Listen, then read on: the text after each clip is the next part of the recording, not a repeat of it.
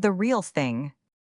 Roman 1, when the porter's wife she used to answer the house bell, announced a gentleman with, "A lady, sir," I had, as I often had in those days, for the wish was father to the thought, an immediate vision of sitters. Sitters, my visitors in this case, proved to be, but not in the sense I should have preferred, however. There was nothing at first to indicate that they might not have come for a portrait. The gentleman, a man of 50, very high and very straight, with a mustache slightly grizzled, and a dark gray walking coat, admirably fitted, both of which I noted professionally. I don't mean as a barber, or yet as a tailor would have struck me as a celebrity, if celebrities often were striking. It was a truth of which I had for some time been conscious, that a figure with a good deal of frontage was, as one might say, almost never a public institution. A glance at the lady helped to remind me of this paradoxical law. She also looked too distinguished to be a personality. Moreover, one would scarcely come across two variations together. Neither of the pair spoke immediately, only prolonged the preliminary gaze, which suggested that each wished to give the other a chance. They were visibly shy. They stood there letting me take them in, which, as I afterwards perceived, was the most practical thing they could have done in this way.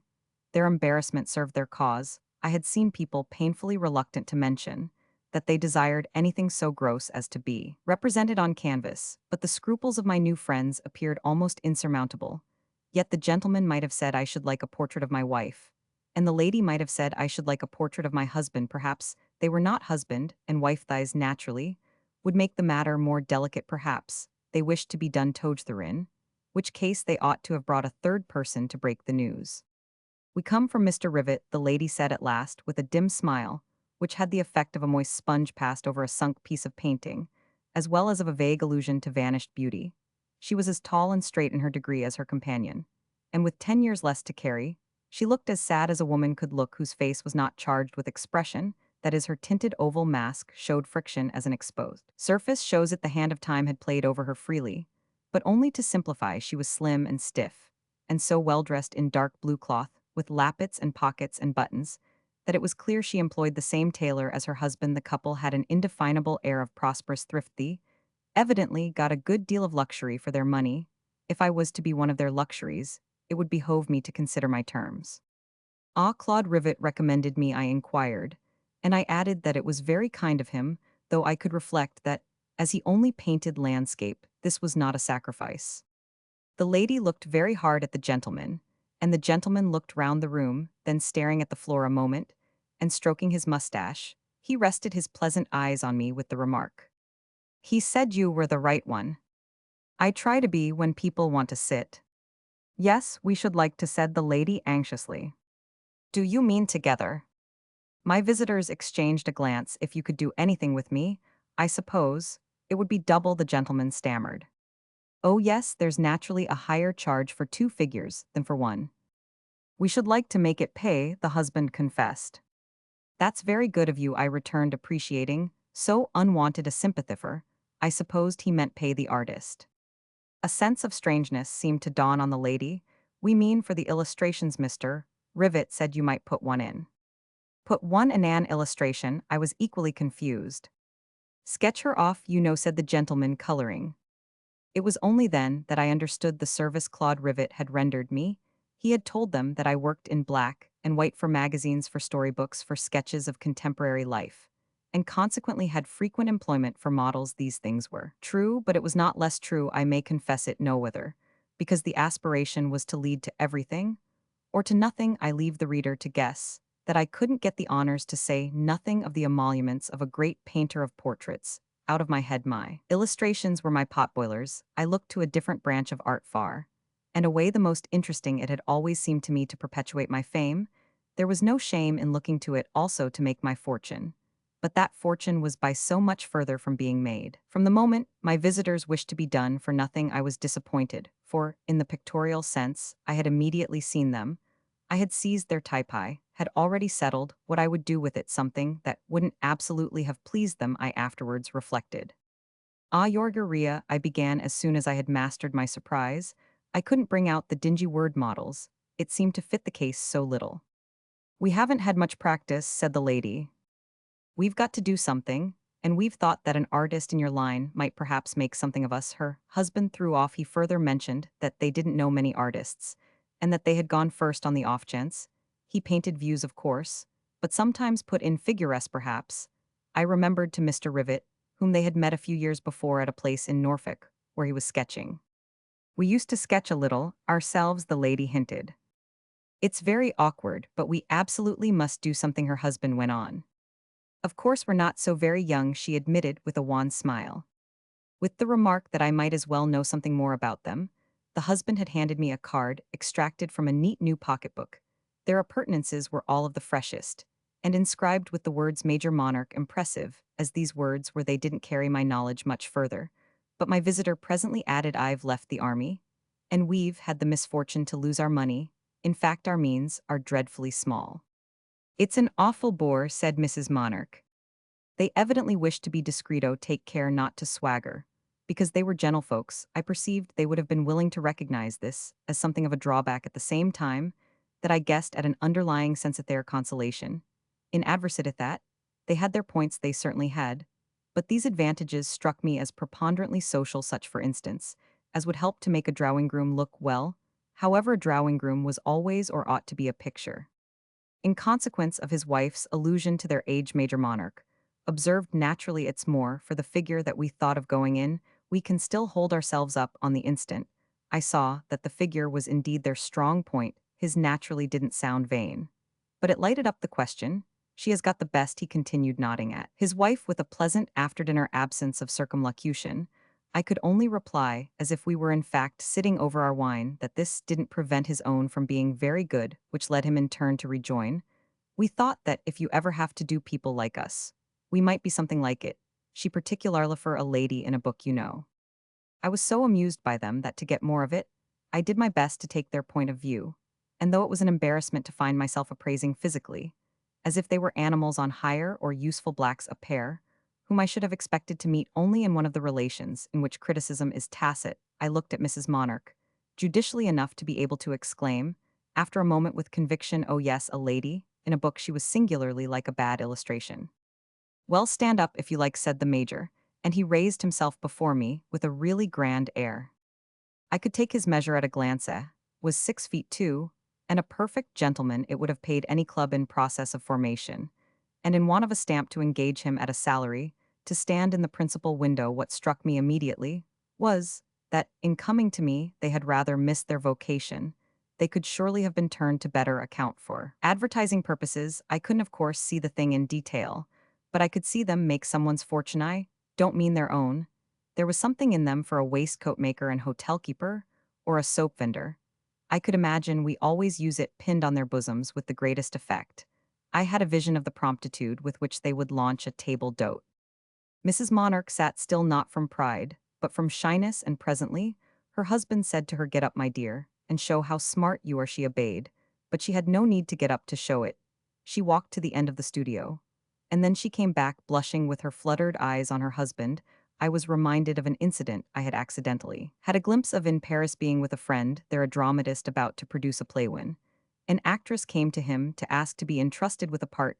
She went through her paces before him, walked up and down, as Mrs. Monarch was doing. Mrs. Monarch did it quite as well, but I abstained from applauding. It was very odd to see such people apply for such poor pay. She looked as if she had 10,000 a year. Her husband had used the word that described her. She was in the London current jargon, essentially. And typically smart. Her figure was in the same order of ideas, conspicuously and irreproachably good for a woman of her age. Her waist was surprisingly small. Her elbow, moreover, had the orthodox crook. She held her head at the conventional angle. But why did she come to me? She ought to have tried on jackets at a big shop. I feared my visitors were not only destitute, but artistic, which would be a great complication. When she sat down again, I thanked her, observing that what a draftsman most valued in his model was the faculty of keeping quiet. Oh, she can keep quiet, said Major Monarch. Then he added jocosely, I've always kept her quiet. I am not a nasty fidget, am I? Mrs. Monarch appealed to her husband. He addressed his answer to me. Perhaps it isn't out of place to mention because we ought to be quite businesslike. Aunt Wethet, when I married her, she was known as the beautiful statue. Oh dear, said Mrs. Monarch ruefully. Of course I should want a certain amount of expression, I rejoined. Of course, they both exclaimed. And then I suppose you know that y'all get awfully tired. Oh, we never get tired, they eagerly cried. Have you had any kind of practice? They hesitately looked at each other. We've been photographed, immensely said Mrs. Monarch. She means the fellows have asked us, added the major. I see because you're so good looking. I don't know what they thought, but they were always after us. We always got our photographs for nothing, smiled Mrs. Monarch. We might have brought some, my dear, her husband remarked. I'm not sure we have any left. We've given quantities away, she explained to me. With our autographs and that sort of thing, said the major. Are they to be got in the shops? I inquired as a harmless pleasantry. Oh, yes, Hurst, they used to be. Not now, said Mrs. Monarch with her eyes on the floor. Roman, too, I could fancy the sort of thing they put on the presentation copies of their photographs. And I was sure they wrote a beautiful hand. It was odd how quickly I was sure of everything that concerned them, if they were now so poor as to have to earn shillings and pence. They never had had much of a margin. Their good looks had been their capital, and they had good-humoredly made the most of the career that this resource marked out for them. It was in their faces, the blankness, the deep intellectual repose of the 20 years of country house visiting, which had given them pleasant intonations. I could see the sunny drawing rooms sprinkled with periodicals she didn't read, in which Mrs. Monarch had continuously sat. I could see the wet shrubberies, in which she had walked equipped to admiration for either exercise. I could see the rich covers the major had helped to shoot, and the wonderful garments in which late at night he repaired to the smoking room to talk about them. I could imagine their leggings and waterproofs, their knowing tweeds and rugs, their rolls of sticks and cases of tackle and neat umbrellas. And I could evoke the exact appearance of their servants and the compact variety of their luggage on the platforms of country stations. They gave small tips, but they were liked. They didn't do anything themselves. But they were welcome. They looked so well everywhere. They gratified the general relish for stature, complexion, and form. They knew it without fatuity or vulgarity. And they respected themselves in consequence. They were not superficial, they were thorough, and kept themselves. Upit had been their line. People with such a taste for activity had to have some line. I could feel how, even in a dull house, they could have been counted upon for cheerfulness. At present, something had happened, and it didn't matter what their little income had grown less, it had grown least, and they had to do something for pocket money. Their friends liked them, but didn't like to support them. There was something about them that represented credit, their clothes, their manners, their type. But if credit is a large, empty pocket in which an occasional chink reverberates, the chink at least must be audible. What they wanted of me was to help to make it so. Fortunately, they had no children. I soon divined that they would also perhaps wish our relations to be kept secret. This was why it was, for the figurate reproduction of the face would betray them. I liked them. Thigh were so simple, and I had no objection to them if they would suit, but somehow with all their perfections, I didn't easily believe in them. After all, they were amateurs, and the ruling passion of my life was the detestation of the amateur. Combined with this was another perversity, an innate preference for the represented subject over the real one. The defect of the real one was so apt to be a lack of representation. I liked things that appeared then.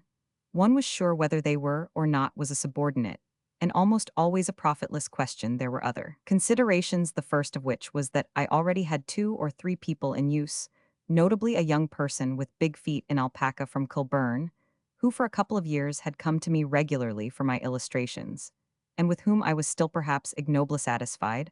I frankly explained to my visitors how the case stood, but they had taken more precautions than I supposed. They had reasoned out their opportunity, for Claude Rivet had told them of the projected edition de luxe of one of the writers of our day, the rarest of the novelists, who, long neglected by the multitudinous vulgar, and dearly prized by the attentive need I mention, Philip Vincent, had had the happy fortune of seeing late in life the dawn, and then the full light of a higher criticism and estimate, in which on the part of the public there was something really of expiation. The edition in question, planned by a publisher of taste, was practically an act of high reparation. The woodcuts with which it was to be enriched were the homage of English art to one of the most independent representatives of English letters. Major and Mrs. Monarch confessed to me that they had hoped I might be able to work them into my share of the enterprise. They knew I was to do the first of the books, Rutland Ramsay, but I had to make clear to them that my participation in the rest of the affair, this first book, was to be a test, was to depend on the satisfaction I should give. If this should be limited, my employers would drop me without a scruple. It was therefore a crisis for me, and naturally, I was making special preparations, looking about for new people, if they should be necessary, and securing the best types. I admitted, however, that I should like to settle down to 2 or 3 good models who would do for everything. Should we have often to put on special clothes? Mrs. Monarch timidly demanded.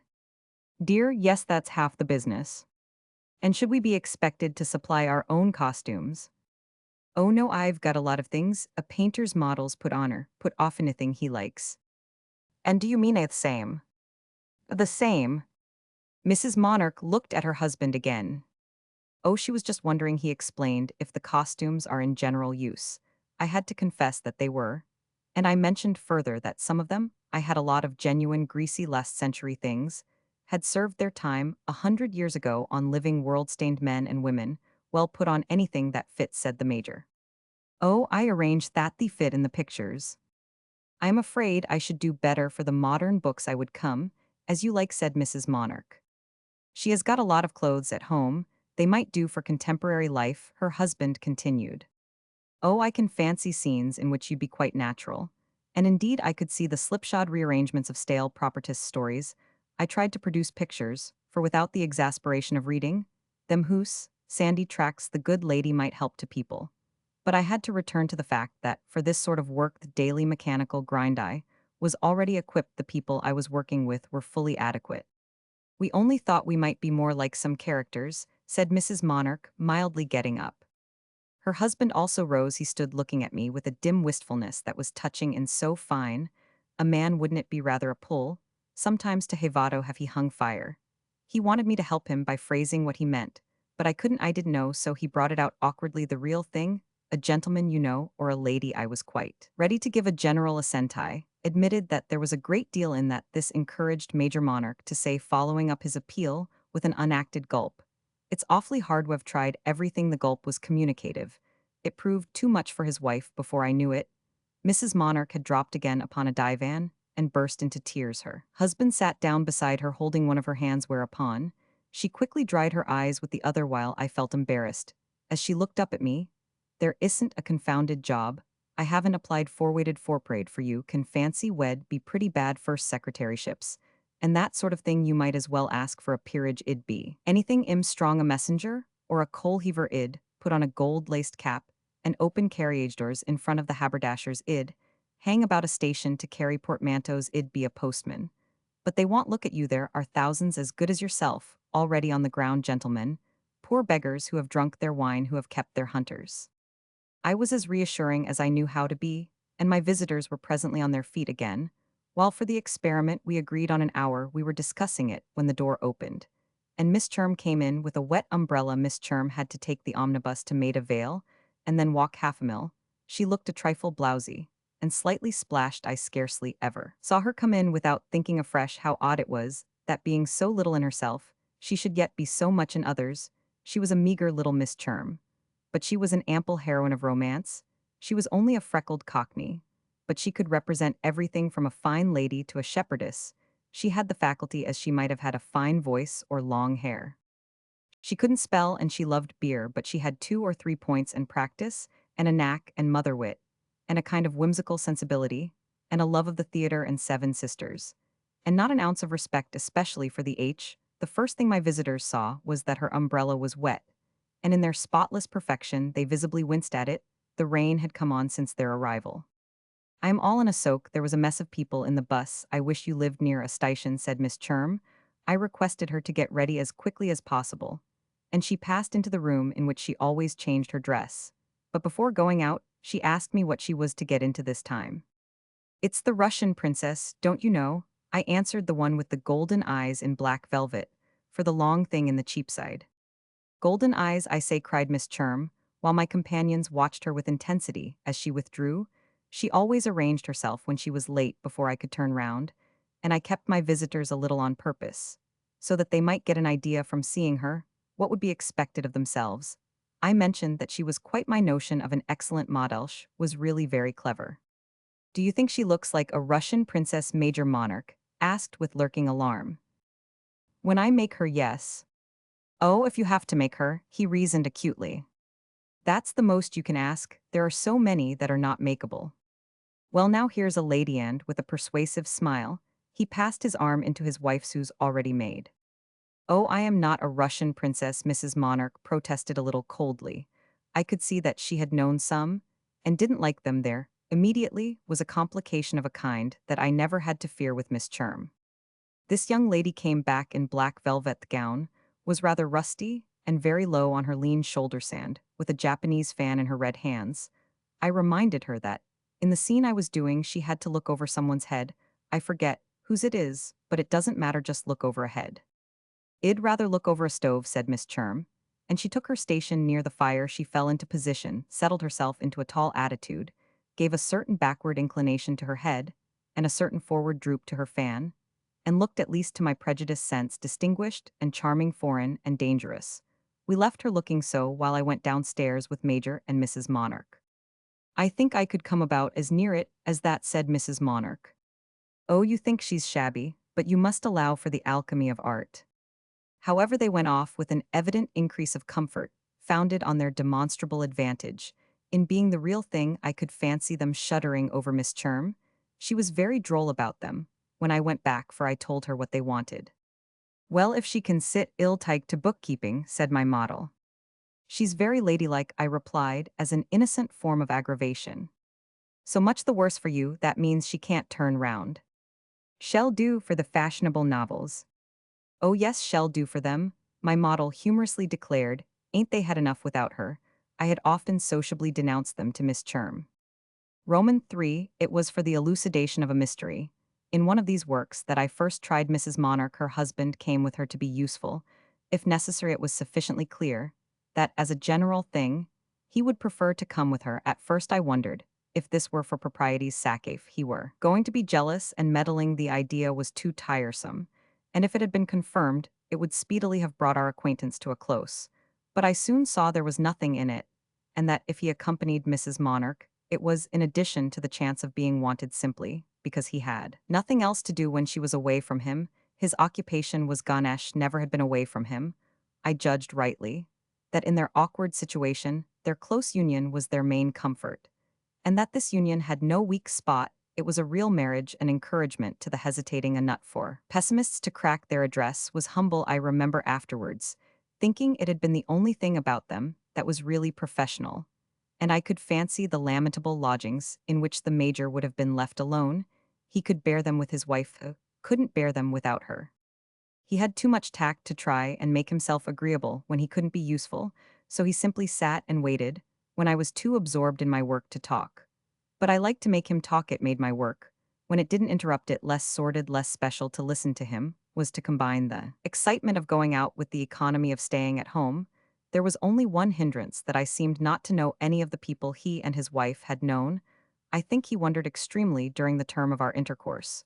Whom the deuce I did know, he hadn't a stray sixpence of an idea to fumble for, so we didn't spin it very fine or confined ourselves to questions of leather, and even of liquor saddlers and breeches makers, and how to get good claret cheap, and matters like good trains, and the habits of small game. His lore on these last subjects was astonishing. He managed to interweave the station master with the ornithologist. When he couldn't talk about greater things, he could talk cheerfully about smaller. And since I couldn't accompany him into reminiscences of the fashionable world, he could lower the conversation without a visible effort to my level. So earnest a desire to please was touching in a man who could so easily have knocked one down. He looked after the fire, and had an opinion on the draught of the stove, without my asking him, and I could see that he thought many of my arrangements not half clever enough. I remember telling him that if I were only rich, I would offer him a salary to come and teach me how to live sometimes.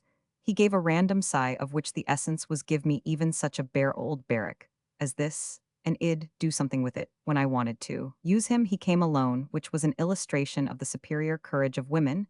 His wife could bear her solitary second floor, and she was in general more discreet, showing, by various small reserves, that she was alive to the propriety of keeping our relations markedly professional, not letting them slide into sociability. She wished it to remain clear that she and the Major were employed, not cultivated, and if she approved of me as a superior who could be kept in his place, she never thought me quite good enough for an equal. She sat with great intensity, giving the whole of her mind to it, and was capable of remaining for an hour, almost as motionless as if she were before a photographer's lens. I could see She had been photographed often, but somehow the very habit that made her good for that purpose unfitted her for mine. At first I was extremely pleased with her ladylike air, and it was a satisfaction on coming to follow her lines to see how good they were and how far they could lead the pencil. But after a few times, I began to find her too insurmountably stiff. Do what I would with it, my drawing looked like a photograph, or a copy of a photograph. Her figure had no variety of expression herself, had no sense of variety. You may say that this was my business, was only a question of placing her. I placed her in every conceivable position, but she managed to obliterate their differences. She was always a lady, certainly, and into the bargain, was always the same lady. She was the real thing, but always the same thing. There were moments when I was oppressed by the serenity of her confidence that she was the real thing. All her dealings with me and all her husbands were an implication that this was lucky for me. Meanwhile, I found myself trying to invent types that approached her own instead of making her own, transform itself in the clever way that was not impossible, for instance, to poor Miss Charm arrange as I would and take the precautions I would. She always in my pictures came out too tall, ending me in the dilemma of having represented a fascinating woman as 7 feet high, which, out of respect perhaps to my own very much scantier inches, was far from my idea of such a personage. The case was worse with the major. Nothing I could do would keep him down, so that he became useful only for the representation of brawny giants. I adored variety and range. I cherished human accidents, the illustrative note I wanted to characterize closely. And the thing in the world I most hated was the danger of being ridden by a type. I had quarreled with some of my friends about a tie, had parted company with them for maintaining that one had to be, and that if the type was beautiful, witness Raphael and Leonardo, the servitude was only a gain. I was neither Leonardo nor Raphael. I might only be a presumptuous young modern searcher. But I held that everything was to be sacrificed sooner than character. When they averred that the haunting type in question could easily be character, I retorted, perhaps superficially, whose it couldn't be. Everybody's it might end in being nobody's. After I had drawn Mrs. Monarch a dozen times, I perceived more clearly than before that the value of such a model as Miss Charm resided precisely in the fact that she had no positive stamp, combined of course with the other fact that what she did have was a curious and inexplicable talent for imitation. Her usual appearance was like a curtain, which she could draw up at request for a capital performance. This performance was simply suggestive, but it was a word to the wise, it was vivid. And pretty sometimes, even I thought it, though she was plain herself, too insipidly pretty. I made it a reproach to her that the figures drawn from her were monotonously betement, as we used to say, graceful. Nothing made her more angry. It was so much her pride to feel that she could sit for characters that had nothing in common with each other. She would accuse me at such moments of taking away her reputation. It suffered a certain shrinkage. This queer quantity, from the repeated visits of my new friends. Miss Charm was greatly in demand, never in want of employment, so I had no scruple in putting her off occasionally, to try them more at my ease. It was certainly amusing at first to do the real thing. It was amusing to do Major Monarch's trousers. They were the real thing, even if he did come out colossal. It was amusing to do his wife's back hair. It was so mathematically neat, and the particular smart tension of her tight stays. She lent herself especially to positions in which the face was somewhat averted or blurred. She abounded in ladylike back views and profiles. Porous. When she stood erect, she took naturally one of the attitudes in which court painters represent queens and princesses, so that I found myself wondering whether to draw out this accomplishment. I couldn't get the editor of the Cheapside to publish a really royal romance, a tale of Buckingham Palace. Sometimes, however, the real thing and the make-believe came into contact, by which I mean that Miss Charm, keeping an appointment or coming to make one on days when I had much work in hand, encountered her invidious rivals. The encounter was not on their part, for they noticed her no more than if she had been the housemaid, not from intentional loftiness, but simply because as yet professionally they didn't know how to fraternize, as I could guess that they would have liked, or at least that the major would. They couldn't talk about the omnibus they always walked, and they didn't know what else to. Trish wasn't interested in good trains or cheap claret. Besides, they must have felt in the air that she was amused at them, secretly derisive of their ever knowing how she was not a person to conceal her skepticism, if she had had a chance to show it. On the other hand, Mrs. Monarch didn't think her tidy, for why else did she take pains to say to me it was going out of the way for Mrs. Monarch that she didn't like dirty women?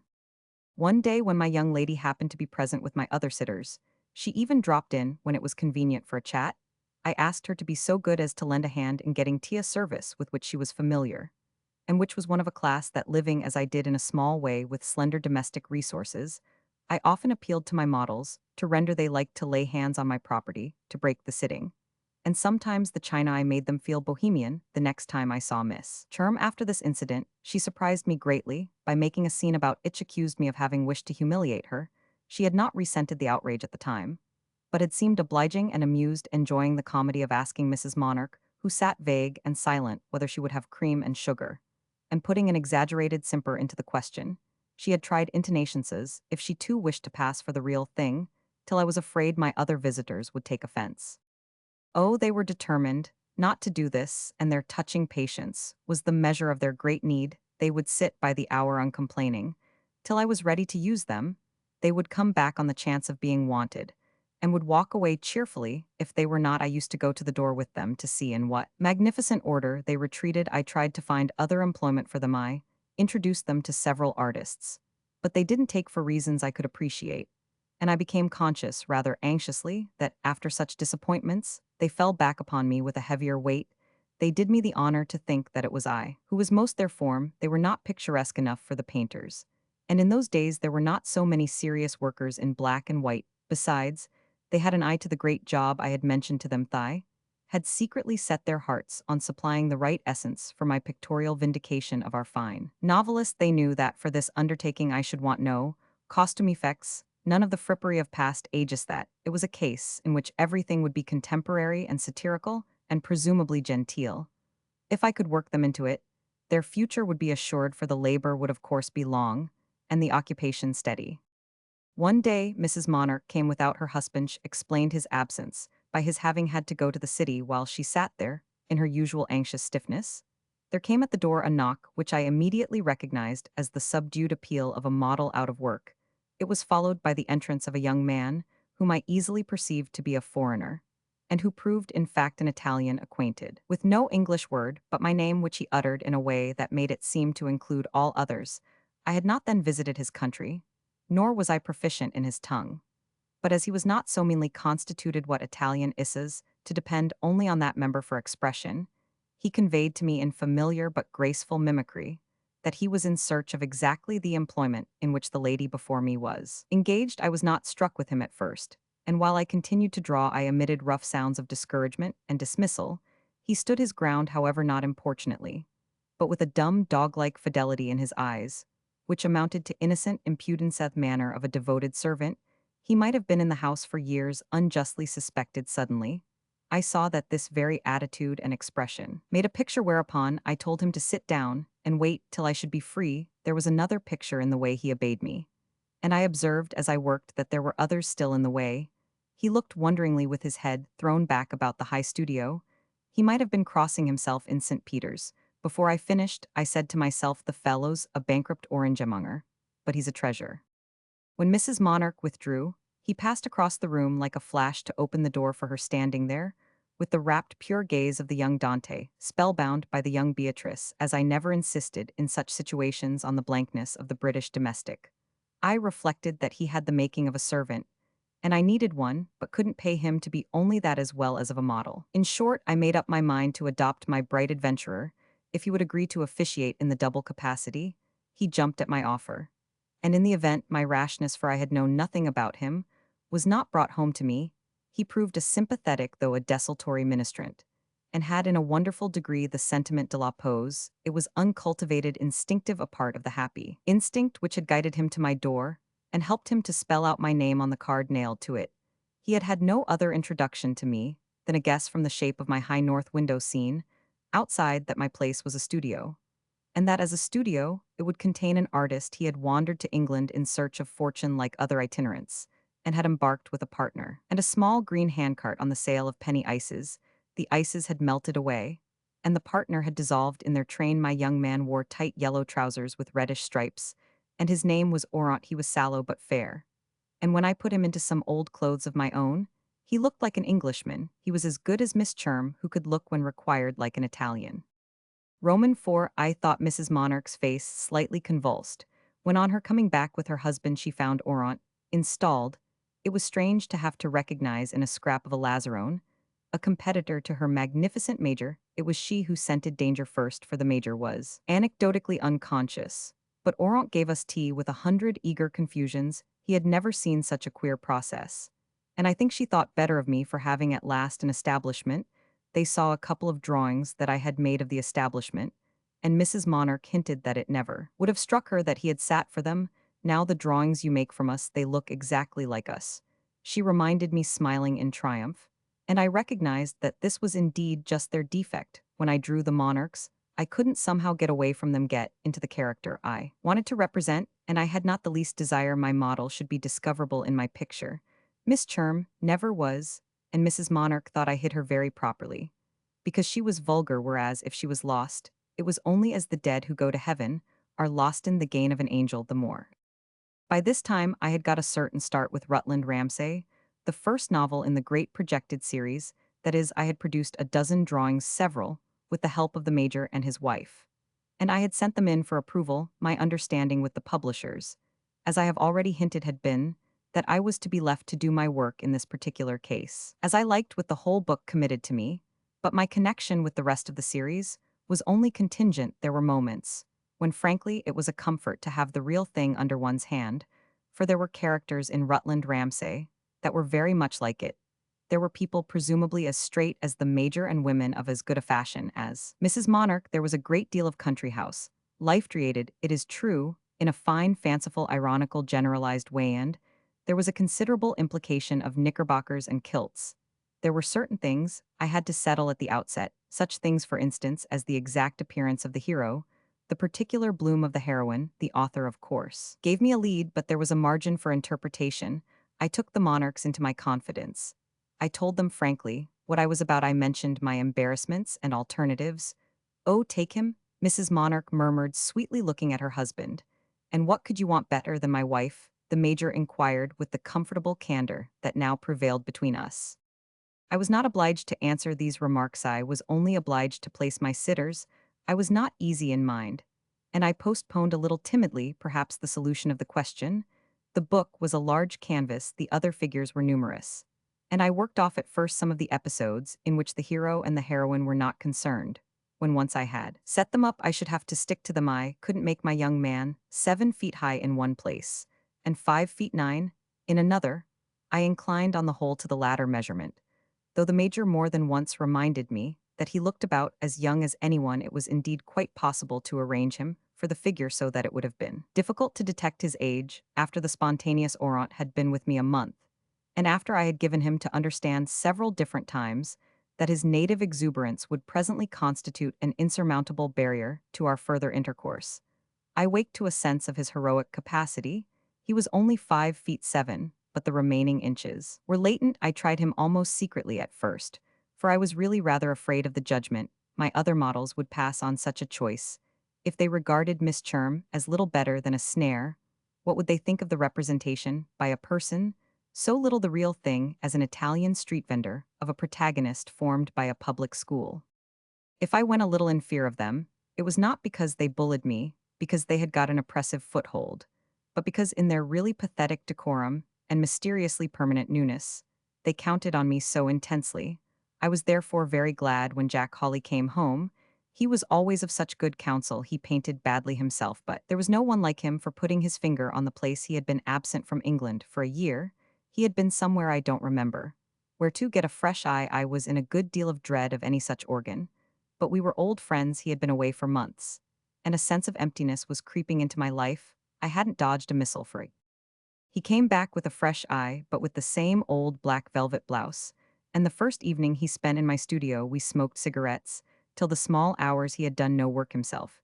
He had only got the eye, so the field was clear for the production of my little things. He wanted to see what I had done for the cheap side, but he was disappointed in the exhibition. That at least seemed the meaning of 2 or 3 comprehensive groans which, as he lounged on my big divan on a folded leg, looking at my latest drawings, issued from his lips with the smoke of the cigarette. "What's the matter with you?" I asked. "What's the matter with you?" "Nothing, save that I am mystified." "You are indeed, you're quite off the hinge. What's the meaning of this new fad?" And he tossed me with visible irreverence a drawing in which I happened to have depicted both my majestic models. I asked if he didn't think it good, and he replied that it struck him as execrable, given the sort of thing I had always represented myself to him, as wishing to arrive at, but I let that pass. I was so anxious to see exactly what he meant. The two figures in the picture looked colossal. But I suppose this was not what he meant inasmuch as for aught he knew to the contrary, I might have been trying for that I maintained that I was working exactly in the same way, as when he last had done me the honor to commend me. Well, there's a big hole somewhere, he answered. Wait a bit and ill discover it. I depended upon him to do so. Where else was the fresh eye, but he produced at last nothing more luminous than I don't like your types. This was lame for a critic, who had never consented to discuss with me anything but the question of execution, the direction of strokes, and the mystery of values.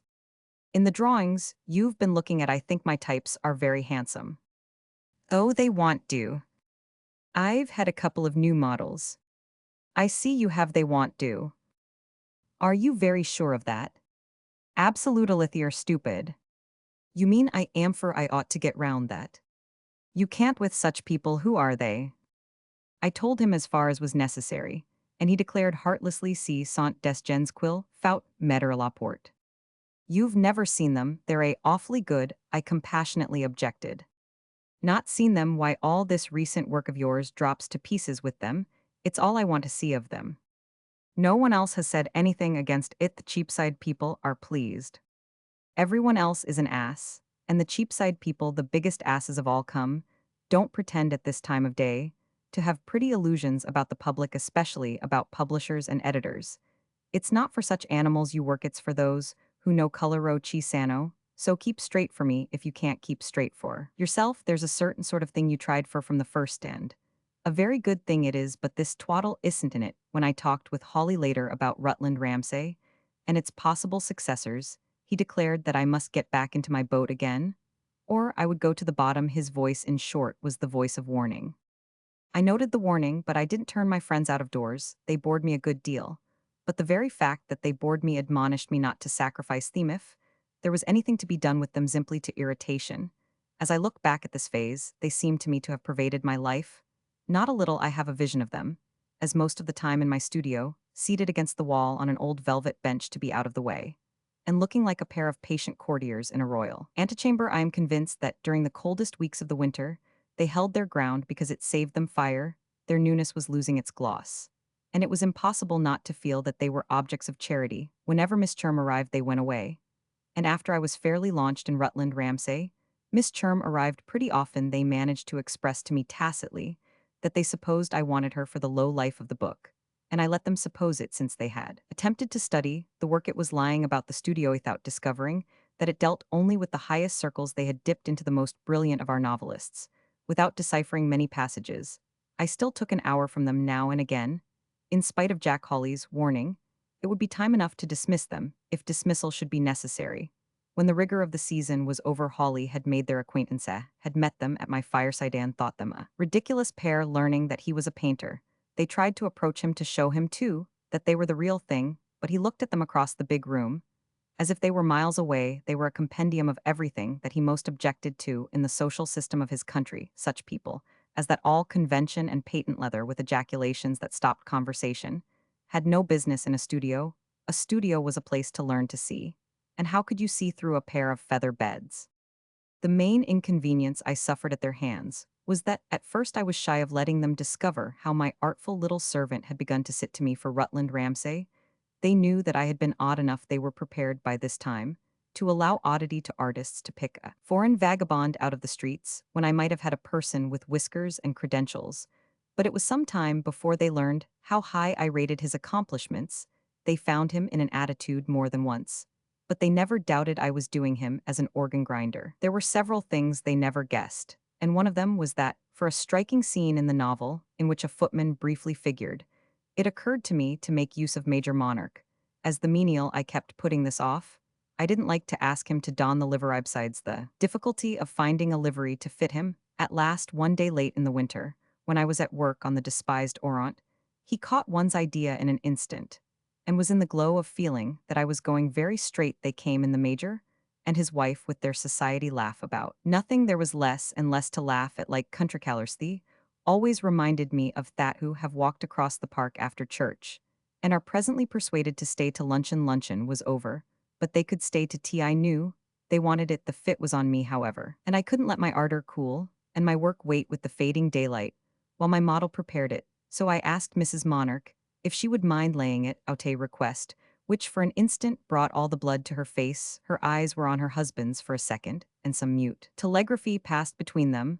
Their folly was over the next instant. His cheerful shrewdness put an end to it. So far from pitying their wounded pride, I must add I was moved to give it as complete a lesson as I could. They bustled about together and got out the cups and saucers and made the kettle boil. I know they felt as if they were waiting on my servant, and when the tea was prepared, I said, "Hell, have a cup, please, tired."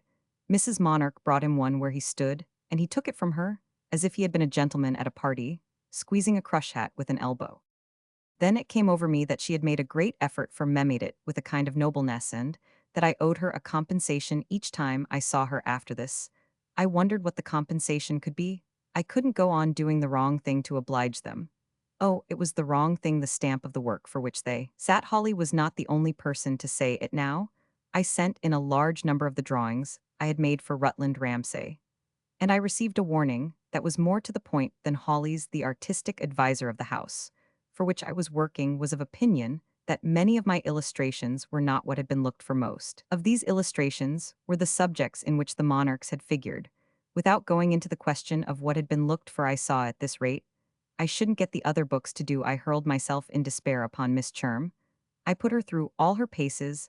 I not only adopted Orant publicly as my hero, but one morning, when the major looked in to see if I didn't require him to finish a figure for the Cheapside, for which he had begun to sit the week before, I told him that I had changed my mind. I would do the drawing from my man. At this, my visitor turned pale and stood looking at me. "Is he your idea of an English gentleman?" he asked. I was disappointed, I was nervous, I wanted to get on with my work. So I replied with irritation, "Oh, my dear Major, I can't be ruined for you." He stood another moment, then without a word he quitted the studio. I drew a long breath when he was gone, for I said to myself that I shouldn't see him again. I had not told him definitely that I was in danger of having my work rejected, but I was vexed at his not having felt the catastrophe in the air. Read with me the moral of our fruitless collaboration, the lesson that in the deceptive atmosphere of art, even the highest respectability may fail of being plastic. I didn't owe my friends money, but I did see them again. They reappeared together 3 days later. And under the circumstances, there was something tragic in the fact. It was a proof to me that they could find nothing else in life to do. They had threshed the matter out in a dismal conference. Ethy had digested the bad news that they were not in for the series. If they were not useful to me, even for the cheap side, their function seemed difficult to determine. And I could only judge at first that they had come forgivingly, decorously, to take a last leave. This made me rejoice in secret that I had little leisure for a scene, for I had placed both my other models in position together, and I was pegging away at a drawing from which I hoped to derive glory. It had been suggested by the passage in which Rutland Ramsay, drawing up a chair to Artemisia's piano stool, says extraordinary things to her, while she ostensibly fingers out a difficult piece of music. I had done Miss Cherm at the piano before. It was an attitude in which she knew how to take on an absolutely poetic grace. I wished the two figures to compose together intensely, and my little Italian had entered perfectly into my conception. The pair were vividly before me. The piano had been pulled out. It was a charming picture of blended youth and murmured love, which I had only to catch and keep. My visitors stood and looked at it, and I was friendly to them over my shoulder. They made no response, but I was used to silent company, and went on with my work, only a little disconcerted, even though exhilarated by the sense that this was at least the ideal thing, at not having got rid of them, after all. Presently, I heard Mrs. Monarch's sweet voice beside, or rather above me. I wish her hair was a little better done. I looked up, and she was staring with a strange fixedness at Miss Cherm, whose back was turned to her. "Do you mind my just touching it?" She went on, a question which made me spring up for an instant, as with the instinctive fear that she might do the young lady a harm. But she quieted me with a glance I shall never forget. I confess, I should like to have been able to paint that, and went for a moment to my model. She spoke to her softly, laying a hand upon her shoulder and bending over her. And as the girl, understanding, gratefully assented, she disposed her rough curls with a few quick passes in such a way as to make Miss Cherm's head twice as charming. It was one of the most heroic personal services I have ever seen rendered. Then Mrs. Monarch turned away with a low sigh, and looking about her, as if for something to do, stooped to the floor with a noble humility, and picked up a dirty rag that had dropped out of my paint box. The major, meanwhile, had also been looking for something to do, and wandering to the other end of the studio saw before him, my breakfast things neglected, unremoved. I say, can't I be useful here? He called out to me with an irrepressible quaver. I assented with a laugh that I fear was awkward. And for the next 10 minutes while I worked, I heard the light clatter of china and the tinkle of spoons and glass. Mrs. Monarch assisted her husband. Thee washed up my crockery. They put it away. They wandered off into my little scullery, and I afterwards found that they had cleaned my knives, and that my slender stock of plate had an unprecedented surface when it came over me. The latent eloquence of what they were doing, I confess that my drawing was blurred for a moment, picture swam, they had accepted their failure. But they couldn't accept their fate.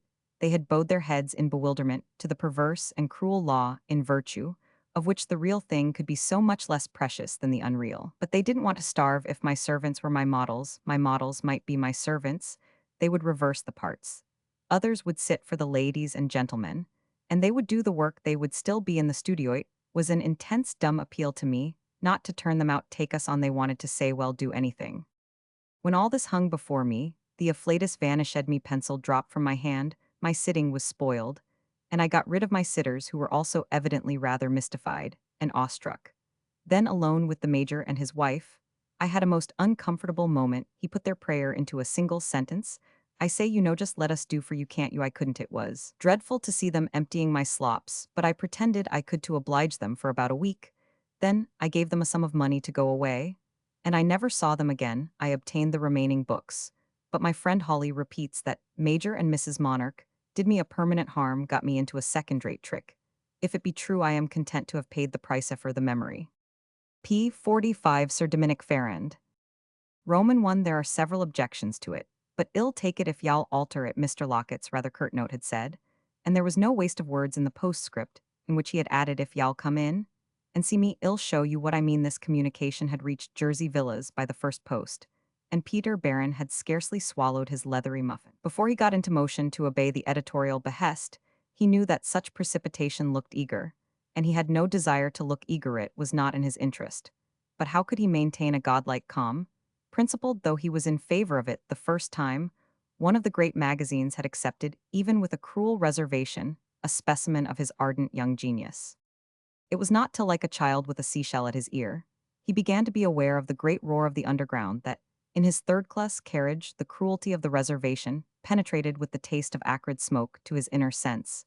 It was really degrading to be eager in the face of having to alter. Peter Barron tried to figure to himself at that moment that he was not flying to betray the extremity of his need, but hurrying to fight for some of those passages of superior boldness, which were exactly what the conductor of the Promiscuous Review would be sure to be down upon. He made believias, if to the greasy fellow passenger opposite at that he felt indignant, but he saw that to the small round eye of this still more downtrodden brother, he represented selfish success. He would have liked to linger in the conception that he had been approached by the promiscuous, but whatever might be thought in the office of that periodical of some of his flights of fancy, there was no want of vividness in his occasional suspicion that he passed there for a familiar bore.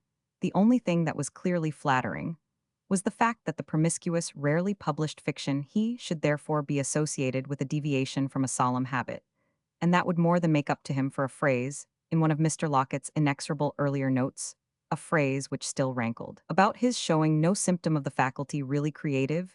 You don't seem able to keep a character together, this pitiless monitor had somewhere else remarked Peter Barron as he sat in his corner, while the train stopped, considered in the befogged gaslight the bookstall standard of literature, and asked himself whose character had fallen to pieces now tormenting. Indeed, had always seemed to him such a fate as to have the creative head without the creative hand. It should be mentioned, however, that before he started on his mission to Mr. Lockett, his attention had been briefly engaged by an incident occurring at Jersey Villas. On leaving the house, he lived at No. 3, the door of which stood open to a small front garden. He encountered the lady who a week before had taken possession of the rooms on the ground floor, the parlors of Mrs. Bundy's terminology. He had heard her, and from his window 2 or 3 times, had even seen her pass in and out, and this observation had created in his mind a vague prejudice in her favor. Such a prejudice, it was true, had been subjected to a violent test. It had been fairly apparent that she had a light step, but it was still less to be overlooked that she had a cottage piano. She had furthermore a little boy, and a very sweet voice of which Peter Barron had caught the accent not from her singing, for she only played, but from her gay admonitions to her child. whom she occasionally allowed to amuse himself under restrictions, very publicly enforce it in the tiny black patch, which as a forecourt to each house was held in the humble row, to be a feature Jersey villas stood in pairs semi-detached. And Mrs. Rivasuch was the name under which the new lodger presented herself had been admitted to the house, as confessedly musical Mrs. Bundy, the earnest proprietress of No 3 Who. Considered her parlors, they were a dozen feet square, even more attractive if possible, than the second floor, with which Baron had had to content himself. Mrs. Bundy, who reserved the drawing room for a casual dressmaking business, had threshed out the subject of the new lodger, in advance with our young man, reminding him that her affection for his own person was a proof that other things being equal, she positively preferred tenants who were clever. This was the case with Mrs. Rives. She had satisfied Mrs. Bundy that she was not a simple strummer. Mrs. Bundy admitted to Peter Barron that for herself she had a weakness for a pretty tune, and Peter could honestly reply that his ear was equally sensitive. Everything would depend on the touch of their inmate. Mrs. Rives' piano would blight his existence if her hand should prove heavy or her selections vulgar.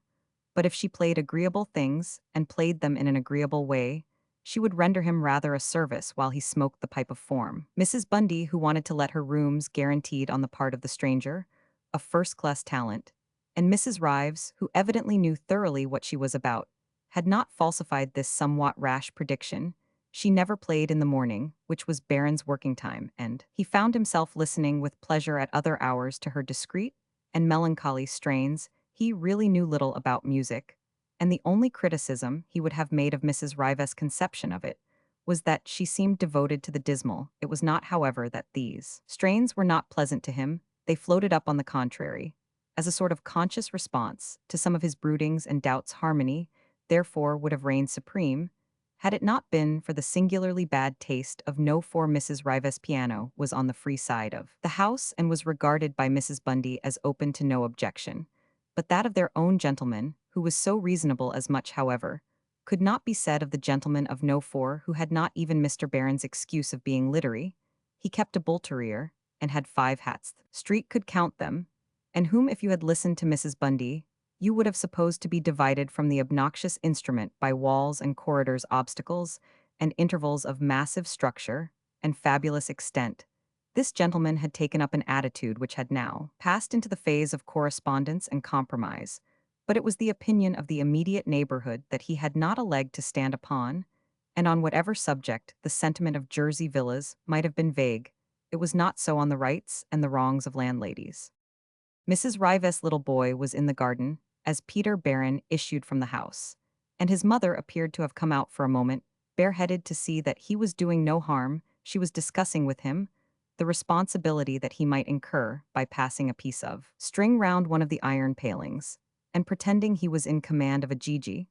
But it happened that, at the sight of the other lodger, the child was seized with a finer perception of the drivable. He rushed at Baron, with a flourish of the bridle, shouting, "O Gigi!" in a manner productive of some refined embarrassment to his mother. Baron met his advance by mounting him on a shoulder and feigning to prance an instant, so that by the time this performance was over it took but a few seconds. The young man felt introduced to Mrs. Rives. Her smile struck him as charming, and such an impression shortens many steps. She said, "Oh, thank you mustn't let him worry you," and then, as having put down the child and raised his hat he was turning away, she added, "It's very good of you not to complain of my piano. I particularly enjoy it. You play beautifully," said Peter Barron. "I have to play, you see, it's all I can do. But the people next door don't like it, though my room, is not against their wall. Therefore, I thank you for letting me tell them that you in the house don't find me a nuisance." She looked gentle and bright as she spoke, and as the young man's eyes rested on her, the tolerance for which she expressed herself indebted seemed to him the least indulgence she might count upon. But he only laughed and said, "Oh no, you're not a nuisance," and felt more and more introduced. The little boy, who was handsome, hereupon clamored for another ride, and she took him up herself to moderate his transports. She stood a moment with the child in her arms, and he put his fingers exuberantly into her hair, so that while she smiled at Baron, she slowly, permittingly shook her head to get rid of them. "If they really make a fuss, I'm afraid I shall have to go," she went on. "Oh, don't go," Baron broke out with a sudden expressiveness, which made his voice, as it fell upon his ear, strike him as the voice of another. She gave a vague exclamation, and nodding slightly, but not unsociably, passed back into the house. She had made an impression which remained till the other party to the conversation reached the railway station when it was superseded by the thought of his prospective discussion with Mr. Locket. This was a proof of the intensity of that interest. The aftertaste of the later conference was also intense for Peter Barron, who quitted his editor with his manuscript under his arm. He had had the question out with Mr. Locket, and he was in a flutter which ought to have been a sense of triumph, and which indeed at first he succeeded in regarding in this light. Mr. Locket had to admit that there was an idea in his story, and that was a tribute which Barron was in a position to make the most of. But there was also a scene which scandalized the editorial conscience, and which the young man had promised to rewrite. The idea that Mr. Locket had been so good as to disengage depended for clearness mainly on this scene, so it was easy to see his objection was perverse. This inference was probably a part of the joy in which Peter Barron walked, as he carried home a contribution it pleased him to classify as accepted. He walked to work off his excitement, and to think in what manner he should reconstruct. He went some distance without settling that point, and then, as it began to worry him, he looked vaguely into shop windows for solutions and hints. Mr. Locket lived in the depths of Chelsea in a little panelled, amiable house, and Barron took his way homeward along the King's Road. There was a new amusement for him, a fresher bustle. In a London walk in the morning, these were hours that he habitually spent at his table in the awkward attitude engendered by the poor piece of furniture, one of the rickety features of Mrs. Bundy's second floor, which had to serve as his altar of literary sacrifice. If by exception he went out when the day was young, he noticed that life seemed younger with it. There were livelier industries to profit by, and shopgirls often rosy to look at. A different air was in the streets, and a chaff of traffic for the observer of manners to catch. Above all, it was the time when poor Barron made his purchases, which were wholly of the wandering mind. His extravagances, for some mysterious reason, were all matutinal, and he had a foreknowledge that if ever he should ruin himself, it would be well before noon. He felt lavish this morning on the strength of what the promiscuous would do for him. He had lost sight for the moment of what he should have to do for the promiscuous before the old bookshops and print shops, the crowded panes of the curiosity-mongers, and the desirable exhibitions of mahogany, done up, he used by an innocent process to commit luxurious follies. He refurnished Mrs. Bundy with a freedom that cost her nothing, and lost himself in pictures of a transfigured second floor.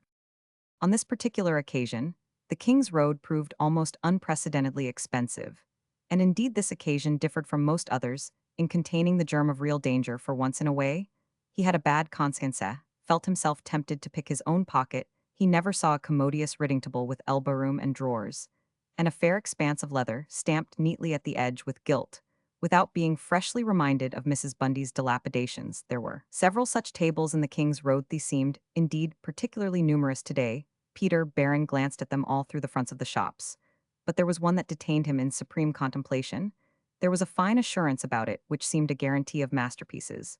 But when at last he went in and, just to help himself on his way, asked the impossible price, the sum mentioned by the voluble vendor mocked at him even more than he had feared. It was far too expensive, as he hinted, and he was on the point of completing his comedy by a pensive retreat, when the shopman bespoke his attention for another article of the same general character, which he described as remarkably cheap for what it was. It was an old piece from a sale in the country, and it had been in stock some time, but it had got pushed out of sight in one of the upper rooms. The contained such a wilderness of treasures and happened to have but just come to light. Peter suffered himself to be conducted into an interminable dusky rear, where he presently found himself bending over one of those square substantial desks of old mahogany, raised with the aid of front legs, on a sort of retreating pedestal, which is fitted with small drawers. Contracted conveniences, known immemorially to the knowing as Davenports. This specimen had visibly seen service, but it had an old-time solidity, and to Peter Barron it unexpectedly appealed.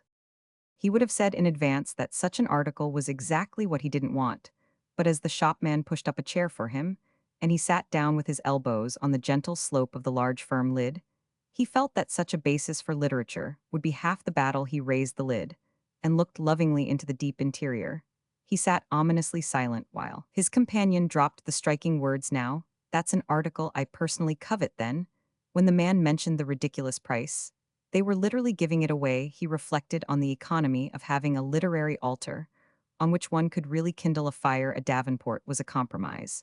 But what was all life but a compromise? He could beat down the dealer. And at Mrs. Bundy's he had to write on an insincere cartable, after he had sat for a minute with his nose in the friendly desk. He had a queer impression that it might tell him a secret or two, one of the secrets of form, one of the sacrificial mysterious, though. No doubt its career had been literary only in the sense of its helping some old lady to write. Invitations to dull dinners, there was a strange faint odor in the receptacle, as if fragrant hallowed things had once been put away there, when he took his head out of it. He said to the shopman, "I don't mind meeting you halfway." He had been told by knowing people that that was the right thing. He felt rather vulgar. But the Davenport arrived that evening at Jersey Villas. Roman 2, I dare say. It will be all right, he seems quiet now, said the poor lady of the parlors a few days later, in reference to their litigious neighbor. And the precarious piano, the two lodgers had grown regularly acquainted. And the piano had had much to do with it, just as this instrument served with the gentleman, at no fore as a theme for discussion. So between Peter Barron and the lady of the parlors, it had become a basis of peculiar agreement. Topic at any rate of conversation, frequently renewed. Mrs. Rives was so prepossessing that Peter was sure that even if they had not had the piano, he would have found something else to thresh out with her. Fortunately, however, they did have it. And he at least made the most of it, knowing more now about his new friend who, when widowed and fatigued, she held her beautiful child in her arms, looked dimly like a modern Madonna Mrs. Bundy, as a letter of furnished. Lodgings was characterized in general by a familiar domestic severity in respect to picturesque young women, but she had the highest confidence in Mrs. Rives. She was luminous about her being a lady, and a lady who could bring Mrs. Bundy back to a gratified recognition of one of those manifestations of mind for which she had an independent esteem. She was professional, but Jersey Villas could be proud of a profession that didn't happen to be the wrong. Once he had seen something of that. Mrs. Rives had 100 a year. Barron wondered how Mrs. Bundy knew this. He thought it unlikely. Mrs. Rives had told her. And for the rest she depended on her lovely music. Barron judged that her music, even though lovely, was a frail dependence. It would hardly help to fill a concert room. And he asked himself at first whether she played contradances at children's parties or gave lessons to young ladies who studied above their station. Very soon indeed he was sufficiently enlightened. It all went fast, for the little boy had been almost as great a help. As the piano Sydney haunted the doorstep of No. 3, he was eminently sociable, and had established independent relations, with Peter, a frequent feature of which was an adventurous visit upstairs to picture books criticized for not being all Gigi's and walking sticks. Happily more conformable, the young man's window, too, looked out on their acquaintance through a starched muslin curtain. It kept his neighbor before him, made him almost more aware of her comings and goings than he felt he had a right to be. He was capable of a shyness of curiosity about her, and of dumb little delicacies of consideration. She did give a few lessons. They were essentially local, and he ended by knowing more or less what she went out for, and what she came in from. She had almost no visitors, only a decent old lady or two, and every day poor dingy Miss Teagle, who was also ancient, and who came humbly enough to governess the infant of the parlors. Peter Barron's window had always, to his sense, looked out on a good deal of life, and one of the things it had most shown him was that there is nobody so bereft of joy as not to be able to command for twopence the services of somebody less joyous. Mrs. Rives was a struggler. Barron scarcely liked to think of it, but she occupied a pinnacle for Miss Teagle, who had lived on end from a noble nursery into a period of diplomas and humiliation. Mrs. Rives sometimes went out like Barron himself with manuscripts under her arm, and still more like Barron, she almost always came back with them. Her vain approaches were to the music sellers. She tried to composite, produce songs that would make a hit. A successful song was an income, she confided to Peter. One of the first times he took Sidney blasé and drowsy back to his mother, it was not on one of these occasions, but once when he had come in on no better pretext than that of simply wanting to. She had, after all, virtually invited him, that she mentioned how only one song in 1,000 was successful, and that the terrible difficulty was in getting the right words. This rightness was just a vulgar flukeather. Were lots of words really clever that were of no use at all? Peter said, laughing, that he supposed any words he should try to produce would be sure to be too clever. Yet only 3 weeks after his first encounter with Mrs. Rives, he sat at his delightful Davenport, well aware that he had duties more pressing, trying to string together rhymes idiotic enough to make his neighbor's fortune. He was satisfied of the fineness of her musical gift. It had the touching note was in her person as well. The Davenport was delightful after 6 months of its tottering predecessor, and such a reinforcement to the young man's style was not impaired by his sense of something lawless in the way it had been gained. He had made the purchase in anticipation of the money he expected from Mr. Locket. But Mr. Locket's liberality was to depend on the ingenuity of his contributor, who now found himself confronted with the consequence of a frivolous optimism, the fruit of his labor presented as he stared at it with his elbows on his desk, an aspect uncompromising and incorruptible. It seemed to look up at him reproachfully, and to say with its essential finish, "How could you promise anything so base? How could you pass your word to mutilate and dishonor me?" The alterations demanded by Mr. Locket were impossible, the concessions to the platitude of his conception of the public mind were degrading the public mindas. If the public had a mind, or any principle of perception more discoverable than the stare of huddled sheep, Peter Barron felt that it concerned him to determine if he were only not clever enough, or if he were simply not abject enough to rewrite his story. He might in truth have had less pride if he had had more skill, and more discretion if he had had more practice. Humility in the profession of letters was half of practice, and resignation was half of success. Poor Peter actually flushed with pain as he recognized that this was not success, the production of jellied prose, which his editor could do nothing with on the one side, and he himself could do nothing with on the other. The truth about his luckless tale was now the more bitter from his having managed for some days to taste it as sweet. As he sat there baffled and somber, biting his pen, and wondering what was meant by the rewards of literature, he generally ended by tossing away the composition deflowered by Mr. Locket, and trying his hand at the sort of twaddle that Mrs. Rives might be able to set to music. Success in these experiments wouldn't be a reward of literature, but it might very well become a labor of love. The experiments would be pleasant enough for him, if they were pleasant for his inscrutable neighbor. That was the way he thought of her now, for he had learned enough about her little by little to guess how much there was still to learn. To spend his mornings over cheap rhymes for her was certainly to shirk the immediate question, but there were hours when he judged this question to be altogether too arduous, reflecting that he might quite as well perish by the sword as by famine. Besides, he did meet it obliquely, when he considered that he shouldn't be an utter failure if he were to produce some songs to which Mrs. Rives' accompaniments would give a circulation. He had not ventured to show her anything yet, but one morning, at a moment when her little boy was in his room, it seemed to him that, by an inspiration, he had arrived at the happy middle course. It was an art by itself between sound and sense. If the sense was not confused, it was because the sound was so familiar.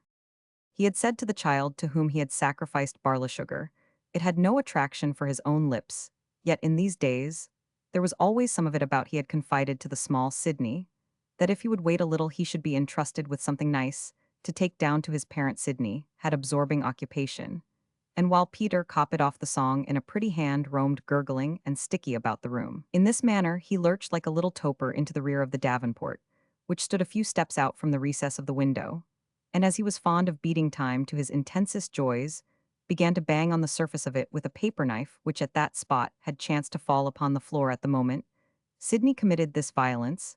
His kind friend had happened to raise the lid of the desk, and with his head beneath it was rummaging among a mass of papers for a proper envelope. I say, my boy," he exclaimed, solicitous for the ancient glaze of his most cherished possession. Sydney paused an instant, then, while Peter still hunted for the envelope, he administered another.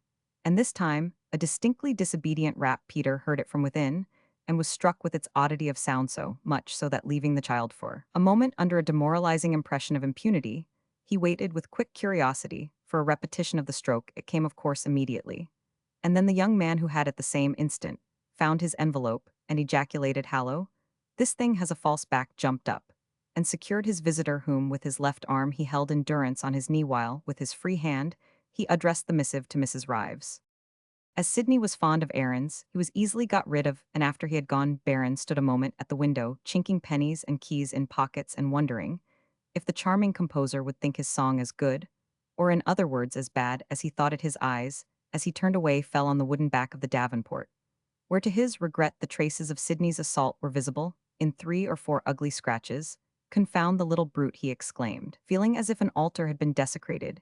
He was reminded, however, of the observation this outrage had led him to make, and for further assurance he knocked on the wood with his knuckle. It sounded from that position commonplace enough, but his suspicion was strongly confirmed when, again standing beside the desk, he put his head beneath the lifted lid and gave ear, while with an extended arm he tapped sharply in the same place. The back was distinctly hollow. There was a space between the inner and the outer pieces. He could measure it so wide that he was a fool not to have noticed it before the depth of the receptacle from front to rear was so great that it could sacrifice a certain quantity of room without detection.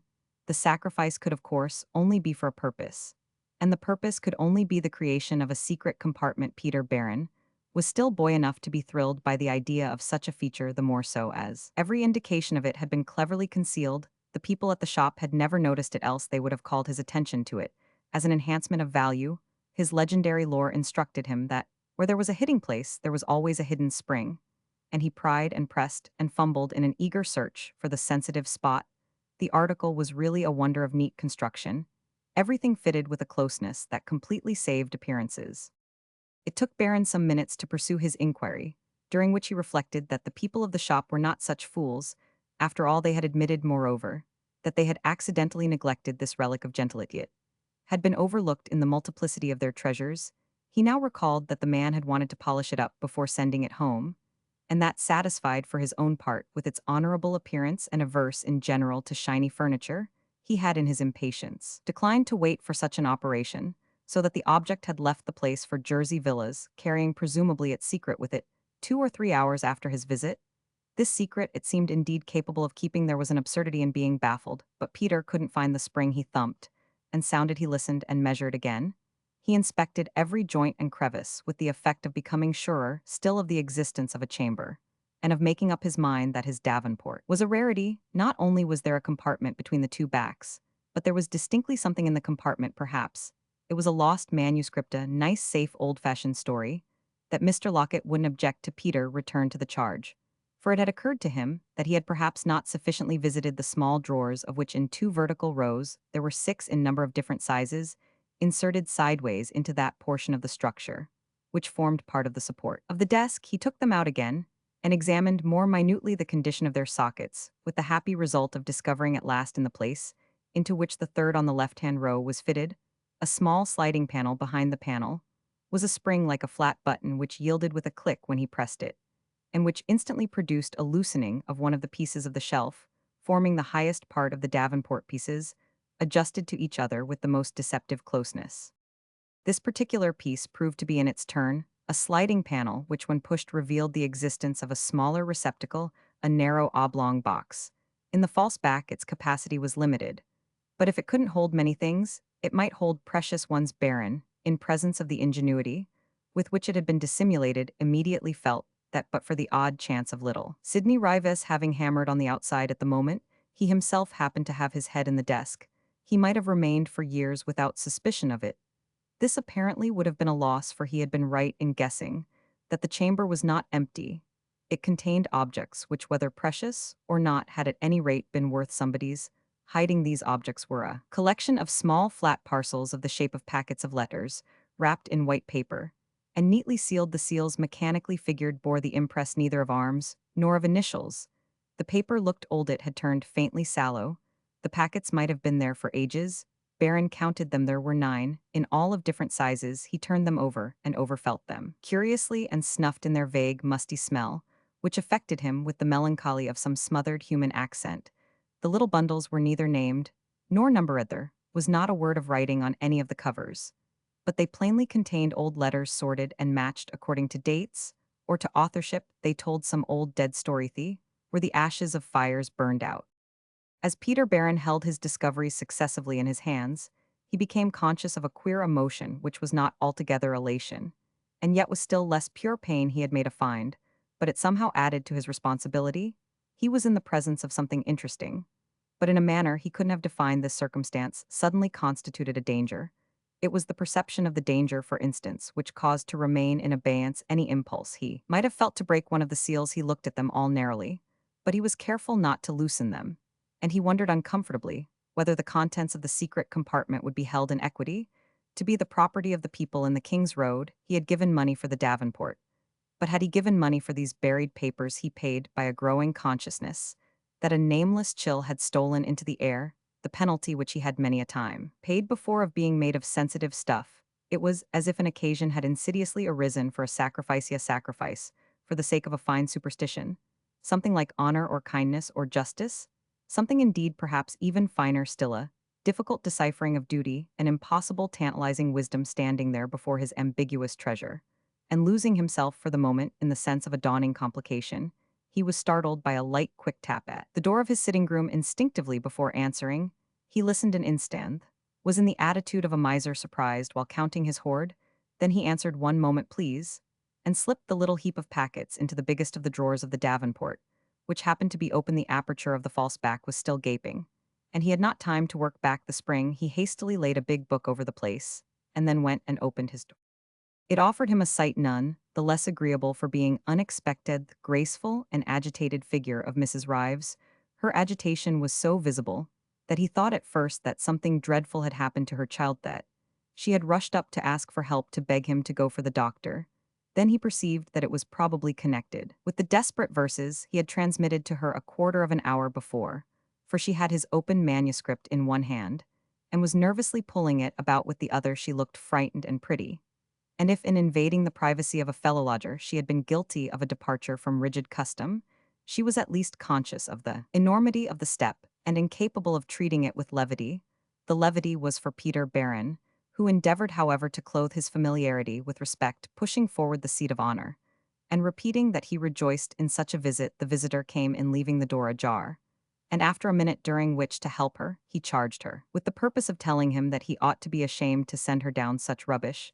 She recovered herself sufficiently to stammer out that his song was exactly what she had been looking for, and that after reading it, she had been seized with an extraordinary irresistible impulse, that of thanking him for it in person and without delay. It was the impulse of a kind nature, he said, and I can't tell you what pleasure you give me. She declined to sit down and evidently wished to appear to have come, but for a few seconds she looked confusedly at the place in which she found herself, and when her eyes met his own, they struck him as anxious and appealing. She was evidently not thinking of his song, though she said 3 or 4 times over that it was beautiful. "Well, I only wanted you to know, and now I must go," she added, but on his hearthrug she lingered with such an odd helplessness that he felt almost sorry for her. "Perhaps I can improve it if you find it doesn't go," said Baron. "I am so delighted to do anything for you I can." "There may be a word or two that might be changed," she answered, rather absently. "I shall have to think it over, to live with it a little, but I like it, and that's all I wanted to say." "Charming of you." "I am not a bit busy," said Baron. Again she looked at him with a troubled intensity. Then suddenly she demanded, "Is there anything the matter with you?" "The matter with me? I mean like being ill or worried." I wondered if there might be. "I had a sudden fancy, and that I think is really why I came up." "There isn't, indeed. I am all right, but your sudden fancies are inspirations." "It's absurd. You must excuse me, Goodby," said Mrs. Rives. "What are the words you want changed?" Baron asked. "I don't want any if you're all right, Goodby," his visitor repeated, fixing her eyes an instant on an object on his desk that had caught them. His own glanced in the same direction, and he saw that, in his hurry to shuffle away the packets found in the Davenport, he had overlooked one of them, which lay with its seals exposed. For an instant he felt found out, as if he had been concerned in something to be ashamed of, and it was only his quick second thought that told him how little the incident of which the packet was a sequel was an affair of Mrs. Rives. Her conscious eyes came back to his, as if they were sounding them, and suddenly this instinct of keeping his discovery to himself was succeeded by a really startled inference that, with the rarest alertness, she had guessed something, and that her guess, it seemed almost supernatural, had been her real motive. Some secret sympathy had made her vibrate, had touched her, with the knowledge that he had brought something to light. After an instant, he saw that she also divined the very reflection he was then making, and this gave him a lively desire, a grateful, happy desire, to appear to have nothing to conceal for herself. It determined her still more to put an end to her momentary visit. But before she had passed to the door, he exclaimed, "All right, how can a fellow be anything else who has just had such a find?" She paused at this, still looking earnest, and asking, "What have you found?" "Some ancient family papers in a secret compartment of my writing table," and he took up the packet he had left out, holding it before her eyes. "A lot of other things like that." "What are they?" murmured Mrs. Rives. "I haven't the least idea. They're sealed." "You haven't broken the seals?" She had come further back. "I haven't had time. It only happened 10 minutes ago." "I knew it," said Mrs. Rives more gaily now. "What did you know?" "That you were in some predicament." "You're extraordinary. I never heard of anything so miraculous down 2 flights of stairs. Are you in a quandary? The visitor asked. Yes, about giving them back. Peter Barron stood smiling at her, and wrapping his packet on the palm of his hand. What do you advise? She herself smiled now, with her eyes on the sealed parcel. Back to whom? The man of whom I bought the table. Ah, then, they're not from your family. No, indeed, the piece of furniture in which they were hidden is not an ancestral possession. I bought it at second-hand. You see, it's old. The other day in the King's Road, obviously. The man who sold it to me sold me more than he meant. He had no idea from his own point of view. It was stupid of him that there was a hidden chamber, or that mysterious documents were buried there. Ought I to go and tell him? It's rather a nice question. Are the papers of value? Mrs. Rives inquired. I haven't the least idea, but I can ascertain by breaking a seal. Don't, said Mrs. Rives with much expression. She looked grave again. It's rather tantalizing. It's a bit of a problem. Barron went on, turning his packet over. Mrs. Rives hesitated. Will you show me what you have in your hand? He gave her the packet, and she looked at it, and held it for an instant to her nose. It has a queer, charming old fragrance, he said. Charming? It's horrid. She handed him back the packet, saying again, more emphatically, Don't break a seal. Don't give back the papers. Is it honest to keep them? Certainly they're yours as much as the people's of the shop. They were in the hidden chamber when the table came to the shop. And the people had every opportunity to find them out. They didn't, therefore let them take the consequences. Peter Barron reflected, diverted by her intensity.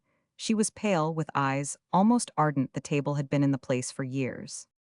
That proves the things haven't been missed. Let me show you how they were concealed, he rejoined, and he exhibited the ingenious recess and the working of the curious spring. She was greatly interested. She grew excited and became familiar. She appealed to him again, not to do anything so foolish as to give up the papers, the rest of which in their little, blank, impenetrable covers he placed in a row before her. They might be traced, their history, their ownership, he argued, to which she replied that this was exactly why he ought to be quiet. He declared that women had not the smallest sense of honor, and she retorted that at any rate they have other perceptions more delicate than those of men. He admitted that the papers might be rubbish, and she conceded that nothing was more probable yet.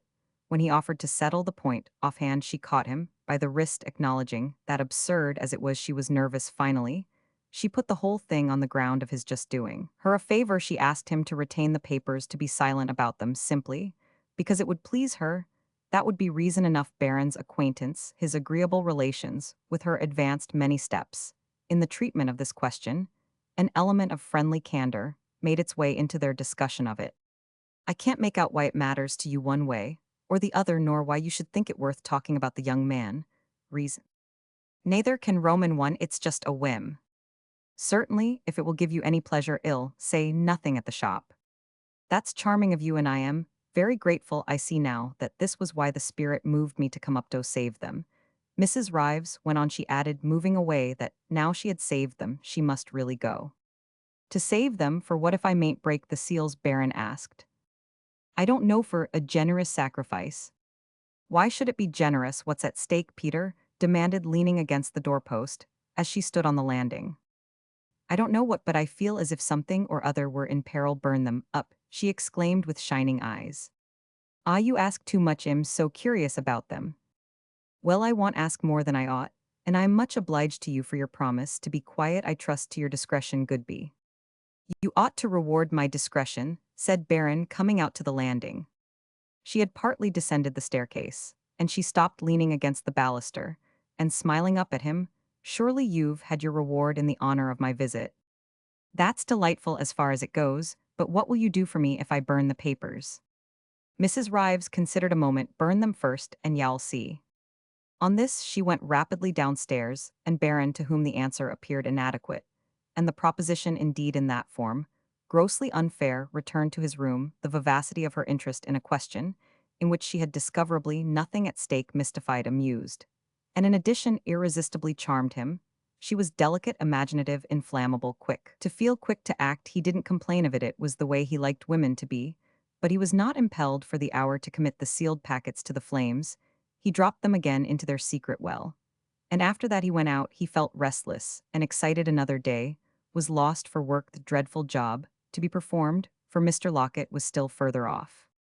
Roman 3, 10 days after Mrs. Rivas' visit, he paid by appointment another call on the editor of the Promiscuous. He found him in the little wainscoted Chelsea house, which had to Peter's sense the smoky brownness of an old pipe bowl, surrounded with all the emblems of his office, a litter of papers, hedge of encyclopedias, a photographic gallery of popular contributors, and he promised at first to consume very few of the moments for which so many claims competed. It was Mr. Locket himself, however, who presently made the interview spacious, gave it air after discovering that poor Baron had come to tell him something more interesting than that he couldn't, after all, patch up his tale. Peter had begun with this, had intimated respectfully that it was a case in which both practice and principle rebelled, and then perceiving how little Mr. Locket was affected by his audacity, had felt weak and slightly silly left with his heroism on his hands. He had armed himself for a struggle, but the Promiscuous didn't even protest, and there would have been nothing for him but to go away with the prospect of never coming again, had he not chanced to say abruptly, irrelevantly, as he got up from his chair, "Do you happen to be at all interested in Sir Dominic Ferrand?" Mr. Locket, who had also got up, looked over his glasses. "The late Sir Dominic. The only one, you know, the family's extinct." Mr. Locket shot his young friend another sharp glance, a silent retort to the glibness of this information. "Very extinct indeed. I am afraid the subject today would scarcely be regarded as attractive." "Are you very sure?" Baron asked. Mr. Locket leaned forward a little with his fingertips on his table, in the attitude of giving permission to retire. "I might consider the question in a special connection." He was silent a minute in a way that relegated poor Peter to the general, but meeting the young man's eyes again, he asked, "Are you thinking of proposing an article upon him?" "Not exactly proposing it, because I don't yet quite see my way, but the idea rather appeals to me." Mr. Locket omitted the safe assertion that this eminent statesman had been a striking figure in his day. Then, he added, "Have you been studying him?" "I've been dipping into him." "I'm afraid he's scarcely a question of the hour," said Mr. Locket, shuffling papers together. "I think I could make him one," Peter Baron declared. Mr. Locket stared again. He was unable to repress an unattenuated "you." "I have some new material," said the young man, coloring a little, "that often freshens up an old story. It buries it sometimes, it's often only another tombstone." "That depends upon what it is, however," Peter added. "The documents I speak of would be a crushing monument." Mr. Locket, hesitating, shot another glance under his glasses. "Do you allude to revelations?" "Very curious ones." Mr. Locket, still on his feet, had kept his body at the bowing angle. It was therefore easy for him, after an instant, to bend a little further, and to sink into his chair with a movement of his hand toward the seat Baron had occupied. Baron resumed possession of this convenience, and the conversation took a fresh start on a basis which such an extension of privilege could render little less humiliating to our young man. He had matured no plan of confiding his secret to Mr. Locket, and he had really come out to make him conscientiously that other announcement, as to which it appeared that so much artistic agitation had been wasted. He had indeed, during the past days of painful indecision, appealed in imagination to the editor of the Promiscuous, as he had appealed to other sources of comfort, but his scruples turned their face upon him from quarters high as well as low. And if on the one hand he had by no means made up his mind not to mention his strange knowledge, he had still more left to the determination of the moment, the question of how he should introduce the subject. He was in fact too nervous to decide. He only felt that he needed, for his peace of mind, to communicate his discovery. He wanted an opinion, the impression of somebody else. And even in this intensely professional presence, 5 minutes after he had begun to tell his queer story, he felt relieved of half his burden. His story was very queer. He could take the measure of that himself as he spoke. But wouldn't this very circumstance qualify it for the Promiscuous? "Of course the letters may be forgeries," said Mr. Locket at last. "I've no doubt that's what many people will say." "Have they been seen by any expert?" "No, indeed, they've been seen by nobody." "Have you got any of them with you?" "No, I felt nervous about bringing them out." "That's a pity. I should have liked the testimony of my eyes." "You may have it if y'all come to my rooms. If you don't care to do that without a further guarantee, I'll copy you out some passages." "Select a few of the worst." Mr. Locket laughed over Baron's distressing information. He had become quite human and genial. But he added in a moment, more dryly, "You know they ought to be seen by an expert." "That's exactly what I dread," said Peter. "They'll be worth nothing to me if they're not." Peter communed with his innermost spirit, "How much will they be worth to me if they are?"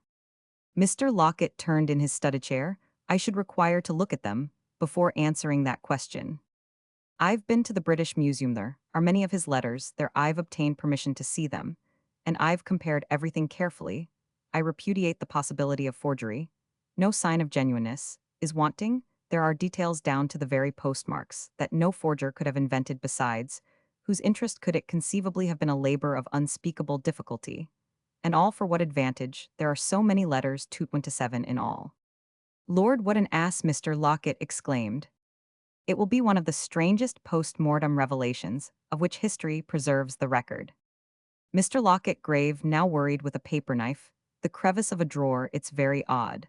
But to be worth anything, such documents should be subjected to a searching criticism, I mean, of the historical kind." "Certainly, that would be the task of the writer introducing them to the public." Again, Mr. Lockett considered, then with a smile, he looked up. "You had better give up original composition and take to buying old furniture." "Do you mean because it will pay better?" "For you, I should think original composition couldn't pay worse, the creative faculties so rare." "I do feel tempted to turn my attention to real heroes," Peter replied. "I am bound to declare that Sir Dominick Ferrand was never one of mine flashy crafty second-rate at that's how I've always read him. It was never a secret, moreover, that his private life had its weak spots. He was a mere flash in the pan." "He speaks to the people of this country," said Baron. "He did, but his voice of the voice, I mean of his prestiges, scarcely audible now. They're still proud of some of the things he did at the Foreign Office, famous exchange with Spain in the Mediterranean, which took Europe so by surprise, and by which she felt injured especially, when it became apparent how much we had the best of the bargain. Then the sudden unexpected show of force, by which he imposed on the United States. Our interpretation of that tiresome treaty, I could never make out what it was about. These were both matters that no one really cared a straw about, but he made every one feel as if they cared. The nation rose to the way he played his trumps. It was uncommon. He was one of the few men we've had in our period who took Europe, or took America, by surprise. Made them jump a bit, and the country liked his doing it. It was a pleasant change. The rest of the world considered that they knew in any case exactly what we would do, which was usually nothing at all. Say what you like, he's still a high name. Partly also, no doubt, on account of other things, his early success and early death, his political cheek and wit, his very appearance, certainly was handsome, and the possibilities of future personal supremacy, which it was the fashion at the time, which it's the fashion still to say, had passed away with him. He had been twice at the Foreign Office. That alone was remarkable for a man dying at 44. What therefore will the country think when it learns he was venal? Peter Baron himself was not angry with Sir Dominick Ferrand, who had simply become to him. He had been reading up feverishly for a week a very curious subject of psychological study.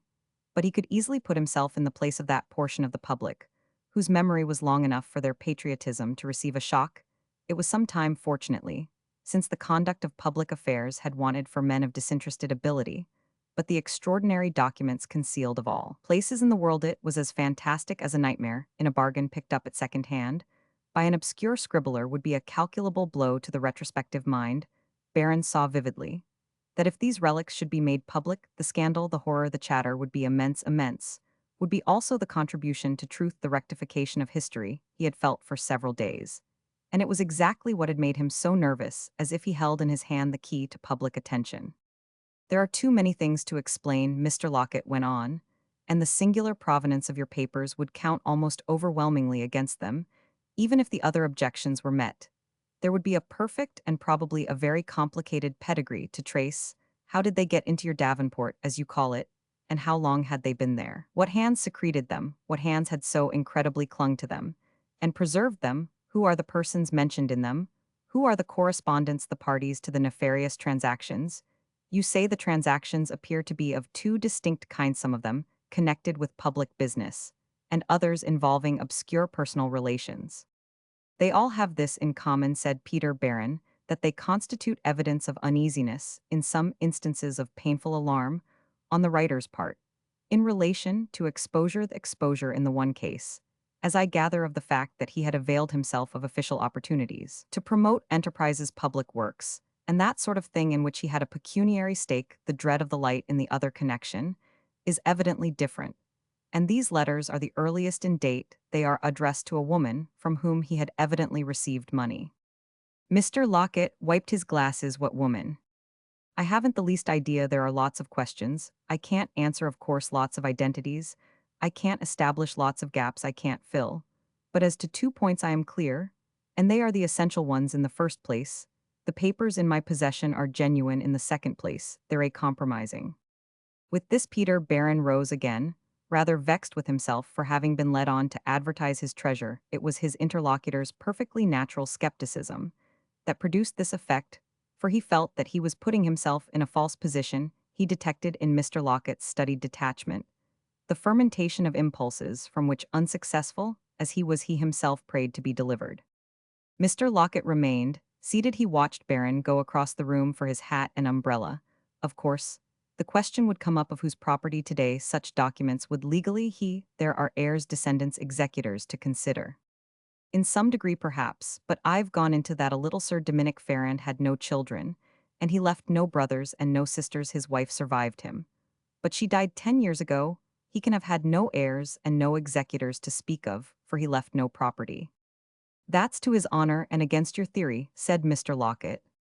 I have no theory. He left a largish mass of debt. Peter Barron added. At this Mr. Lockett got up, while his visitor pursued. So far as I can ascertain, though of course my inquiries have had to be very rapid and superficial, there is no one now living, directly or indirectly related to the personage in question, who would be likely to suffer from any steps in the direction of publicity.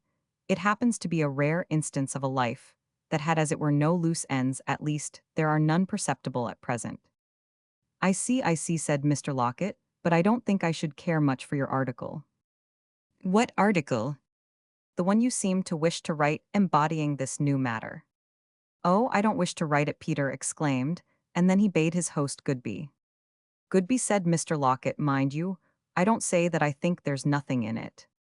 You would think there was something in it if you were to see my documents. I should like to see the secret compartment. The caustic editor rejoined. Copy me out some extracts. To what end if there's no question of their being of use to you? I don't say that I might like the letters themselves. Themselves? Not as the basis of a paper, but just to publish for a sensation. They'd sell your number. Barron laughed. I dare say I should like to look at them, Mr. Lockett conceded after a moment. When should I find you at home? Don't come, said the young man, I make you no offer. I might make you one, the editor hinted. Don't trouble yourself. I shall probably destroy them. With this Peter Barron took his departure, waiting, however, just afterwards in the street near the house, as if he had been looking out for a stray hansom, to which he would not have signaled, had it appeared he thought Mr. Lockett might hurry after him. But Mr. Lockett seemed to have other things to do, and Peter Barron returned on foot to Jersey Villas. Roman 4. On the evening that succeeded this apparently pointless encounter, he had an interview more conclusive with Mrs. Bundy, for whose shrewd and philosophically view of life he had several times expressed even to the good woman herself a considerable relish. The situation at Jersey Villas, Mrs. Rives had suddenly flown off to Dover, was such as to create in him a desire for moral support, and there was a kind of domestic determination in Mrs. Bundy, which seemed in general to advertise it. He had asked for her on coming in, but had been told she was absent for the hour, upon which he had addressed himself mechanically to the task of doing up his dishonored manuscript, the ingenious fiction, about which Mr. Lockett had been so stupid for further adventures, and not improbable defeats. He passed a restless, ineffective afternoon asking himself if his genius were a horrid delusion looking out of his window for something that didn't happen, something that seemed now to be the advent of a persuasive Mr. Lockett, and now the return from an absence more disappointing even than Mrs. Bundy's of his interesting neighbor of the parlors. He was so nervous and so depressed that he was unable even to fix his mind on the composition of the note, with which on its next peregrination it was necessary that his manuscript should be accompanied. He was too nervous to eat, and he forgot even to dine. He forgot to light his candles. He let his fire go out, and it was in the melancholy chill of the late dusk that Mrs. Bundy, arriving at last with his lamp, found him extended moodily upon his sofa. She had been informed that he wished to speak to her, and as she placed on the malodorous luminary an oily shade of green pasteboard, she expressed the friendly hope that there was nothing wrong with his health. The young man rose from his couch, pulling himself together sufficiently to reply that his health was well enough, but that his spirits were down in his hoots. He had a strong disposition to draw his landlady on the subject of Mrs. Rives, as well as a vivid conviction that she constituted a theme as to which Mrs. Bundy would require little pressure to tell him even more than she knew. At the same time, he hated to appear to pry into the secrets of his absent friend, to discuss her with their bustling hostess. Resembled too much for his taste, a gossip, with a tattling servant about an unconscious employer. He left out of account, however, Mrs. Bundy's knowledge of the human heart, for it was this fine principle that broke down the barriers after he had reflected reassuringly that it was not meddling with Mrs. Rives' affairs to try and find out if she struck such an observer as happy crudely, abruptly, even a little blushingly. He put the direct question to Mrs. Bundy, and this led tolerably straight to another question, which on his spirit sat equally heavy. They were indeed but different phases of the same, and which the good woman answered with expression when she ejaculated, "Think it a liberty for you to run down for a few hours. If she do, my dear sir, just send her to me to talk to as regards happiness."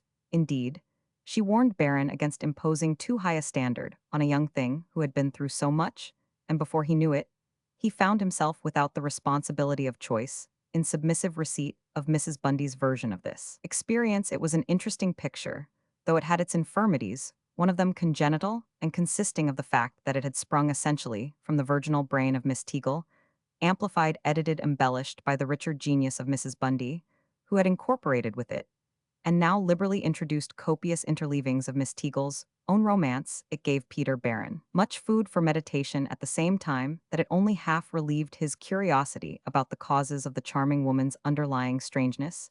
He sounded this note experimentally in Mrs. Bundy's ear, but it was easy to see that it didn't reverberate in her fancy.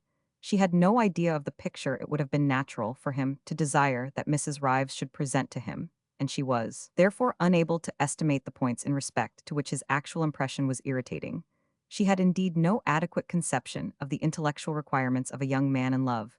She couldn't tell him why their faultless friend was so isolated, so unrelated, so nervously, shrinkingly proud. On the other hand, she could tell him, he knew it already, that she had passed many years of her life in the acquisition of accomplishments at a seat of learning no less remote than Boulogne, and that Miss Teagle had been intimately acquainted with the late Mr. Everard Rives, who was a most rising young man in the city, not making any year less than his clear 1200 now, that he isn't there to make them his mourning widow can't live, as she had then, can she? Mrs. Bundy asked. Baron was not prepared to say that she could, but he thought of another way she might live, as he sat the next day in the train, which rattled him down to Dover. The place, as he approached, it seemed bright and breezy to him. His roamings had been neither far enough nor frequent enough to make the cocknified coast insipid. Mrs. Bundy had of course given him the address he needed, and on emerging from the station, he was on the point of asking what direction he should take. His attention, however, at this moment, was drawn away by the bustle of the departing boat. He had been long enough shut up in London to be conscious of refreshment in the mere act of turning his face to Paris. He wandered off to the pier in company with happier tourists, and leaning on a rail watched enviously the preparation, the agitation of foreign travel.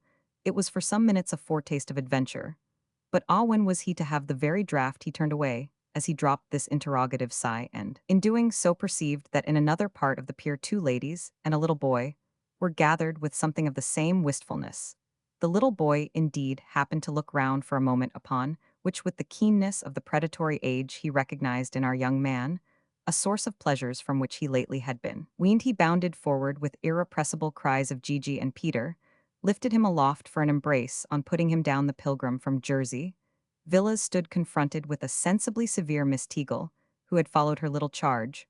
"What's the matter with the old woman?" he asked himself, as he offered her a hand, which she treated as the merest detail. Whatever it was, and very properly on the part of a loyal suivante, the same complaint as that of her employer, to whom, from a distance, for Mrs. Rives had not advanced an inch, he flourished his hat, as she stood looking at him, with a face that he imagined rather white. Mrs. Rives' response to this salutation was to shift her position in such a manner as to appear again absorbed in the Calais boat. Peter Baron, however, kept hold of the child, whom Miss Teagle artfully endeavored to wrest from him, a policy in which he was aided by Sidney's own rough but instinctive loyalty.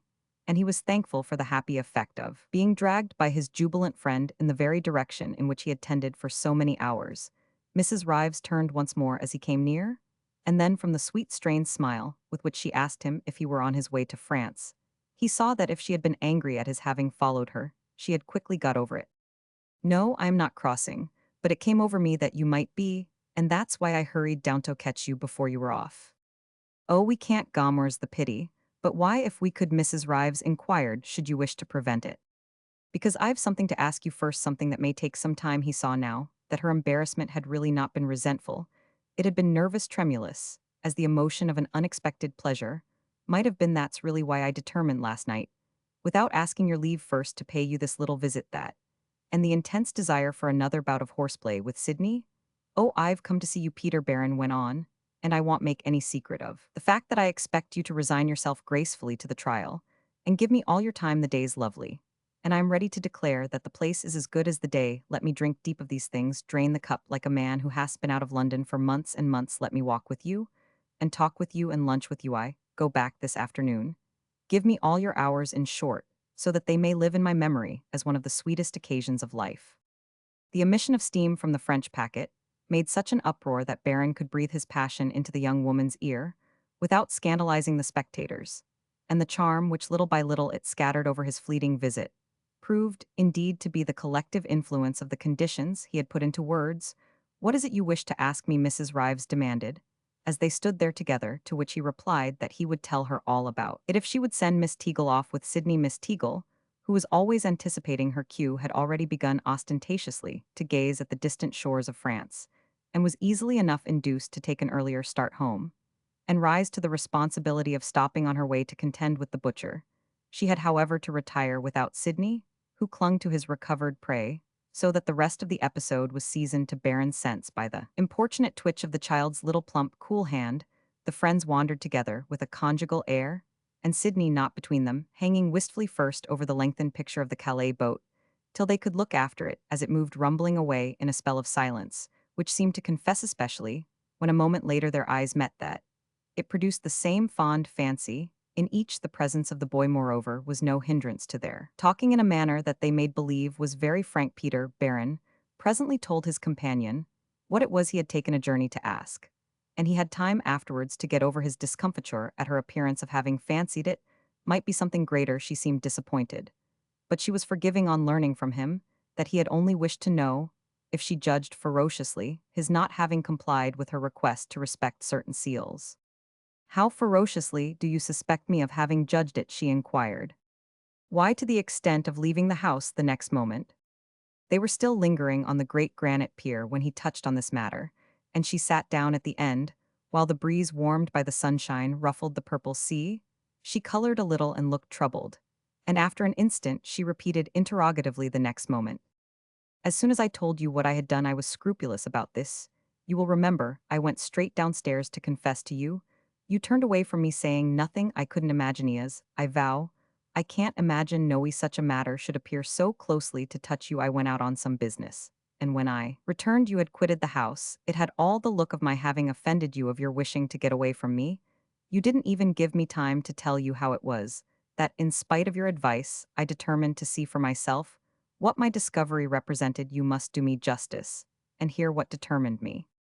Mrs. Rives got up from her scat and asked him as a particular favor not to allude again to his discovery. It was no concern of hers at all, and she had no warrant for prying into his secrets. She was very sorry to have been for a moment so absurd as to appear to do so, and she humbly begged his pardon for her meddling. Saying this, she walked on with a charming color in her cheek, while he laughed out, though he was really bewildered at the endless capriciousness of women. Fortunately, the incident didn't spoil the hour in which there were other sources of satisfaction, and they took their course to her lodgings, with such pleasant little pauses and excursions by the way as permitted her to show him the objects of interest at Dover. She let him stop at a wine merchant's, and buy a bottle for luncheon, of which, in its order, they partook together, with a pudding invented by Miss Teagle, which, as they hypocritically swallowed it, made them look at each other. In an intimacy of indulgence they came out again, and while Sydney, grubbed in the gravel of the shore, sat selfishly on the parade, to the disappointment of Miss Teagle, who had fixed her hopes on a fly and a ladylike visit to the castle, Baron, had his eye on his watch had, to think of his train and the dismal return and many other melancholy things. But the sea in the afternoon light was a more appealing picture. The wind had gone down the channel, was crowded, the sails of the ships were white in the purple distance.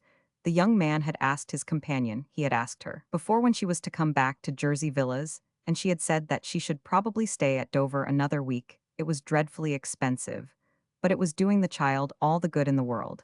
And if Miss Teagle could go up for some things, she should probably be able to manage an extension earlier in the day. She had said that she perhaps wouldn't return to Jersey Villas at all, or only return to wind up her connection with Mrs. Bundy. At another moment, she had spoken of an early date. An immediate reoccupation of the wonderful parlors. Baron saw that she had no plan, no real reasons, that she was vague and in secret, worried and nervous, waiting for something that didn't depend on herself. A silence of several minutes had fallen upon them, while they watched the shining sails, to which Mrs. Rives put an end by exclaiming abruptly, but without completing her sentence, "Oh, if you had come to tell me you had destroyed them. Those terrible papers, I like the way you talk about destroying, you don't even know what they are." "I don't want to know, they put me into a state." "What sort of a state?" "I don't know, they haunt me. They haunted me, that was why early one morning suddenly, I couldn't keep my hands off them. I had told you I wouldn't touch them. I had deferred to your whim, your superstition, what is it? But at last they got the better of me. I had lain awake all night thrashing about, itching with curiosity. It made me ill. My own nerves, as I may say, were irritated. My capacity to work was gone. It had come over me in the small hours, in the shape of an obsession, a fixed idea that there was nothing in the ridiculous relics, and that my exaggerated scruples were making a fool of me. It was 10 to 1 they were rubbish. They were vain, they were empty, that they had been even a practical joke on the part of some weak-minded gentleman of leisure, the former possessor of the confounded Davenport. The longer I hovered about them, with such precautions, the longer I was taken in, and the sooner I exposed their insignificance, the sooner I should get back to my usual occupations. This conviction made my hand so uncontrollable that morning before breakfast, I broke one of the seals. It took me but a few minutes to perceive that the contents were not rubbish. The little bundle contained old letters, very curious old letters. I know, private and confidential, so you broke the other seals." Mrs. Rives looked at him with the strange apprehension he had seen in her eyes when she appeared at his door the moment after his discovery. "You know, of course, because I told you an hour later, though you would let me tell you very little." Baron, as he met this queer gaze, smiled hard at her, to prevent her guessing that he smarted with the fine reproach conveyed in the tone of her last words. But she appeared able to guess everything, for she reminded him that she had not had to wait that morning till he came downstairs to know what had happened above, but had shown him at the moment how she had been conscious of it an hour before, had passed on her side the same tormented night as he, and had had to exert extraordinary self-command, not to rush up to his rooms, while the study of the open packets was going on. "You're so sensitively organized, and you've such mysterious powers that you're uncanny," Baron declared. "I feel what takes place at a distance, that's all. One would think somebody you liked was in danger. I told you that that was what was present to me the day I came up to see you." "Oh, but you don't like me so much as that," Baron argued, laughing. She hesitated. "No, I don't know that I do. It must be for someone else, the other person concerned the other day. However, you wouldn't let me tell you that person's name." Mrs. Rives at this rose quickly. "I don't want to know it, it's none of my business." "No, fortunately, I don't think it is," Baron rejoined, walking with her along the parade. She had Sydney by the hand now, and the young man was on the other side of her. They moved toward the station. She had offered to go part of the way. "But with your miraculous gift, it's a wonder you haven't divined." "I only divine what I want," said Mrs. Rives. "That's very convenient," exclaimed Peter, to whom Sydney had presently come round again, "only being thus in the dark, it's difficult to see your motive for wishing the papers destroyed." Mrs. Rives meditated, looking fixedly at the ground. "I thought you might do it to oblige me. Does it strike you that such an expectation formed in such conditions is reasonable?" Mrs. Rives stopped short, and this time she turned on him the clouded clearness of her eyes. "What do you mean to do with them?" It was Peter Baron's turn to meditate, which he did on the empty asphalt of the parade. The season at Dover was not yet, where their shadows were long in the afternoon light. He was under such a charm as he had never known, and he wanted immensely to be able to reply, "Ill do. Anything you like if y'all love me." These words, however, would have represented a responsibility, and have constituted what was vulgarly termed an offer of what he quickly asked himself here, as he had already asked himself, after making in spirit other awkward dashes. In the same direction off, what but his poverty, his obscurity, his attempts that had come to nothing, his abilities, for which there was nothing to show, Mrs. Rives was not exactly a success. But she was a greater success than Peter Baron Poor. As he was, he hated the sordid. He knew she didn't love it, and he felt small for talking of marriage. Therefore, he didn't put the question in the words it would have pleased him most to hear himself utter. But he compromised with an angry young pang, and said to her, "What will you do for me if I put an end to them?" She shook her head sadly. It was always her prettiest movement. "I can promise nothing, go no. I can't promise we must part now," she added. "Y'all miss your train." He looked at his watch, taking the hand she held out to him. She drew it away quickly, and nothing then was left him before hurrying to the station, but to catch up Sidney and squeeze him, till he uttered a little shriek on the way back to town. The situation struck him as grotesque. Roman 5, it tormented him so the next morning, that, after thrashing it out a little further, he felt he had something of a grievance. Mrs. Rives' intervention had made him acutely uncomfortable, for she had taken the attitude of exerting pressure without it, appeared recognizing on his part an equal right. She had imposed herself as an influence, yet she held herself aloof as a participant. There were things she looked to him to do for her, yet she could tell him of no good that would come to him from the doing. She should either have had less to say or have been willing to say more, and he asked himself why he should be the sport of her moods and her mysteries. He perceived her knack of punctual interference to be striking, but it was just this apparent infallibility that he resented. Why didn't she set up at once as a professional clairvoyant and eke out her little income more successfully in purely private life? Such a gift was disconcerting her divinations. Her evasions disturbed at any rate his own tranquility.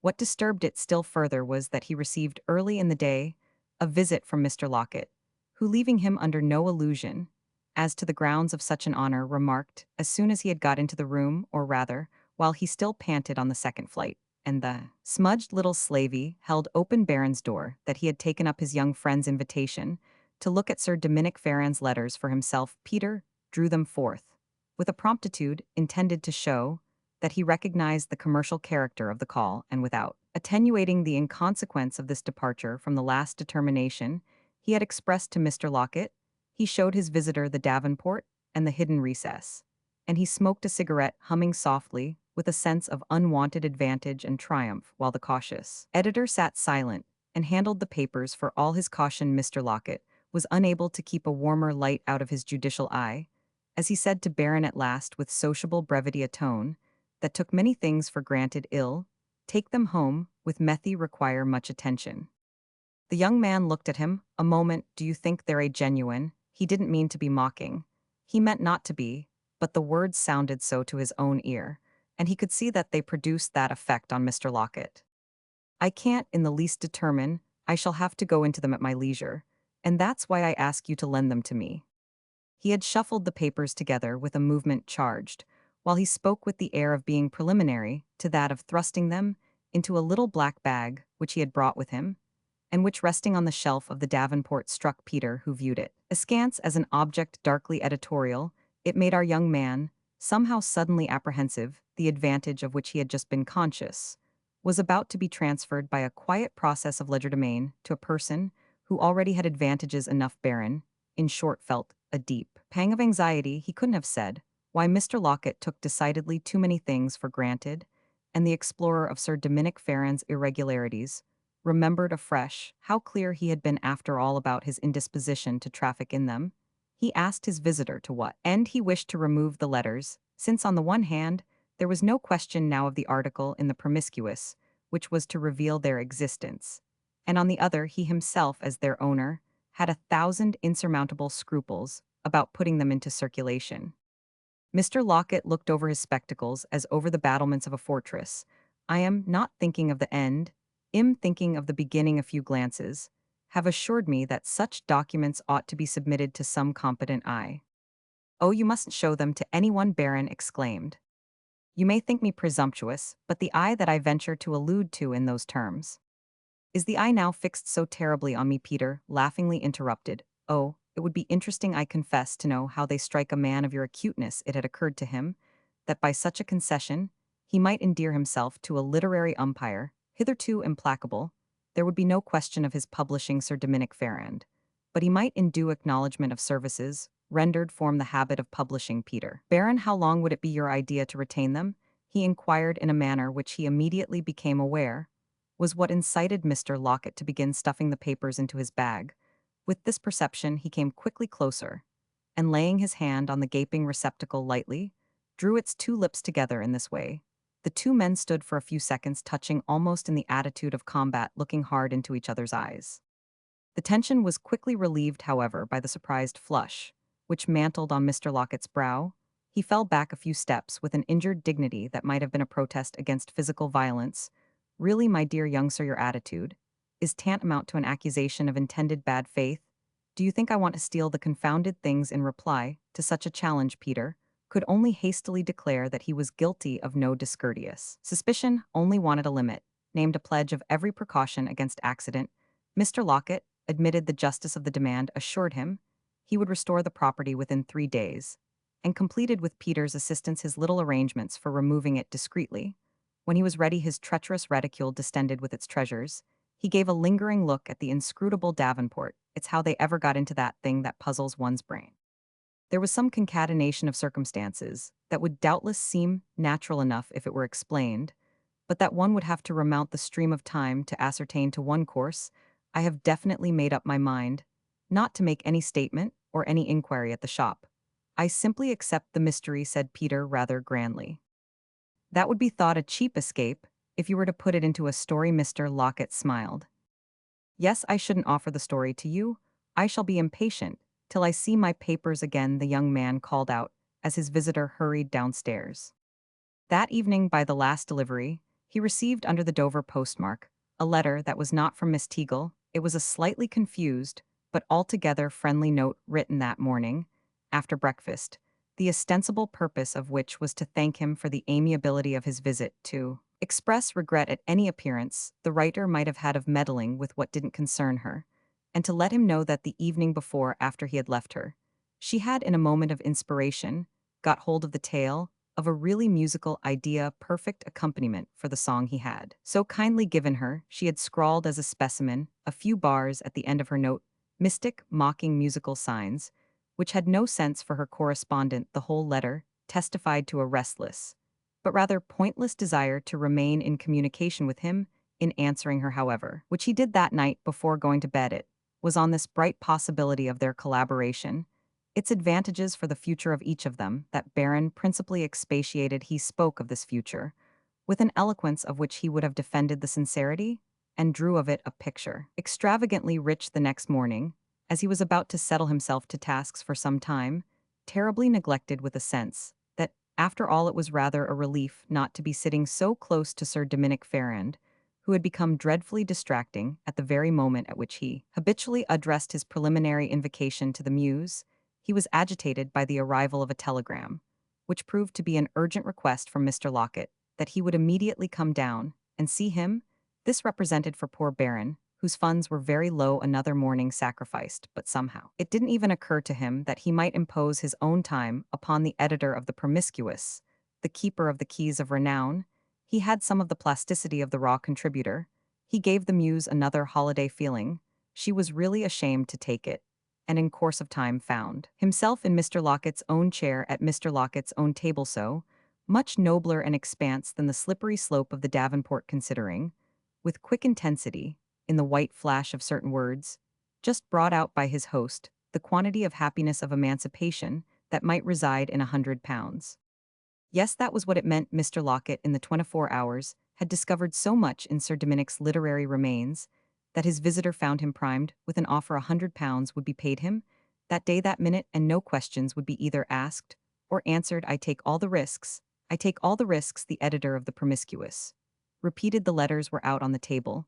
Mr. Locket was on the hearthrug like an orator on a platform, and Peter, under the influence of his sudden ultimatum, had dropped rather weakly into the seat which happened to be nearest, and which, as he became conscious it moved on a pivot, he whirled round, so as to enable himself to look at his tempter, With an eye, intended to be cold, what surprised him most was to find Mr. Locket taking exactly the line about the expediency of publication, which he would have expected Mr. Locket not to take hush it all up a barren scandal and offense that can't be remedied is the thing in the world that least justifies in airing some such line, as that was the line he would have thought natural to a man whose life was spent in weighing questions of propriety, and who had only the other day objected in the light of this virtue to a work of the most disinterested art.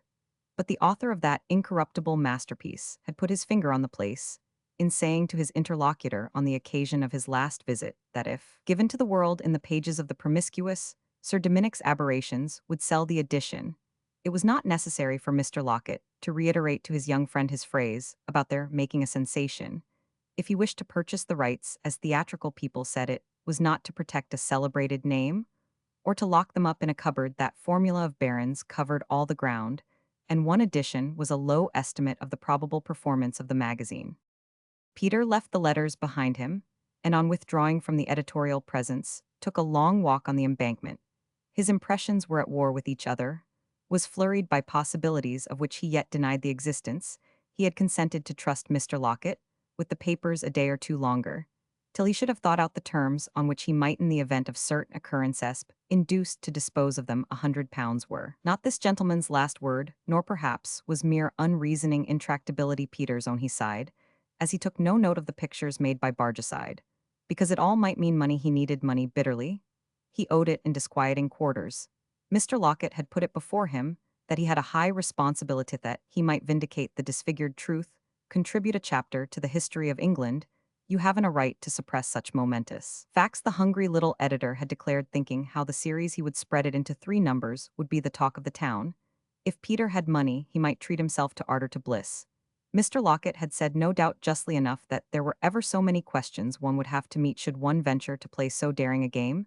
These questions, embarrassments, danger, for instance, of the cropping up of some lurking litigious relative would take over unreservedly, and bear the brunt of dealing with it. Was to be remembered that the papers were discredited, vitiated by their childish pedigree, such a preposterous origin, suggesting, as he had hinted before, the feeble ingenuity of a third-rate novelist, was a thing he should have to place himself at the positive disadvantage of being silent about. He would rather give no account of the matter at all than expose himself to the ridicule that such a story would infallibly excite. Couldn't one see them in advance, the clever taunting things the daily and weekly papers would say? Peter Barron had his guileless side, but he felt, as he worried with a stick that betrayed him the granite parapets of the Thames, that he was not such a fool as not to know how Mr. Locket would work the mystery of his marvelous find. Nothing could help it on better with the public than the impenetrability of the secret attached to it. If Mr. Locket should only be able to kick up dust enough over the circumstances that had guided his hand, his fortune would literally be made. Peter thought £100 a low bid, yet he wondered how the promiscuous could bring itself to offer such a sum so large. It loomed in the light of literary remuneration, as hitherto revealed to our young man. The explanation of this anomaly was, of course, that the editor shrewdly saw a dozen ways of getting his money back. There would be in the sensation at a later stage the making of a book in large type, the book of the hour, and the profits of this scandalous volume, or if one preferred the name, this reconstruction before an impartial posterity of a great historical humbug. The sum down, in other words, that any lively publisher would give for it, figured vividly in Mr. Locket's calculations. It was therefore altogether an opportunity of dealing at first hand with the lively publisher that Peter was invited to forego. Peter gave a masterful laugh, rejoicing in his heart that on the spot in the repair he had lately quitted, he had not been tempted by a figure that would have approximately represented the value of his property. It was a good job, he mentally added, as he turned his face homeward, that there was so little likelihood of his having to struggle with that particular pressure. Romans 6. When half an hour later he approached Jersey Villas, he noticed that the house door was open. Then, as he reached the gate, saw it make a frame for an unexpected presence, Mrs. Rives in her bonnet and jacket looked out from it, as if she were expecting something, as if she had been passing to and fro to watch.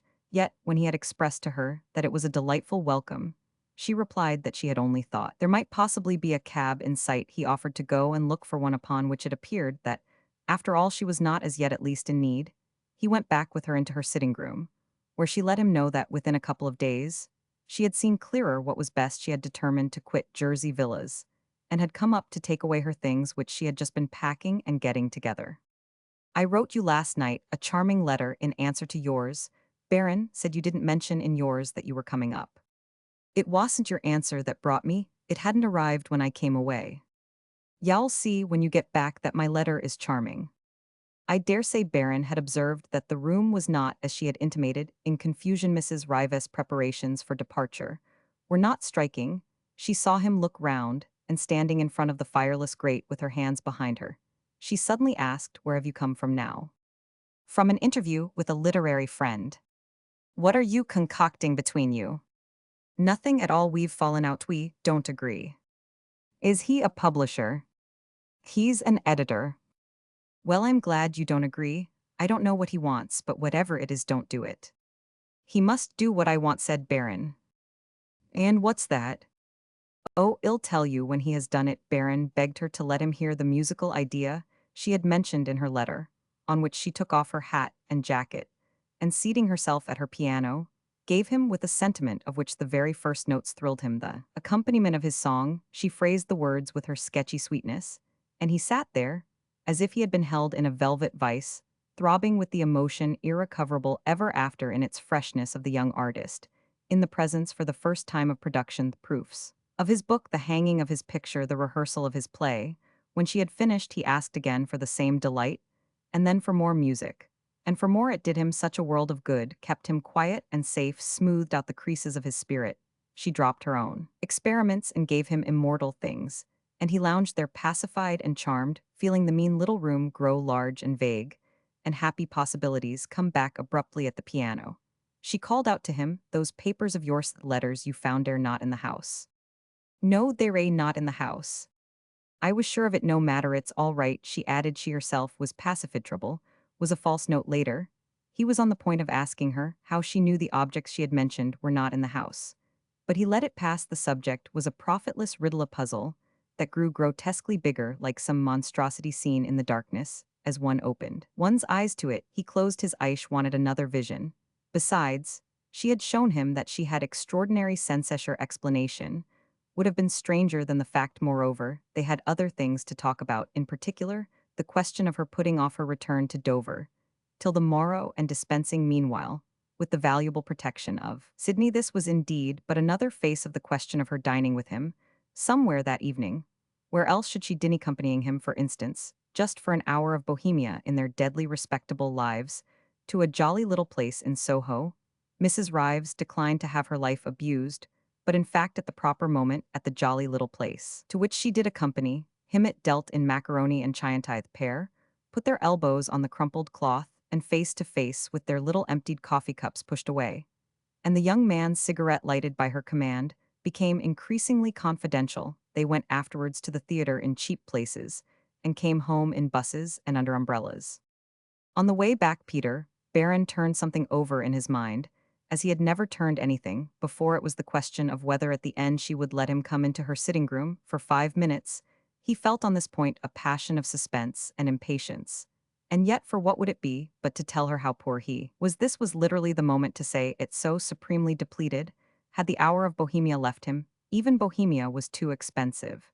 And yet, in the course of the day, his whole temper on the subject of certain fitnesses had changed. At Jersey Villas, it was near midnight, and Mrs. Rives, scratching a light for her glimmering taper, had said, "Oh yes, come in for a minute, if you like," in her precarious parlor, which was indeed, after the brilliances of the evening, a return to ugliness and truth. She let him stand, while he explained that he had certainly everything in the way of fame and fortune still to gain, but that youth and love and faith and energito, say nothing of her supreme dearness, were all on his side. Why, if one's beginnings were rough, should one add to the hardness of the conditions by giving up the dream which, if she would only hear him out, would make just the blessed difference? Whether Mrs. Rives heard him out or not is a circumstance as to which this chronicle happens to be silent. But after he had got possession of both her hands, and breathed into her face for a moment all the intensity of his tenderness and the relief and joy of utterance, he felt it carry him like a rising flood, checked him with better reasons, with a cold, sweet afterthought in which he felt there was something deep. Her procrastinating headshake was prettier than ever yet. It had never meant so many fears and pains, impossibilities, and memories, independences and pieties, and a sort of uncomplaining ache for the ruin of a friendship that had been happy. She had liked him if, She wouldn't have let him think Saba. She protested that she had not in the odious, vulgar sense encouraged him. Moreover, she couldn't talk of such things in that place at that hour. And she begged him not to make her regret her good nature. In staying over there were peculiarities in her position, considerations insurmountable. She got rid of him with kind and confused words, and afterwards, in the dull, humiliated night, he felt that he had been put in his place. Women in her situation, women who, after having really loved and lost, usually lived on into the new dawns, in which old ghosts steal away. But there was something in his whimsical neighbor that struck him as terribly invulnerable. Romans 7. I've had time to look a little further into what we're prepared to do, and I find the case is one in which I should consider the advisability of going to an extreme length, said Mr. Locket. Jersey Villas, the next morning, had had the privilege of again receiving the editor of the Promiscuous, and he sat once more at the Davenport, where the bone of contention, in the shape of a large loose heap of papers that showed how much they had been handled, was placed well in view. We shall see our way to offering you 300. But we shouldn't, I must positively assure you, see it a single step further. Peter Barron, in his dressing gown and slippers with his hands in his pockets, crept softly about the room, repeating below his breath, and with inflections that, for his own sake, he endeavored to make humorous, 300, 300. His state of mind was far from hilarious, for he felt poor and sore and disappointed, but he wanted to prove to himself that he was gallant, was made in general, and in particular of undiscourageable stuff. The first thing he had been aware of on stepping into his front room was that a four-wheeled cab with Mrs. Rives' luggage upon it stood at the door of No. 3, permitting himself behind his curtain. Pardonable peep, he saw the mistress of his thoughts come out of the house, attended by Mrs. Bundy, and take her place in the modest vehicle. After this, his eyes rested for a long time on the sprigged cotton back of the landlady, who kept bobbing at the window of the cab. An endlessly moralizing old head Mrs. Rives had really taken flight, had made Jersey Villas impossible for her, but Mrs. Bundy, with a magnanimity unprecedented in the profession, seemed to express a belief in the purity of her motives. Barron felt that his own separation had been, for the present at least, affected. Every instinct of delicacy prompted him to stand back. Mr. Locket talked a long time, and Peter Barron listened, and waited. He reflected that his willingness to listen would probably excite hopes in his visitor, hopes which he himself was ready to contemplate without a scruple. He felt no pity for Mr. Locket, and had no consideration for his suspense, or for his possible illusions. He only felt sick and forsaken, and in want of comfort and of money. Yet it was a kind of outrage to his dignity to have the knife held to his throat, and he was irritated above all by the ground on which Mr. Locket put the question, the ground of a service rendered to historical truth. It might be wasn't clear, it might be the question was deep, too deep probably. For his wisdom, at any rate, he had to control himself not to interrupt angrily such dry, interested palaver, the false voice of commerce. And of cant he stared tragically out of the window, and saw the stupid rain begin to fall. The day was duller even than his own soul, and Jersey Villas looked so sordidly hideous that it was no wonder Mrs. Rives couldn't endure them. Hideous as they were, he should have to tell Mrs. Bundy in the course of the day that he was obliged to seek humbler quarters. Suddenly, he interrupted Mr. Locket. He observed to him, I take it that, if I should make you this concession, the hospitality of the Promiscuous would be by that very fact unrestrictedly secured to me. Mr. Locket stared. Hospitality secured? He thumbed the proposition as if it were a hard peach. I mean that of course you wouldn't in courtesy, in gratitude to keep on declining my things. I should give them my best attention as I've always done in the past. Peter Barron hesitated. It was a case in which there would have seemed to be some chance for the ideally shrewd aspirant in such an advantage as he possessed. But after a moment, the blood rushed into his face with the shame of the idea of pleading for his productions in the name of anything but their merit. It was as if he had stupidly uttered evil of them. Nevertheless, be added the interrogation. Would you, for instance, publish my little story?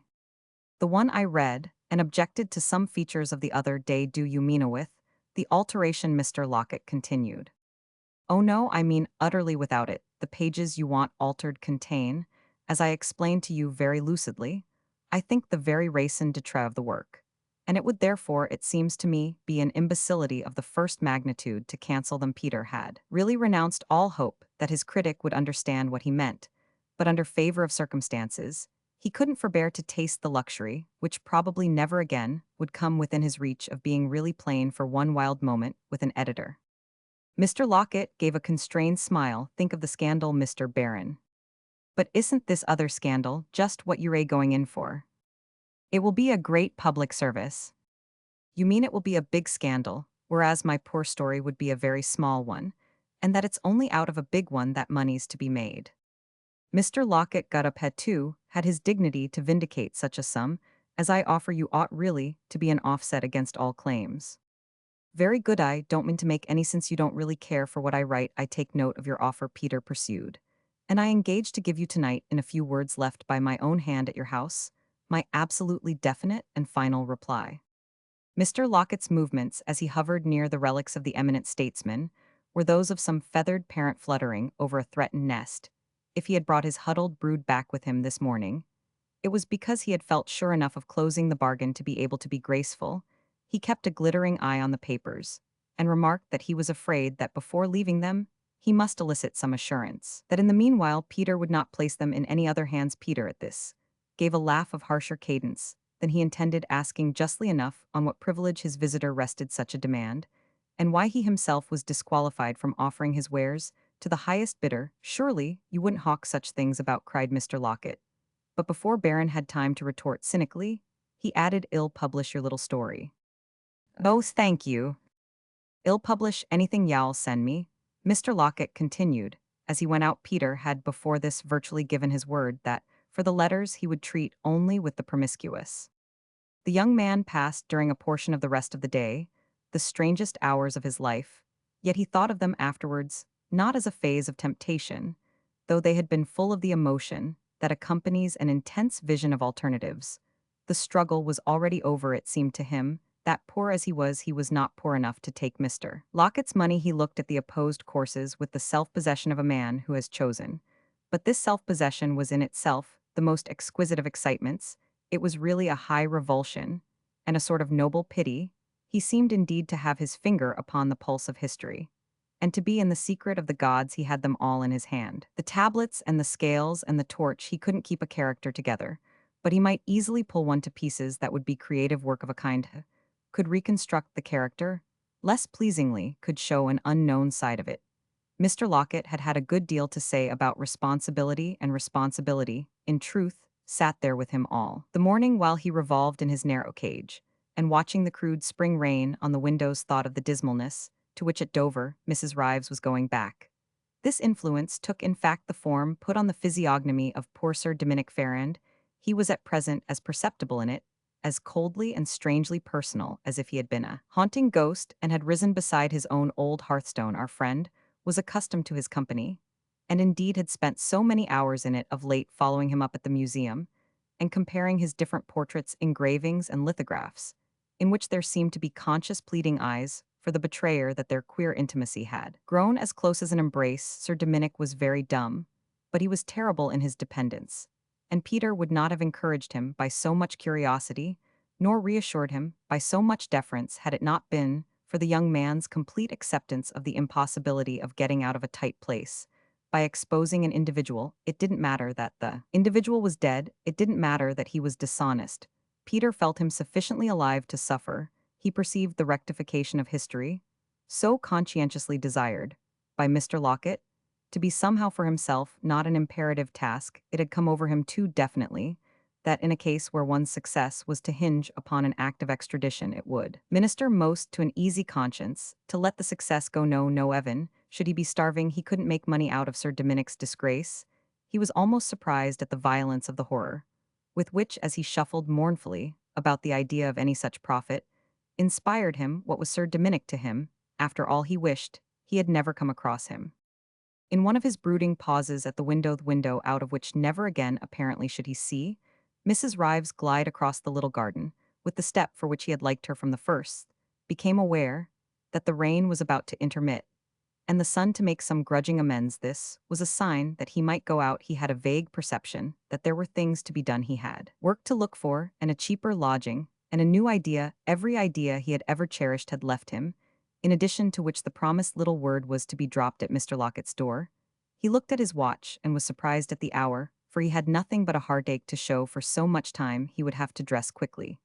But as he passed to his bedroom, his eye was caught by the little pyramid of letters which Mr. Locket had constructed on his davenport. They startled him, and staring at them, he stopped for an instant, half amused, half annoyed at their being still in existence. He had so completely destroyed them, in spirit, that he had taken the act for granted, and he was now reminded of the orderly stages of which an intention must consist to be sincere. Baron went at the papers with all his sincerity, and at his empty grate, where there lately had been no fire, and he had only to remove a horrible ornament of tissue paper, dear to Mrs. Bundy, he burned the collection with infinite method. It made him feel happier to watch the worst pages turn to a legible ashes if happiness be the right word to apply to his sense in the process of something so crisp and crackling that it suggested the death rustle of banknotes. When 10 minutes later he came back into his sitting room, he seemed to himself oddly, unexpectedly, in the presence of a bigger view. It was as if some interfering mass had been so displaced that he could see more sky and more country, yet the opposite houses were naturally still there, and if the grimy little place looked lighter, it was doubtless only because the rain had indeed stopped, and the sun was pouring in. Peter went to the window to open it to the altered air, and in doing so beheld at the garden gate the humble growler in which a few hours before he had seen Mrs. Rives take her departure. It was unmistakable, remembered the knock-kneed white horse. But this made the fact that his friend's luggage no longer surmounted it only the more mystifying. Perhaps the cabman had already removed the luggage. It was now on his box, smoking the short pipe that derived relish from inaction paid. For as Peter turned into the room again, his ears caught a knock at his own door, a knock, explained, as soon as he had responded, by the hard breathing of Mrs. Bundy. "Please, sir, it's to say she've come back." What has she come back for? Baron's question sounded ungracious, but his heartache had given another throb, and he felt a dread of another wound. It was like a practical joke. "I think it's for you, sir," said Mrs. Bundy. "Shall see you for a moment, if y'all be so good, in the old place." Peter followed his hostess downstairs, and Mrs. Bundy ushered him with her company flourish into the apartment she had fondly designated. "I went away this morning, and I've only returned for an instant," said Mrs. Rives. As soon as Mrs. Bundy had closed the door, he saw that she was different now. Something had happened that had made her indulgent. "Have you been all the way to Dover and back?" "No, but I've been to Victoria. I've left my luggage there. I've been driving about." "I hope you've enjoyed it." "Very much. I've been to see Mr. Moorish." "Mr. Moorish?" "The musical publisher. I showed him our song. I played it for him, and he's delighted with it. He declares it's just the thing. He has given me £50. I think he believes in us." Mrs. Rives went on, while Baron stared at the wonder. Too sweet to be safe, it seemed to him, as yet, of her standing there again before him. And speaking of what they had in common, £50, £50, she exclaimed, fluttering at him, her happy check. She had come back the first thing to tell him, and of course his share of the money would be the half. She was rosy, jubilant, natural. She chattered like a happy woman. She said they must do more, ever so much more. Mr. Moorish had practically promised he would take anything that was as good as that. She had kept her cab, because she was going to Dover. She couldn't leave the others alone. It was a vehicle infirm and inert, but Baron, after a little, appreciated its pace, for she had consented to his getting in with her, and driving this time in earnest to Victoria. She had only come to tell him the good news. She repeated this assurance more than once. They talked of it so profoundly that it drove everything else for the time out of his head. His duty to Mr. Locket, the remarkable sacrifice he had just achieved, and even the odd coincidence matching with the oddity of all the others of her having reverted to the house again, as if with one of her famous divinations, at the very moment the trumpery papers, the origin really of their intimacy, had ceased to exist. But she on her side also had evidently forgotten the trumpery papers. She never mentioned them again. And Peter Baron never boasted of what he had done with them. He was silent for a while from curiosity to see if her fine nerves had really given her a hint. And then later, when it came to be a question of his permanent attitude, he was silent, prodigiously, religiously, tremulously silent, in consequence of an extraordinary conversation that he had with her. This conversation took place at Dover, when he went down to give her the money for which, at Mr. Moorish's bank, he had exchanged the check she had left with him. That check, or rather certain things it represented, had made somehow all the difference in their relations. The difference was huge, and Baron could think of nothing but this confirmed vision of their being able to work fruitfully together that would account for so rapid a change. She didn't talk of impossibilities. No, didn't seem to want to stop him off. Only when the day following his arrival at Dover, with the £50, he had after all to agree to share them with her, couldn't expect her to take a present of money from him. He returned to the question, over which they had had their little scene the night they dined together on this occasion. He had brought a portmanteau. And he was staying, she mentioned, that there was something very particular she had it on her conscience to tell him, before letting him commit himself there, dawned in her face as she approached the subject a light of warning that frightened him. It was charged with something so strange that, for an instant he held his breath. This flash of ugly possibilities passed, however, and it was with the gesture of taking still tenderer possession of her checked. Indeed, by the grave, important way, she held up a finger that he answered, "Tell me everything, tell me. You must know what I am, who I am. You must know especially what I'm not. There's a name for it. A hideous, cruel name. It's not my fault others have known I've had to speak of it. It has made a great difference in my life. Surely you must have guessed," she went on with the thinnest quaver of irony, letting him now take her hand, which felt as cold as her hard duty. "Don't you see I've no belongings, no relations, no friends, nothing at all in all the world of my own? I was only a poor girl." A poor girl. Baron was mystified, touched, distressed, piecing dimly together what she meant, but feeling in a great surge of pity that it was only something more to love her for. "My mother, me poor mother," said Mrs. Rives. She paused with this, and through gathering tears her eyes met his as if to plead with him, to understand. He understood and drew her closer. But she kept herself free still to continue. She was a poor girl, she was only a governess, she was alone, she thought he loved her. He did. I think it was the only happiness she ever knew, but she died of it. "Oh, I am so glad you tell, mate, so grand of you," Baron murmured. "Then your father," he hesitated, as if with his hands on old wounds. "He had his own troubles, but he was kind to her. It was all misery and folly. Was married. He wasn't happy. There were good reasons, I believe, for that. I know it from letters. I know it from a person who's dead. Everyone is dead. No, it's too far off. That's the only good thing. He was very kind to me. I remember him. Though I didn't know then, as a little girl, who he was. He put me with some very good people, did what he could for me. I think later his wife knew a lady who came to see me once after his death. I was a very little girl. But I remember many things. What he could, he did something that helped me afterwards, something that helps me now. I think of him with a strange pity. I see him," said Mrs. Rives, with the faint past in her eyes. "You must say anything against him," she added gently and gravely. "Never, never, for he has only made it more of a rapture to care for you. You must wait, you must think, we must wait together," she went on. "You can't tell. And you must give me time now that you know it's all right, but you had to know. Doesn't it make us better friends?" asked Mrs. Rives, with a tired smile, which had the effect of putting the whole story further and further away the next moment.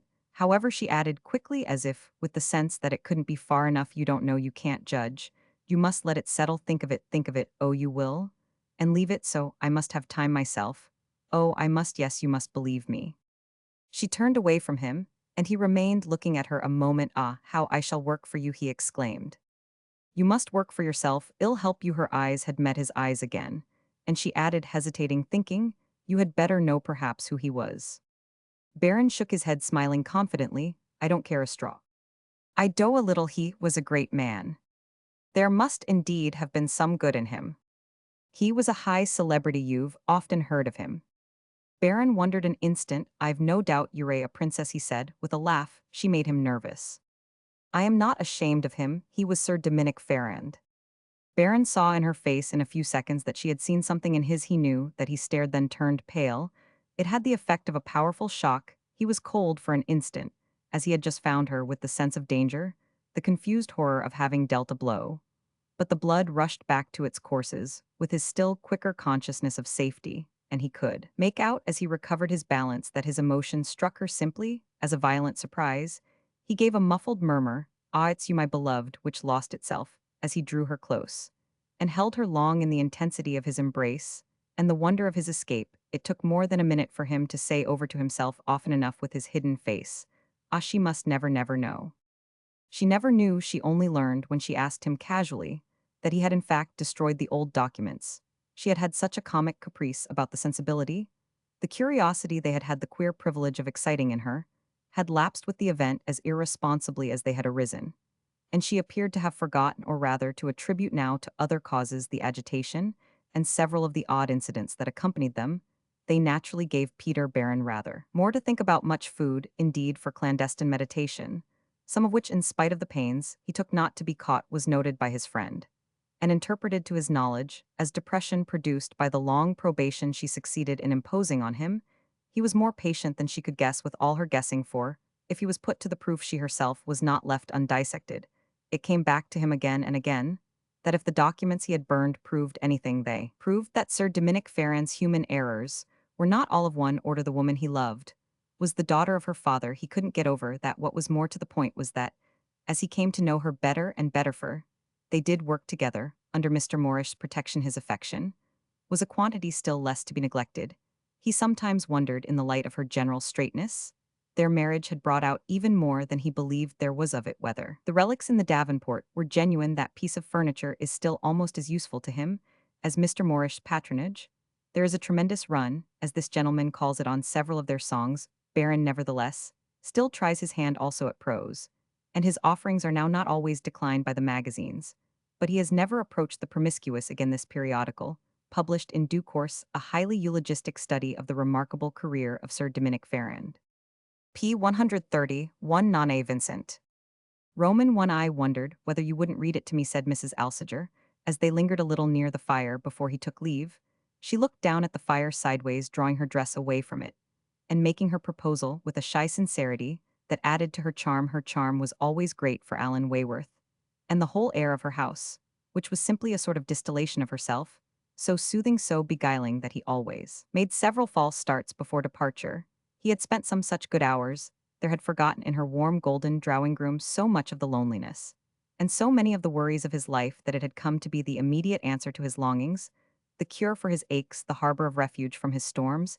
His tribulations were not unprecedented, and some of his advantages, if of a usual kind, were marked in degree inasmuch as he was very clever for one so young and very independent for one so poor. He was 28, but he had lived a good deal, and was full of ambitions and curiosities and disappointments. The opportunity to talk of some of these in Grosvenor Place corrected perceptibly the immense inconvenience of London. This inconvenience took for him principally the line of insensibility to Alan Wayworth's literary form. He had a literary form, or he thought he had, and her intelligent recognition of the circumstance was the sweetest consolation Mrs. Alsager could have administered. She was even more literary and more artistic than he, inasmuch as he could often work off his overflow. This was his occupation, his profession, while the generous woman, abounding in happy thoughts, but unedited and unpublished, stood there in the rising tide like the nymph of a fountain in the plash of the marble basin. The year before, in a big newspapery house, he had found himself next her at dinner, and they had converted the intensely material hour into a feast of reason. There was no motive for her asking him to come to see her, but that she liked him, which it was the more agreeable to him to perceive, as he perceived at the same time that she was exquisite, she was enviably free to act upon her likings, and it made Wayworth feel less unsuccessful to infer that, for the moment he happened to be one of them, he kept the revelation to himself. And indeed there was nothing to turn his head in the kindness of a kind woman. Mrs. Alsager occupied so completely the ground of possession that she would have been condemned to inaction had it not been for the principle of giving her husband, who was 20 years her senior, a massive personality in the city and a heavy one at home. Wherever he stood or even sat, he was monumental, owned half a big newspaper, and the whole of a great many other things. He admired his wife, though she bore no children, and liked her to have other tastes than his, as that seemed to give a greater acreage to their life. His own appetites went so far he could scarcely see the boundary, and his theory was to trust her to push the limits of hers, so that between them, the pair should astound by their consumption. His ideas were prodigiously vulgar, but some of them had the good fortune to be carried out by a person of perfect delicacy. Her delicacy made her play strange tricks with them, but he never found this out. She attenuated him, without his knowing it, for what he mainly thought was that he had aggrandized her without her. He really would have been bigger still. And society, breathing more freely, was practically under an obligation to her wit to do it justice. It acknowledged, by an attitude of mystified respect, she felt a tremulous need to throw her liberty and her leisure into the things of the soul, the most beautiful things. She knew she found them when she gave time to seeking in 100 places, and particularly in a dim and sacred region, the region of active pity over her entrance, into which she dropped curtains so thick that it would have been an impertinence to lift them. But she cultivated other beneficent passions, and if she cherished the dream of something fine, the moments at which it most seemed to her to come true were when she saw beauty plucked flower-like in the garden of art. She loved the perfect work, had the artistic chord. This chord could vibrate only to the touch of another, so that appreciation in her spirit had the added intensity of regret. She could understand the joy of creation, and she thought it scarcely enough to be told that she herself created happiness. She would have liked at any rate to choose her way. But it was just here that her liberty failed her. She had not the voice, she had only the vision. The only envy she was capable of was directed to those who, as she said, could do something. As everything in her, however, turned to gentleness, she was admirably hospitable to such people as a class. She believed Alan Wayworth could do something, and she liked to hear him talk of the ways in which he meant to show it. He talked of them almost to no one else, spoiled him for other listeners. With her fair bloom and her quiet grace, she was indeed an ideal public. And if she had ever confided to him that she would have liked to scribble, she had in fact not mentioned it to a creature he would have been in a perfect position for asking her why a woman whose face had so much expression should not have felt that she achieved. How in the world could she express better? There was less than that in Shakespeare and Beethoven. She had never been more generous than when, in compliance with her invitation which I have recorded, he brought his play to read to her. He had spoken of it to her before, and one dark November afternoon, when her red fireside was more than ever an escape from the place, and the season he had broken out as, "He came and I've done it," she made him tell her all about it. She took an interest really minute, and asked questions delightfully apt. She had spoken from the first, as if he were on the point of being acted, making him jump with her participation. All sorts of dreary intervals. She liked the theater as she liked all the arts of expression, and he had known her to go all the way to Paris for a particular performance. Once he had gone with her the time, she took that stupid Mrs. Mostyn. She had been struck when he sketched it with the subject of his drama, and had spoken words that helped him to believe in it. As soon as he had rung down his curtain on the last act, he rushed off to see her. But after that he kept the thing for repeated last touches. Finally, on Christmas Day, by arrangement, she sat there and listened to it. It was in 3 acts and in prose, but rather of the romantic order, though dealing with contemporary English life. And he fondly believed that it showed the hand, if not of the master, at least of the prize pupil. Alan Wayworth had returned to England at 22, after a miscellaneous continental education. His father, the correspondent for years in several foreign countries, successively of a conspicuous London journal, had died just after this, leaving his mother and her 2 other children, portionless girls, to subsist on a very small income in a very dull German town. The young man's beginnings in London were difficult, and he had aggravated them by his dislike of journalism. His father's connection with it would have helped him, but he was insanely, most of his friends judged. Great exception was always Mrs. Alsager, intractable on the question of form. Form in his sense was not demanded by English newspapers, and he couldn't give it to them in their sense. The demand for it was not great anywhere, and Wayworth spent costly weeks in polishing little compositions for magazines that didn't pay for style. The only person who paid for it was really Mrs. Alsager. She had an infallible instinct for the perfect. She paid in her own way. And if Alan Wayworth had been a wage-earning person, it would have made him feel that if he didn't receive his legal dues, his palm was at least occasionally conscious of a gratuity. He had his limitations, his perversities, but the finest parts of him were the most alive. And he was restless and sincere. It is, however, the impression he produced on Mrs. Alsager that most concerns us. She thought him not only remarkably good-looking, but altogether original. There were some usual bad things. He would never do many prohibitive puddles for him in the short cut to success. For himself, he had never been so happy as since he had seen his way, as he fondly believed, to some sort of mastery of the scenic idea, which struck him as a very different matter now that he looked at it from within. He had had his early days of contempt for it, when it seemed to him a jewel dim, at the best hidden in a dunghill, a taper burning low in an air thick with vulgarity. It was hedged about with sordid approaches. It was not worth sacrifice, and suffering. The man of letters, in dealing with it, would have to put off all literature, which was like asking the bearer of a noble name to forgo his immemorial heritage. Aspects change, however, with the point of view. Wayworth had waked up one morning in a different bed altogether. It is needless here to trace this accident to its source. It would have been much more interesting to a spectator of the young man's life to follow some of the consequences he had been made, as he felt the subject of a special revelation, and he wore his hat like a man in love. An angel had taken him by the hand and guided him to the shabby door, which opens. It appeared into an interior both splendid and austere. The scenic idea was magnificent when once you had embraced it. The dramatic form had a purity which made some others look ingloriously rough. It had the high dignity of the exact sciences. It was mathematical and architectural. It was full of the refreshment of calculation and construction, the incorruptibility of line and law. It was bare, But it was erect, it was poor, but it was noble, it reminded him of some sovereign famed for justice who should have lived in a palace. Despoiled, there was a fearful amount of concession in it, but what you kept had a rare intensity. You were perpetually throwing over the cargo to save the ship.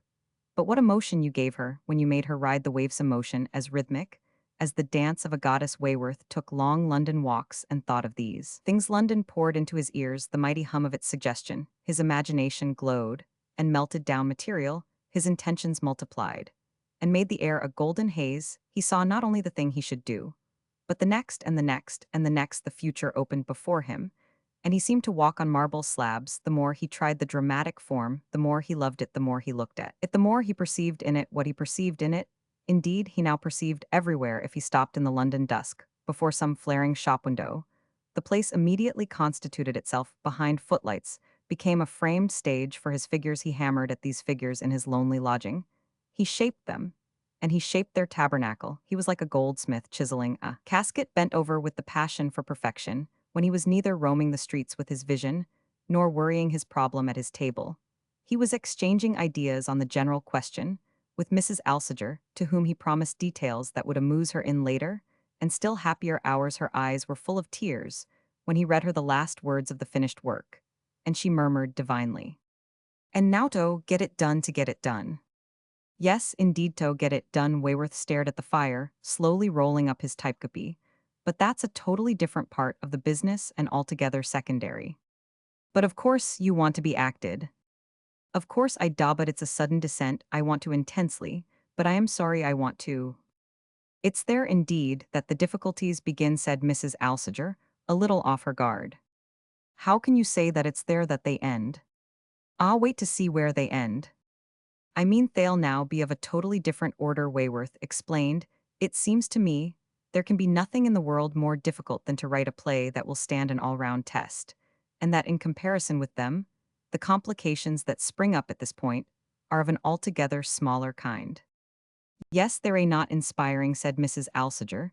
They're a discouraging, because they're a vulgar. The other problem, the working out of the thing itself, is pure art.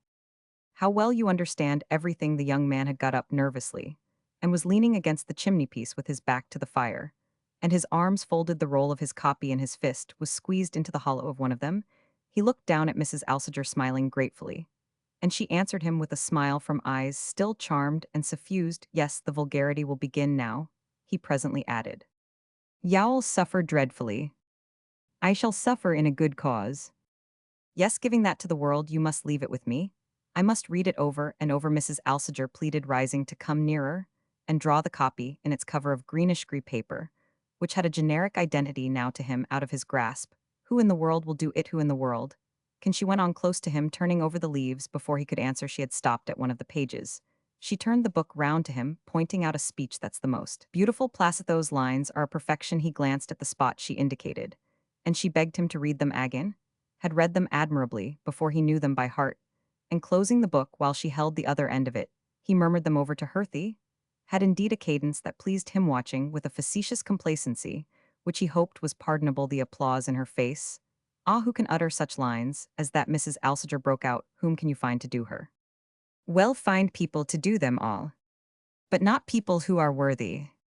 They'll be worthy enough if they're a willing enough. Ill work with them, ill grind it into them. He spoke as if he had produced 20 plays.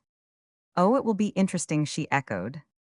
But I shall have to find my theater first. I shall have to get a manager to believe in me. Yes, they are so stupid. But fancy the patience I shall want, and how I shall have to watch and wait, said Alan Wayworth. Do you see me hawking it about London? Indeed, I daunt it would be sickening. It's what I shall have to do. I shall be old before it's produced. I shall be old very soon if it isn't, Mrs. Alsager cried. I know one or two of them, she mused. Do you mean you would speak to them? The thing is to get them to read it. I could do that. That's the utmost I ask, but it's even for that I shall have to wait. She looked at him with kind, sisterly eyes. You shan't wait. Ah, you dear Lady, Wayworth murmured. That is you may, but I want, will you leave me your copy? She went on, turning the pages again. Certainly, I have another standing near him. She read to herself a passage here and there. Then in her sweet voice, she read some of them out. Oh, if you were only an actress, the young man exclaimed. That's the last thing I am, there's no comedy in me. She had never appeared to Wayworth so much his good genius. Is there any tragedy, he asked, with the levity of complete confidence. She turned away from him at this with a strange and charming laugh, and a perhaps that will be for you to determine. But before he could disclaim such a responsibility, she had faced him again, and was talking about Nane Vincent as if she had been the most interesting of their friends and her situation at that moment, an irresistible appeal to their sympathy. Nane Vincent was the heroine of the play, and Mrs. Alsager had taken a tremendous fancy to her. I can't tell you how I like that woman, she exclaimed, in a pensive rapture of credulity, which could only be balm to the artistic spirit. I am awfully glad she lives a bit. What I feel about her is that she's a good deal like you, Wayworth observed. Mrs. Alsager stared an instant, and turned faintly red. This was evidently a view that failed to strike her. She didn't, however, treat it as a joke. I am not impressed with the resemblance. I don't see myself doing what she does. It isn't so much what she does, the young man argued, drawing out his mustache. But what she does is the whole point. She simply tells her love I should never do that. If you repudiate such a proceeding with such energy, why do you like her for it? It isn't what I like her for. What else then? That's intensely characteristic. Mrs. Alsager reflected, looking down at the fire. She had the air of having half a dozen reasons to choose from, but the one she produced was unexpectedly simple. It might even have been prompted by despair at not finding others I like her. Because you made her, she exclaimed with a laugh, moving again away from her companion. Wayworth laughed still louder. You made her a little yourself. I've thought of her as looking like you. She ought to look much better, said Mrs. Alsager. No, certainly, I shouldn't do what she does. Not even in the same circumstances. I should never find myself in such circumstances. They're exactly your play, and have nothing in common with such a life as mine. However, Mrs. Alsager went on, her behavior was natural for her. And not only natural, but it seems to me thoroughly beautiful and noble. I can't sufficiently admire the talent and tact with which you make one accept it. And I tell you frankly that it's evident to me there must be a brilliant future before a young man who at the start has been capable of such a stroke. As that, thank heaven, I can admire Nane Vincent as intensely as I feel that I don't resemble her. Don't exaggerate that, said Alan Wayworth. My admiration. Your dissimilarity, she has your face, your air, your voice, your motion. She has many elements of your being. Then shall damn your play, Mrs. Alsager replied. They joked a little over this, though it was not in the tone of pleasantry that Wayworth's hostess soon remarked. You've got your remedy, however, have her done by the right woman. Oh, have her, don't have her done, the young man gently wailed. I see what you mean, my poor friend. What a pity when it's such a magnificent part, such a chance for a clever, serious girl. Nane Vincent is practically your play. It will be open to her to carry it far or to drop it at the first corner. It's a charming prospect, said Alan Wayworth, with sudden skepticism. They looked at each other with eyes that, for a lurid moment, saw the worst of the worst. But before they parted, they had exchanged vows and confidences that were dedicated wholly to the ideal. It is not to be supposed, however, that the knowledge that Mrs. Alsager would help him, Wayworth less eager to help himself, he did what he could, and felt that she on her side was doing no less. But at the end of a year, he was obliged to recognize that their united effort had mainly produced the fine flower of discouragement. At the end of a year, the luster had to his own eyes quite faded from his unappreciated masterpiece, and he found himself writing for a biographical dictionary, little lives of celebrities he had never heard of to be printed anywhere, and anyhow was a form of glory for a man so unable to be acted, and to be paid even at encyclopedic rates, had the consequence of making one resigned and verbose. He couldn't smuggle style into a dictionary, but he could at least reflect that he had done his best to learn from the drama that it is a gross impertinence almost anywhere. He had knocked at the door of every theatre in London, and at a ruinous expense, had multiplied typecopies of Nane Vincent to replace the neat transcripts that had descended into the managerial abyss. His play was not even declined, no. Such flattering intimation was given him that it had been read. What the managers would do for Mrs. Alsager concerned him little today. The thing that was relevant was that they would do nothing for him. That charming woman felt humbled to the earth. So little response had she had from the powers on which she counted. The two never talked about the play now, but he tried to show her a still finer friendship, that she might not think he felt she had failed him. He still walked about London with his dreams, But as months succeeded months and he left the year behind him, they were dreams not so much of success as of revenge success, seemed a colorless name for the reward of his patience. Something fiercely florid, something sanguinolent was more to the point. His best consolation, however, was still in the scenic idea. It was not till now that he discovered how incurably he was in love with it. By the time a vain second year had chafed itself away, he cherished his fruitless faculty. The more for the obloquy it seemed to suffer he lived in his best hours.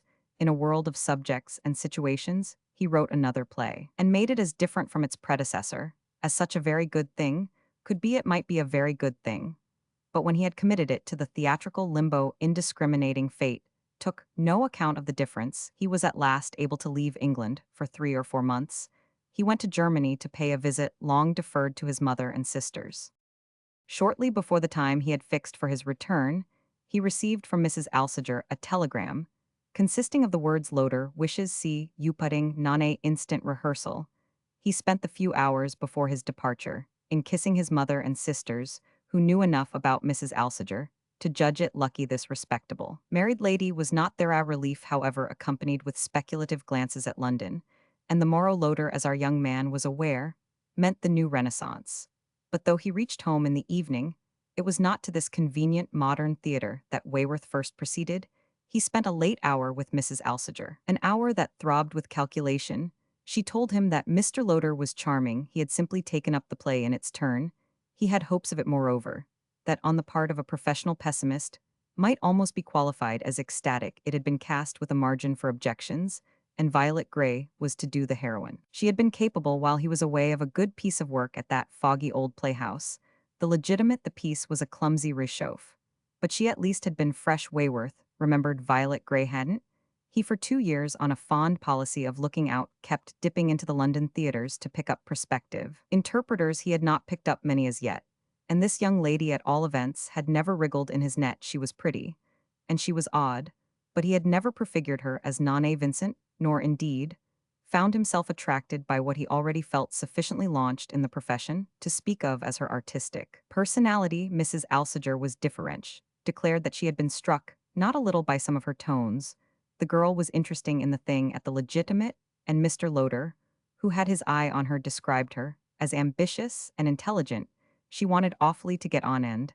Some of those ladies were so lazy. Wayworth was skeptical. Had seen Miss Violet Grey, who was terribly itinerant in a dozen theaters, but only in one aspect. Nane Vincent had a dozen aspects, but only one theater. Yet with what a feverish curiosity the young man promised himself to watch the actress on the morrow, talking the matter over with Mrs. Alsager. Now seemed the very stuff. That rehearsal was made of the near prospect of being acted, laid a finger even on the lip of inquiry. He wanted to go on tiptoe till the first night to make no condition, but that they should speak his lines, and he felt that he wouldn't so much as raise an eyebrow at the scene painter if he should give him an old oak chamber. He became conscious the next day that his danger would be other than this, and yet he couldn't have expressed to himself what it would be. Danger was there doubtless. Danger was everywhere in the world of art, and still more in the world of commerce. But what he really seemed to catch for the hour was the beating of the wings of victory. Nothing could undermine that. Since it was victory simply to be acted, it would be victory even to be acted badly, a reflection that didn't prevent him, however, from banishing in his politic optimism the word bad from his vocabulary. It had no application in the compromise of practice. It didn't apply even to his play, which he was conscious he had already outlived, and as to which he foresaw that, in the coming weeks, frequent alarm would alternate in his spirit with frequent esteem. When he went down to the dusky daylit theatre, it arched over him like the temple of fame. Mr. Loder, who was as charming as Mrs. Alsager had announced, struck him as the genius of hospitality. The manager began to explain why for so long he had given no sign, but that was the last thing that interested Wayworth now, and he could never remember afterwards what reasons Mr. Loder had enumerated he liked in the whole business of discussion and preparation, even the things he had thought he should probably dislike. And he reveled in those he had thought he should like. He watched Miss Violet Grey that evening with eyes that sought to penetrate her possibilities. She certainly had a few. They were qualities of voice and face qualities, perhaps even of intelligence. He sat there at any rate with a fostering, coaxing attention, repeating over to himself as convincingly as he could that she was not common, a circumstance all the more creditable as the part she was playing seemed to him desperately So he perceived that this was why it pleased the audience. He divined that it was the part they enjoyed rather than the actress. He had a private panic wondering how if they liked that form they could possibly like his form had now become quite an ultimate idea to him. By the time the evening was over, some of Miss Violet Grey's features, several of the turns of her head, a certain vibration of her voice had taken their place in the same category. She was interesting, she was distinguished, at any rate, he had accepted her. It came to the same thing. But he left the theater that night, without speaking to her, moved a little even to his own mystification, by an odd procrastinating impulse on the morrow. He was to read his 3 acts to the company. And then he should have a good deal to say. What he felt for the moment was a vague indisposition to commit himself. Moreover, he found a slight confusion of annoyance in the fact that though he had been trying all the evening to look at Nane Vincent in Violet Grey's person, what subsisted in his vision was simply Violet Grey in Nane's. He didn't wish to see the actress so directly, or even so simply as that, and it had been very fatiguing the effort to focus Nane both through the performer and through the legitimate. Before he went to bed that night, he posted 3 words to Mrs. Alsager: "She's not a bit like it, but I dare say I can make her do." He was pleased with the way the actress listened the next day. At the reading, he was pleased indeed with many things at the reading, and most of all with the reading itself.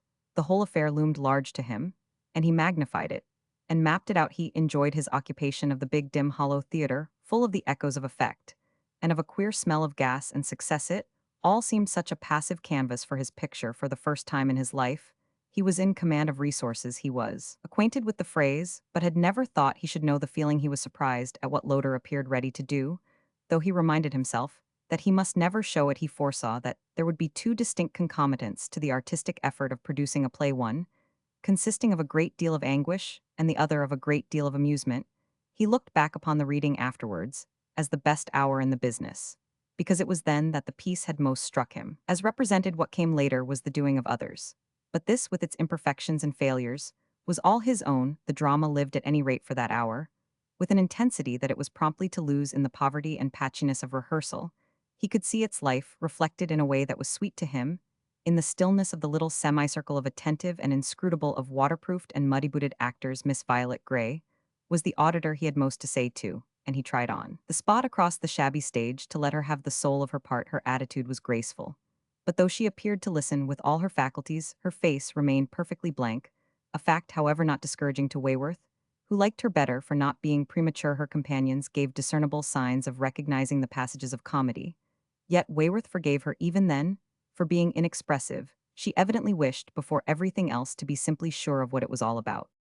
He was more surprised even than at the revelation of the scale on which Mr. Loder was ready to proceed by the discovery that some of the actors didn't like their parts, and his heart sank as he asked himself what he could possibly do with them if they were going to be so stupid. This was the first of his disappointments. Somehow he had expected every individual to become instantly and gratefully conscious of a rare opportunity, and from the moment such a calculation failed, he was at sea, or mindful at any rate that more disappointments would come. It was impossible to make out what the manager liked or disliked. No judgment, no comment escaped him. His acceptance of the play, and his views about the way it should be mounted, had apparently converted him into a veiled and shrouded figure. Wayworth was able to grasp the idea that they would all move now in a higher and sharper air than that of compliment and confidence. When he talked with Violet Grey after the reading, he gathered that she was really rather crude. What better proof of it could there be than her failure to break out instantly with an expression of delight about her great chance? This reserve, however, had evidently nothing to do with high pretensions. She had no wish to make him feel that a person of her eminence was superior to easy raptures. He guessed after a little that she was puzzled, and even somewhat frightened. To a certain extent she had not understood. Nothing could appeal to him more than the opportunity to clear up her difficulties, in the course of the examination of which he quickly discovered that so far as she had understood wrong. If she was crude, it was only a reason the more for talking to her. He kept saying to her, ask me everything you can think of." She asked him, she was perpetually asking him, and at the first rehearsals, which were without form and void to a degree that made them strike him much more as the death of an experiment than as the dawn of a success, they threshed things out immensely in a corner of the stage, with the effect of his coming to feel that at any rate she was in earnest. He felt more and more that his heroine was the keystone of his arch, for which indeed the actress was very ready to take her. But when he reminded this young lady of the way the whole thing practically depended on her, she was alarmed, and even slightly scandalized. She spoke more than once as if that could scarcely be the right way to construct a play, make it stand or fall by one poor nervous girl. She was almost morbidly conscientious. And in theory he liked her for this, though he lost patience 3 or 4 times with the things she couldn't do. And the things she could, at such times the tears came to her eyes, but they were produced by her own stupidity.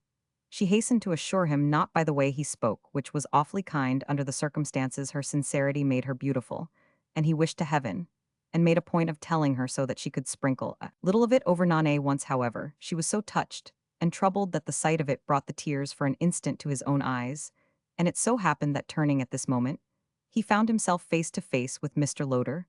The manager stared, glanced at the actress, who turned in the other direction, and then, smiling at Wayworth, exclaimed with the humor of a man who heard the gallery laugh every night.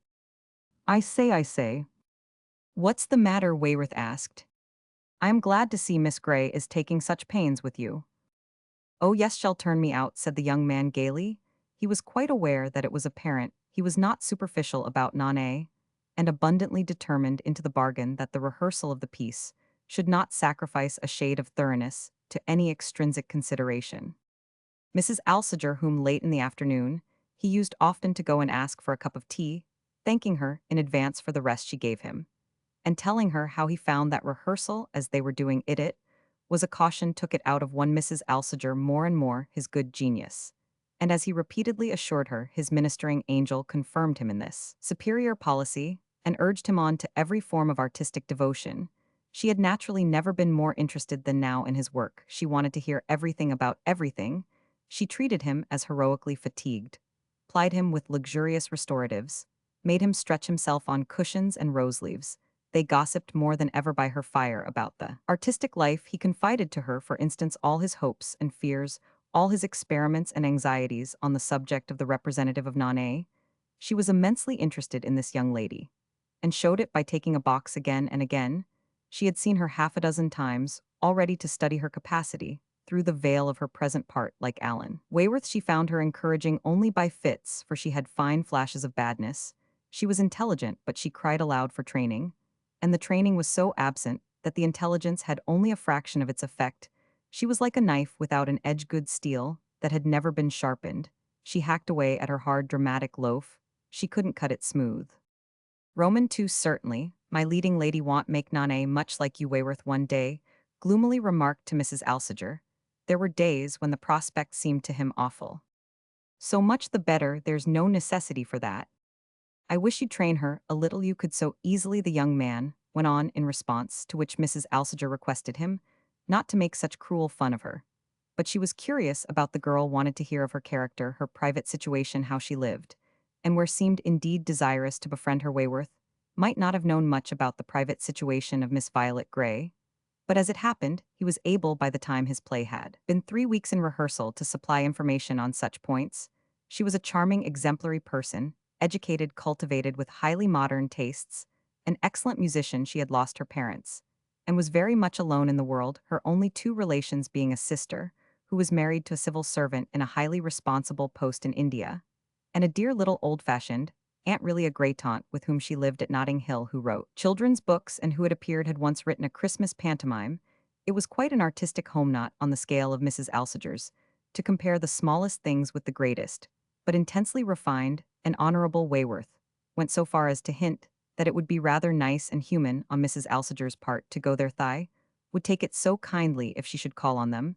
She had acted so often on his hints that he had formed a pleasant habit of expecting it. It made him feel so wisely responsible about giving them. But this one appeared to fall to the ground, so that he let the subject drop. Mrs. Alsager, however, went yet once more to the legitimate, as he found by her saying to him abruptly on the morrow, "Oh, shall be very good, shall be very good." When they said she in these days, they always meant Violet Grey, though they pretended for the most part that they meant Nane Vincent.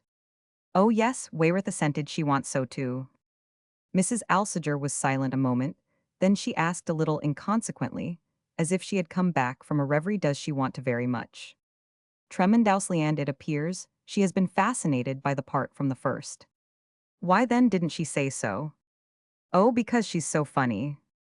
"She is funny," said Mrs. Alsager musingly, and presently she added, "She's in love with you." Wayworth stared, blushed very red, then laughed out what is there funny in that he demanded. But before his interlocutress could satisfy him on this point, he inquired further how she knew anything about it. After a little graceful evasion, she explained that the night before, at the legitimate Mrs. Beaumont, the wife of the actor manager, had paid her a visit in her box, which had happened in the course of their brief gossip to lead to her remarking that she had never been behind Mrs. Beaumont, offered on the spot to take her round, and the fancy had seized her to accept the invitation. She had been amused for the moment.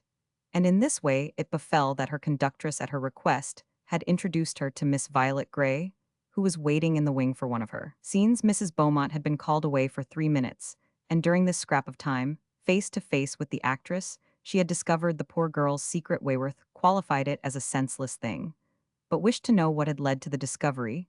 She characterized this inquiry as superficial for a painter of the ways of women, and he doubtless didn't improve it by remarking profanely that a cat might look at a king, and that such things were convenient to know. Even on this ground, however, he was threatened by Mrs. Alsager, who contended that it might not be a joking matter to the poor girl. To this Wayworth, who now professed to hate talking about the passions he might have inspired, could only reply that he meant it couldn't make a difference to Mrs. Alsager. "How in the world do you know what makes a difference to me?" this lady asked with incongruous coldness, with a haughtiness indeed remarkable in so gentle a spirit. He saw Violet Grey that night at the theater, and it was she who spoke first of her having lately met a friend of his. "She's in love with you," the actress said after he had made a show of ignorance. "Doesn't that tell you anything?" He blushed redder still than Mrs. Alsager had made him blush, but replied quickly enough and very adequately that hundreds of women were naturally dying for him. "Oh, I don't care for Ure, not in love with her," the girl continued. "Did she tell you that too?" Wayworth asked, but she had at that moment to go on. Standing where he could see her, he thought that, on this occasion, she threw into her scene, which was the best she had in the play, a brighter art than ever before, a talent that could play with its problem. She was perpetually doing things out of rehearsal. She did 2 or 3 tonight in the other man's piece that he has often wished to heaven Nane Vincent might have the benefit of. She appeared to be able to do them for everyone.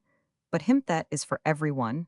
But Nane, he was conscious in these days of an odd new feeling, which mixed this was a part of its oddity with a very natural and comparatively old one, and which in its most definite form was a dull ache of regret that this young lady's unlucky star should have placed her on the stage. He wished in his worst uneasiness that without going further she would give it up, and yet it soothed that uneasiness to remind himself that he saw grounds to hope she would go far enough to make a marked success of Nane. There were strange and painful moments when, as the interpretress of Nane, he almost hated her, after which, however, he always assured himself that he exaggerated, inasmuch as what made this aversion seem great when he was nervous was simply its contrast with the growing sense that there were grounds totally different in which she pleased him. She pleased him as a charming creature, her sincerities and her perversities, by the varieties and surprises of her character, and by certain happy facts of her person. In private her eyes were sad to him, and her voice was rare.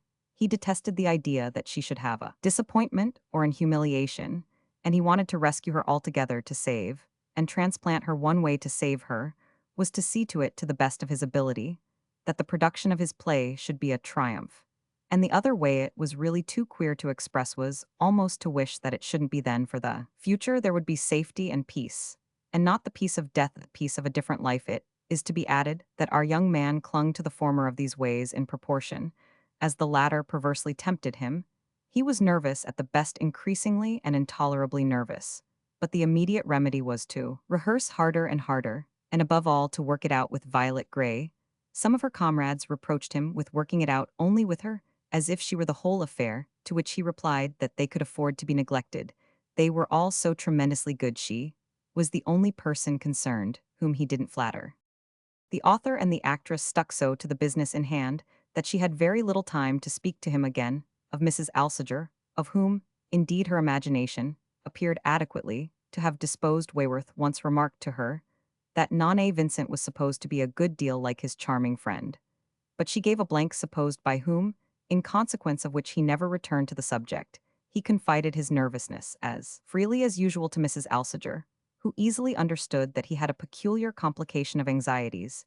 His suspense varied in degree from hour to hour, but any relief there might have been in this was made up for by its being of several different kinds one afternoon, as the first performance drew near Mrs. Alsager, said to him, in giving him his cup of tea, and on his having mentioned that he had not closed his eyes the night before. You must indeed be in a dreadful state. Anxiety, for another, is still worse than anxiety for oneself. For another, Wayworth repeated, looking at her over the rim of his cup. My poor friend, you're nervous about Nonne Vincent, but you're infinitely more nervous about Violet Grey. She is Nonne Vincent. No, she isn't not, a bit, said Mrs. Alsager abruptly. Do you really think so? Wayworth cried, spilling his tea in his alarm. What I think doesn't signify, I mean, what I think about that, what I meant to say, was that great as is your suspense about your play, your suspense about your actress is greater still. I can only repeat that my actress is my play. Mrs. Alsager looked thoughtfully into the teapot. Your actress is your... My, what the young man asked with a little tremor in his voice, as his hostess paused. Your very dear friend Ure in love with her at present, and with a sharp click, Mrs. Alsager dropped the lid on the fragrant receptacle. Not yet, laughed her visitor. You will be if she pulls you through. You declare that she won't pull me through. Mrs. Alsager was silent a moment, after which she softly murmured, "Ill pray for her." Ure, the most generous of women, Wayworth cried, then colored, as if the words had not been happy, they would have done indeed little honor to a man of tact. The next morning he received 5 hurried lines from Mrs. Alsager. She had suddenly been called to Torquay to see a relation, who was seriously ill. She should be detained there several days. But she had an earnest hope of being able to return in time for his first night in any event. He had her unrestricted good wishes. He missed her extremely, for these last days were a great strain, and there was little comfort to be derived from Violet Grey. She was even more nervous than himself, and so pale and altered that he was afraid she would be too ill to act. It was settled between them that they made each other worse, and that he had now much better leave her alone. They had pulled Nonne so to pieces that nothing seemed left of Hirsch, must at least have time to grow together again. He left Violet Grey alone to the best of his ability, but she carried out imperfectly her own side of the bargain. She came to him with new questions, waited for him with old doubts, and half an hour before the last dress rehearsal on the eve of production, she proposed to him a totally fresh rendering of his heroine. This incident gave him such a sense of insecurity that he turned his back on her without a word, bolted out of the theater, dashed along the Strand, and walked as far as the Bank. Then he jumped into a hansom and came westward. And when he reached the theater again, the business was nearly over. It appeared, almost to his disappointment, not bad enough to give him the consolation of the old playhouse adage that the worst dress rehearsals make the best first nights. The morrow, which was a Wednesday, was the dreadful day. The theater had been closed on the Monday. And the Tuesday, every one on the Wednesday did his best to let every one else alone. And every one signally failed in the attempt the day, till 7 o'clock was understood to be consecrated to rest. But every one except Violet Grey turned up at the theater. Wayworth looked at Mr. Loder, and Mr. Loder looked in another direction, which was as near as they came to conversation. Wayworth was in a fidget, unable to eat or sleep or sit still, at times almost in terror. He kept quiet by keeping as usual in motion. He tried to walk away from his nervousness. He walked in the afternoon toward Notting Hill, but he succeeded in not breaking the vow he had taken not to meddle with his actress. She was like an acrobat, poised on a slippery bough. If he should touch her, she would topple over. He passed her door 3 times, and he thought of her 300. This was the hour at which he most regretted that Mrs. Alsager had not come back, for he had called at her house only to learn that she was still at Torquay. This was probably queer, and it was probably queerer still that she hadn't written to him. But even of these things he wasn't sure, for in losing, as he had now completely lost his judgment of his play, he seemed to himself to have lost his judgment of everything. When he went home, however, he found a telegram from the lady of Grosvenor Place shall be able to come reach town by 7 at 8:30 through a little aperture in the curtain of the Renaissance. He saw her in her box with a cluster of friends, completely beautiful and beneficent. The house was magnificent, too good for his play. He felt too good for any play. Everything now seemed too good: the scenery, the furniture, the dresses, the very programs. He seized upon the idea that this was probably what was the matter with the representative of Non-Ash. Was only too good. He had completely arranged with this young lady the plan of their relations during the evening. and though they had altered everything else that they had arranged. They had promised each other not to alter this. It was wonderful the number of things they had promised each other. He would start her. He would see her often. He would quit the theater and stay away, till just before the end. She besought him to stay away. It would make her infinitely easier. He saw that she was exquisitely dressed. Had made one or two changes for the better since the night before, and that seemed something definite to turn over and over in his mind as he rumbled foggily home in the four-wheeler, in which a few steps from the stage door. He had taken refuge as soon as he knew that the curtain was up. He lived a couple of miles off, and he had chosen a four-wheeler to drag out the time. When he got home, his fire was out, his room was cold, and he lay down on his sofa in his overcoat. He had sent his landlady to the dress circle on purpose. She would overflow with words and mistakes. The house seemed a black void, just as the streets had done. Everyone was formidably at his play. He was quieter at last than he had been for a fortnight, and he felt too weak even to wonder how the thing was going. He believed afterwards that he had slept an hour, but even if he had, he felt it to be still too early to return to the theater. He sat down by his lamp and tried to read a little compendious life of a great English statesman out of a series. It struck him as brilliantly clever, and he asked himself whether that perhaps were not rather the sort of thing he ought to have taken up, not the statesmanship, but the art of brief biographies. Suddenly, he became aware that he must hurry if he was to reach the theater at Allet. Was a quarter to 11 o'clock. He scrambled out, and this time found a hansom. Had lately spent enough money in cabs to add to his hope that the profits of his new profession would be great. His anxiety, his suspense flamed up again, and as he rattled eastward, went fast, no, was almost sick with alternations as he passed into the theater. The first hansom underling who met him cried to him breathlessly, "You're wanted, sir, you're wanted." He thought his tone very ominous, devoured the man's eyes with his own for a betrayal. Did he mean that he was wanted for execution? Someone else pressed him, almost pushed him forward. He was already on the stage.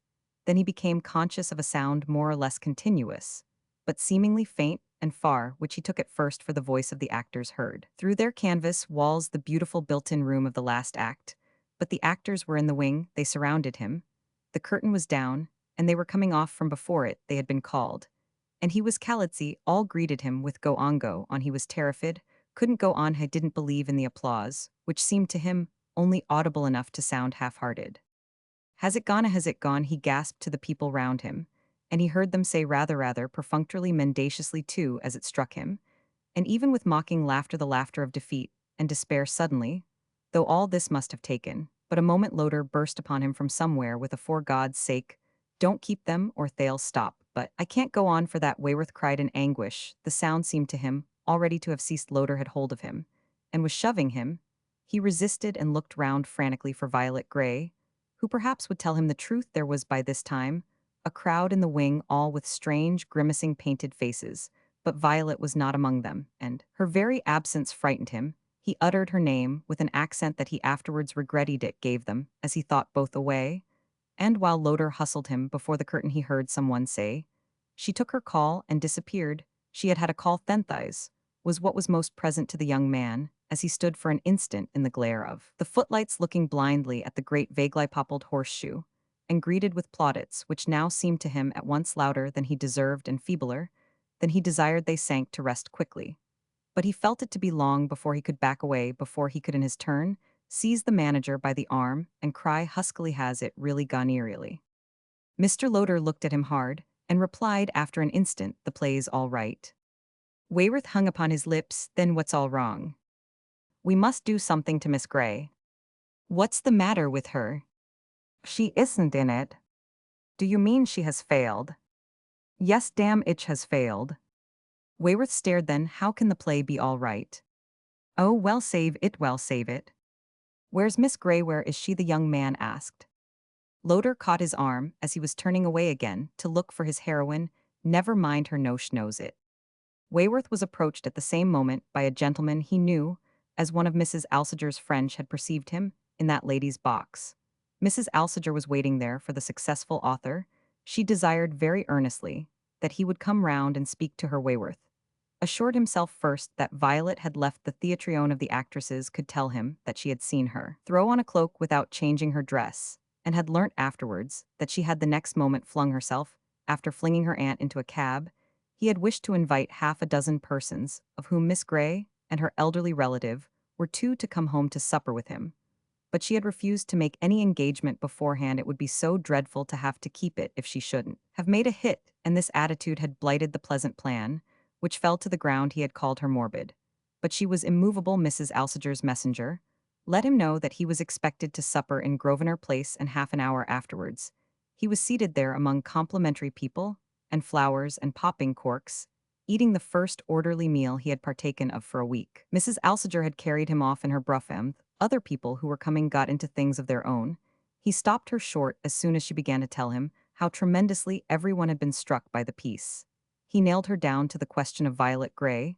Had she spoilt the play? Had she jeopardized or compromised it? Had she been utterly bad? Had she been good in any degree? Certainly, the performance would have seemed better if she had been better, Mrs. Alsager confessed. And the play would have seemed better if the performance had been better, Wayworth said gloomily, from the corner of the brougham. She does what she can, and she has talent, and she looked lovely. But she doesn't see Nane Vincent, she doesn't see the type, she doesn't see the individual, she doesn't see the woman you meant. She's out of it, she gives you a different person. Oh, the woman I meant, the young man exclaimed, looking at the London lamps as he rolled by them. I wish to God she had known you, he added as the carriage stopped after they had passed into the house. He said to his companion, You see, she won't pull me through. Forgive Herb, kind to her, Mrs. Alsager pleaded. I shall only thank her, the play may go to the dogs. If it does, Mrs. Alsager began with her pure eyes on him. Well, what if it does? She couldn't tell him, for the rest of her guests came in together. She only had time to say it shan't go to the dogs. He came away before the others, restless with the desire to go to Notting Hill, even that night late, as it was haunted with the sense that Violet Grey had measured her fall.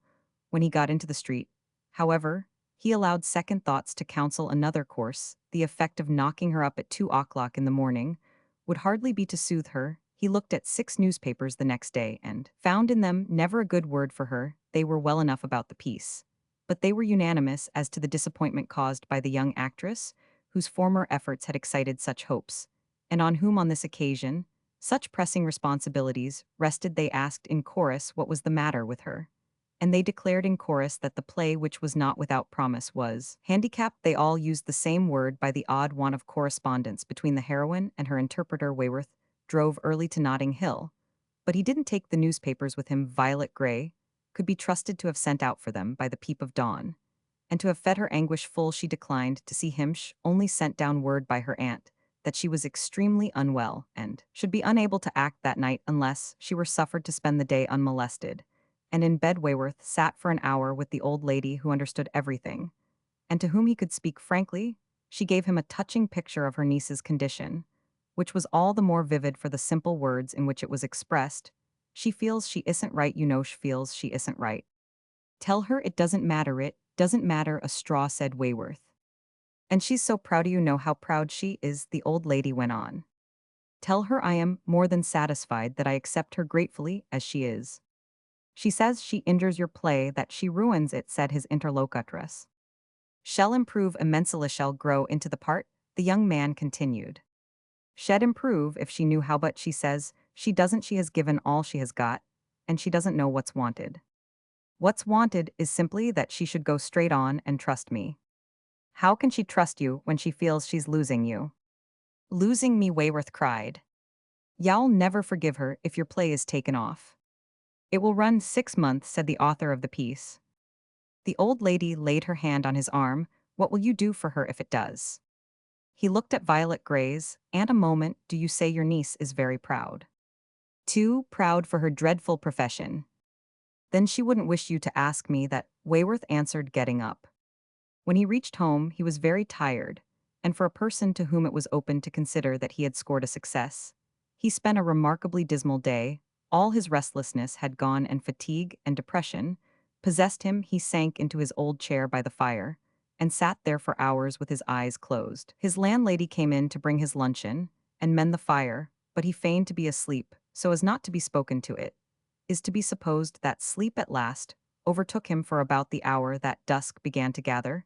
He had an extraordinary impression, a visit that it would seem could have belonged to no waking consciousness. Nane Vincent in face and form, the living heroine of his play, rose before him in his little silent room, sat down with him at his dingy fireside. She was not Violet Grey. She was not Mrs. Alsager. She was not any woman he had seen upon earth, nor was it any masquerade of friendship or of penitence, yet she was more familiar to him than the women he had known best, and she was ineffably beautiful and consoling. She filled the poor room with her presence, the effect of which was as soothing as some odor of incense. She was as quiet as an affectionate sister. And there was no surprise in her being there nothing more real had ever befallen him and nothing somehow more reassuring. He felt her hand rest upon his own, and all his senses seemed to open to her message. She struck him in the strangest way both as his creation and as his inspirer, and she gave him the happiest consciousness of success, if she was so charming in the red firelight in her vague clear-colored garments, it was because he had made her so, and yet if the weight seemed lifted from his spirit, it was because she drew it away when she bent her deep eyes upon him. They seemed to speak of safety and freedom, and to make a green garden of the future from time to time. She smiled and said, I live. How long she stayed he couldn't have told. But when his landlady blundered in with the lamp, Nane Vincent was no longer there. He rubbed his eyes, but no dream had ever been so intense. And as he slowly got out of his chair, it was with a deep still joy, the joy of the artist, the thought of how right he had been, how exactly like herself he had made her. She had come to show him that, at the end of 5 minutes, however, he felt sufficiently mystified to call his landlady back, wanted to ask her a question. When the good woman reappeared, the question hung fire, an instant, then it shaped itself as the inquiry. Has any lady been here? No, sir, no lady at all. The woman seemed slightly scandalized, not Miss Vincent. Miss Vincent, sir. The young lady of my play, don't you know? Oh, sir, you mean Miss Violet Grey. No, I don't at all. I mean Mrs. Alsager. There has been no Mrs. Alsager, sir. Nor anybody at all like her. The woman looked at him as if she wondered what had suddenly taken him. Then she asked in an injured tone, Why shouldn't I have told you if you'd add callers, sir? I thought you might have thought I was asleep. Indeed you were, sir, when I came in with the lamp end. Well, you'd earned it, Mr. Wayworth. The landlady came back an hour later to bring him a telegram. It was just as he had begun to dress to dine at his club and go down to the theater. See me tonight in front, and don't come near me till it's over. It was in these words that Violet communicated her wishes for the evening. He obeyed them to the letter. He watched her from the depths of a box. He was in no position to say how she might have struck him the night before, but what he saw during these charmed hours filled him with admiration and gratitude. She was in it this time. She had pulled herself together. She had taken possession. She was felicitous at every turn, fresh from his revelation of Nane. He was in a position to judge, and as he judged, he exulted. He was thrilled and carried away, and he was moreover intensely curious to know what had happened to her, by what unfathomable art she had managed in a few hours to effect such a change of base. It was as if she had had a revelation of Nane, so convincing a clearness had been breathed upon the picture. He kept himself quiet in the entr'acte, would speak to her only at the end. But before the play was half over, the manager burst into his box. It's prodigious what she's up to, cried Mr. Loder, almost more bewildered than gratified. She has gone in for a new reading, a blessed somersault in the air. Is it quite different? Wayworth asked, sharing his mystification. Different, Hyperion, to a satyr. It's devilish good, my boy. It's devilish good, said Wayworth, and it's in a different key altogether from the key of her rehearsal. It'll run you 6 months, the manager declared, and he rushed round again to the actress, leaving Wayworth with a sense that she had already pulled him through. She had with the audience an immense personal success. When he went behind at the end, he had to wait for her. She only showed herself when she was ready to leave the theater. Her aunt had been in her dressing room with her, and the two ladies appeared together. The girl passed him quickly, motioning him to say nothing till they should have got out of the place. He saw that she was immensely excited, lifted altogether above her common artistic level. The old lady said to him, You must come home to supper with us. It has been all arranged. They had a brougham with a little third seat, and he got into it with them. It was a long time before the actress would speak. She leaned back in her corner, giving no sign, but still heaving a little like a subsiding sea. And with all her triumph in the eyes that shone through the darkness, the old lady was hushed to awe, or at least to discretion. And Wayworth was happy enough to wait. He had really to wait till they had alighted at Notting Hill, where the elder of his companions went to see that supper had been attended to. I was better, said Violet Grey, throwing off her cloak in the little drawing room. You were perfection. Y'all be like that every night, want you? She smiled at him. Every night there can scarcely be a miracle every day. What do you mean by a miracle? I've had a revelation. Wayward stared at what hour? The right hour this afternoon, just in time to save mean to save you. At 5 o'clock, do you mean you had a visit? She came to Mesh stayed 2 hours. 2 hours non-a Vincent. Mrs. Alsager Violet Gray smiled more deeply. It's the same thing. And how did Mrs. Alsager save you? By letting me look at her, by letting me hear her speak, by letting me know her. And what did she say to you? Kind things, encouraging, intelligent things. Ah, the dear woman, Wayworth cried. You ought to like Hirsch likes you. She was just what I wanted, the actress added. Do you mean she talked to you about Nane? She said you thought she was like her. She is just exquisite. She's exquisite, Wayworth repeated. Do you mean she tried to coach you? Onosh only said she would be so glad if it would help me to see her, and I felt it did help me. I don't know what took place. Ish only sat there. And she held my hand and smiled at me. And she had tact and grace, and she had goodness and beauty. And she soothed my nerves, and lighted up my imagination. Somehow she seemed to give it all to me. I took it, I kept her before me. I drank her in for the first time in the whole study of the part. I had my model, I could make my copy. All my courage came back to me. And other things came that I hadn't felt before. She was different, was delightful. As I've said, she was a revelation. She kissed me when she went away, and you may guess if I kissed her we were awfully affectionate. But it's you she likes, said Violet Gray. Wayworth had never been more interested in his life, and he had rarely been more mystified. Did she wear vague, clear-colored garments, he asked after a moment. Violet Gray stared, laughed, then bade him go into supper. You know how she dresses.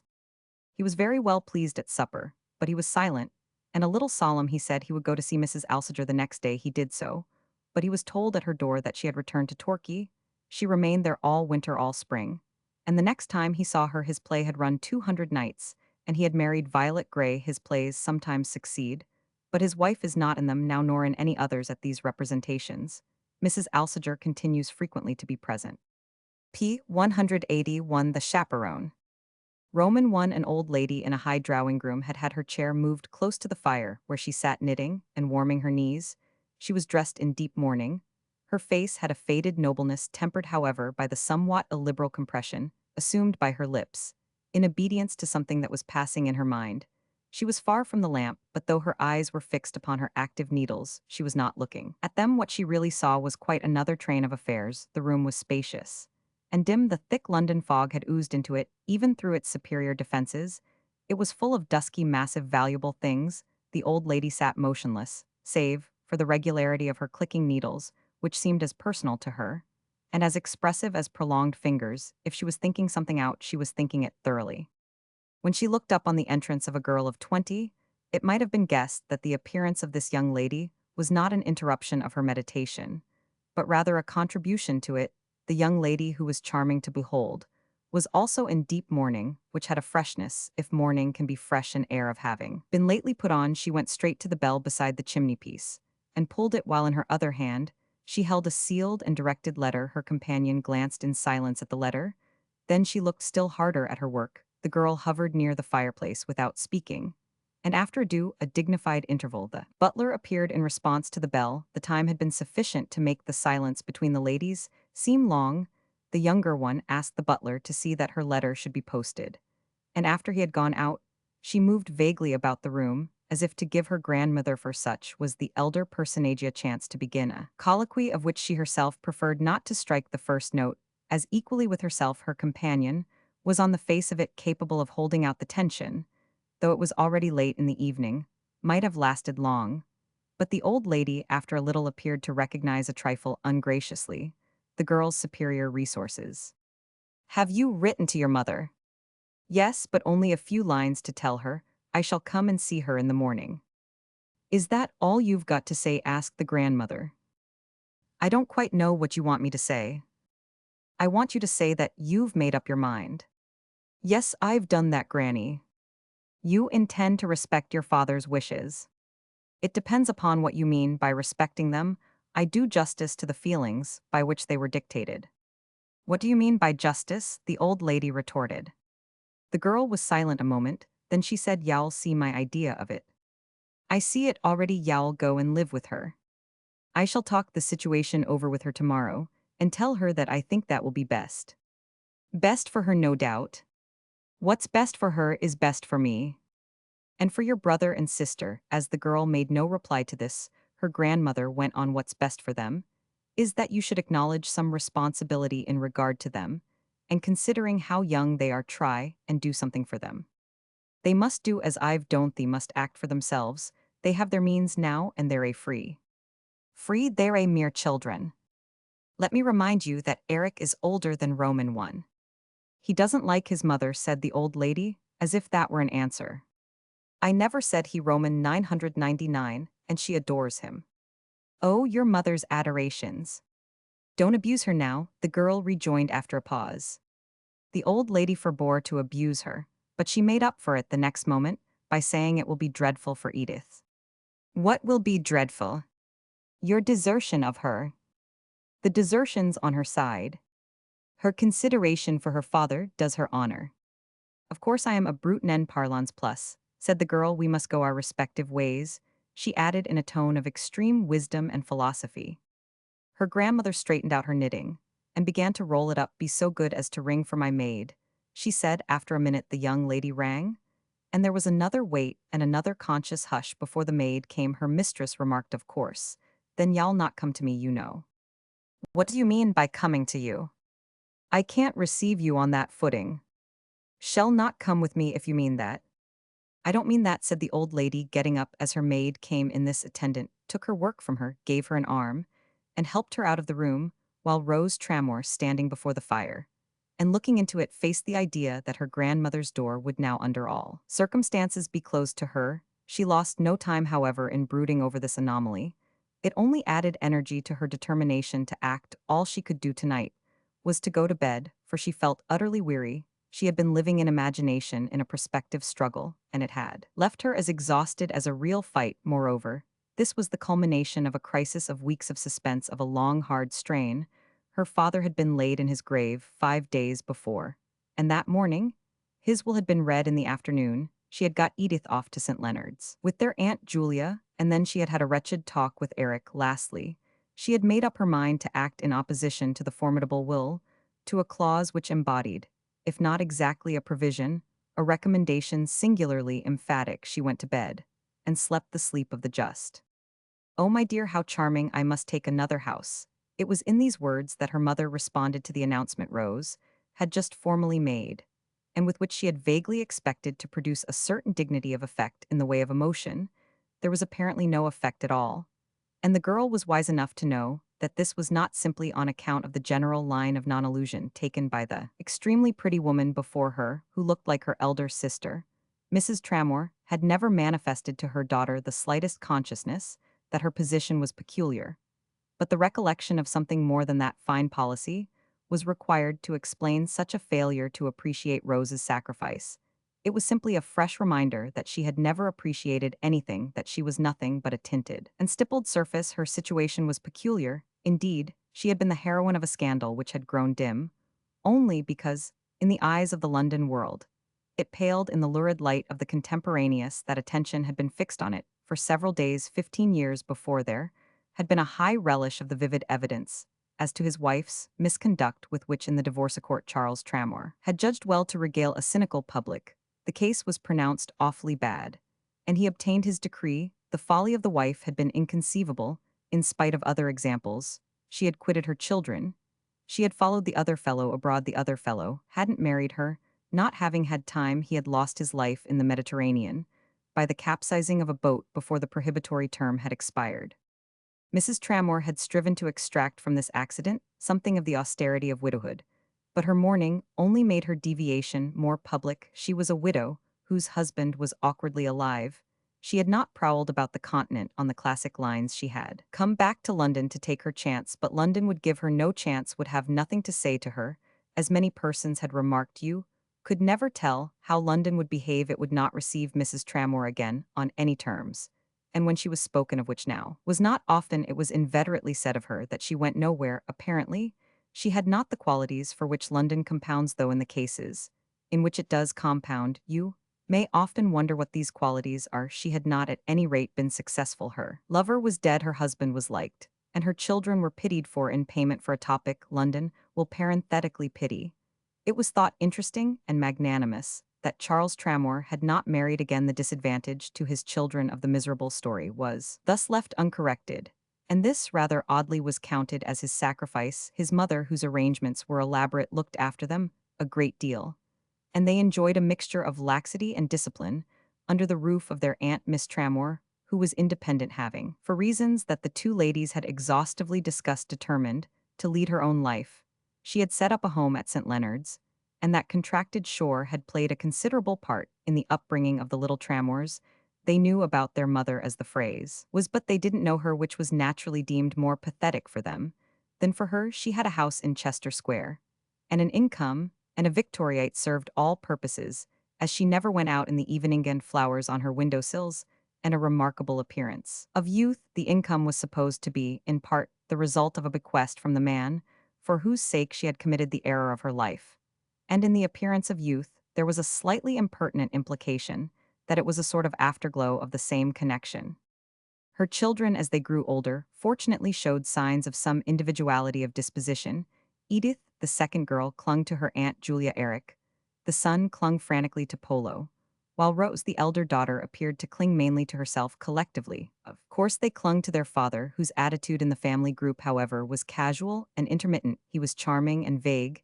He was like a clever actor, who often didn't come to rehearsal. Fortune, which, but for that one stroke had been generous to him, had provided him with deputies and trouble-takers, as well as with whimsical opinions, and a reputation for excellent taste and whist at his club, and perpetual cigars on Morocco sofas, and a beautiful absence of purpose. Nature had thrown in a remarkably fine hand, which he sometimes passed over his children's heads when they were glossy from the nursery brush on Rose's 18th birthday.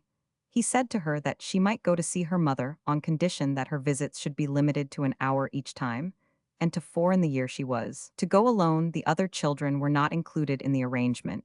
This was the result of a visit that he himself had paid his repudiated wife at her urgent request, their only encounter during the 15 years.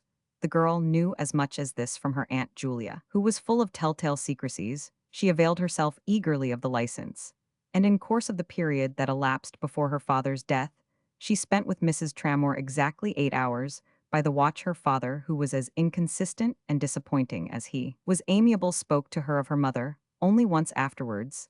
This occasion had been the sequel of her first visit, and he had made no use of it to ask what she thought of the personality in Chester Square, or how she liked it. He had only said, "Did she take you out?" And when Rose answered yes, she put me straight into a carriage and drove me up and down Bond Street, had rejoined sharply, "See that never occurs again." It never did, but once was enough, everyone they knew having happened to be in Bond Street at that particular hour.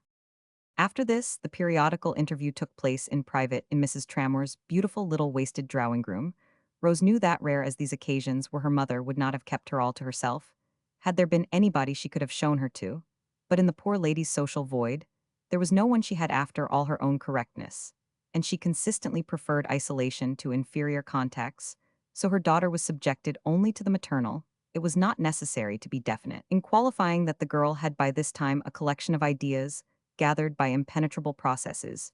She had tasted in the ostracism of her ambiguous parent of the acrid fruit of the tree of knowledge. She not only had an approximate vision of what everyone had done, but she had a private judgment for each case. She had a particular vision of her father, which did not interfere with his being dear to her, but which was directly concerned in her resolution after his death to do the special thing he had expressed the wish she should not do. In the general estimate, her grandmother and her grandmother's money had their place, and the strong probability that any enjoyment of the latter commodity would now be withheld from her. It included Edith's marked inclination to receive the law, and doubtless eventually a more substantial memento from Miss Tramore, and opened the question whether her own course might not contribute to make her sisters appear heartless. The answer to this question, however, would depend on the success that might attend her own, which would very possibly be small. Eric's attitude was eminently simple. He didn't care to know people who didn't know his people. If his mother should ever get back into society, perhaps he would take her up. Rose Tramore had decided to do what she could to bring this consummation about, and strangely enough, so mixed were her superstitions and her heresies, a large part of her motive lay in the value she attached to such a consecration. Of her mother intrinsically, she thought very little now, and if her eyes were fixed on a special achievement, It was much more for the sake of that achievement, and to satisfy a latent energy that was in her, than because her heart was wrung by this sufferer. Her heart had not been wrung at all, though she had quite held it out for the experience. Her purpose was a pious game, but it was still, essentially, a game among the ideas I have mentioned. She had her idea of triumph. She had caught the inevitable note, the pitch, on her very first visit to Chester Square.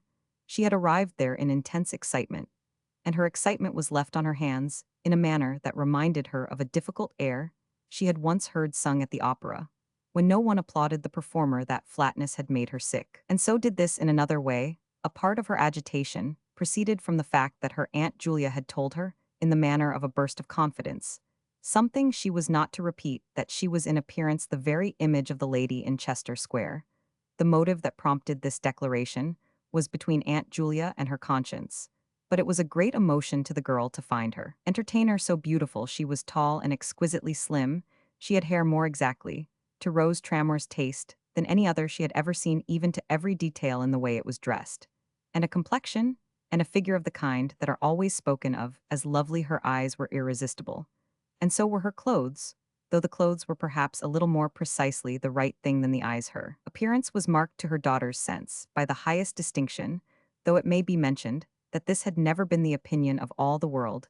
It was a revelation to Rose that she herself might look a little like, that she knew, however, that Aunt Julia had not seen her deposed sister-in-law for a long time, and she had a general impression that Mrs. Tramore was today a more complete production. For instance, as regarded her air of youth than she had ever been. There was no excitement on her side that was all her visitors. There was no emotion that was excluded by the plan, to say nothing of conditions more primal. Rose had from the first a glimpse of her mother's plan. It was to mention nothing, and imply nothing, neither to acknowledge, to explain, nor to extenuate. She would leave everything to her child. With her child she was secure. She only wanted to get back into society. She would leave even that to her child, whom she treated not as a high-strung and heroic daughter, a creature of exaltation, of devotion, but as a new, charming, clever, useful friend, a little younger than herself. Already on that first day she had talked about dressmakers. Of course, poor thing, it was to be remembered that in her circumstances there were not many things she could talk about. She wants to go out again.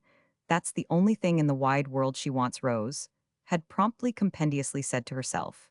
There had been a sequel to this observation, uttered in intense engrossment in her own room, half an hour before she had on the important evening made known her decision to her grandmother.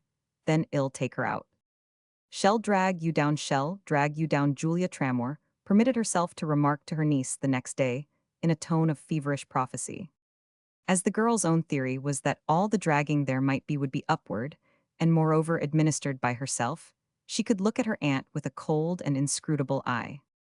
Very well then, I shall be out of your sight from the pinnacle you occupy, and I shan't trouble you. Do you reproach me for my disinterested exertions, for the way I've twalled over you, the way I've lived for you? Miss Tramore demanded.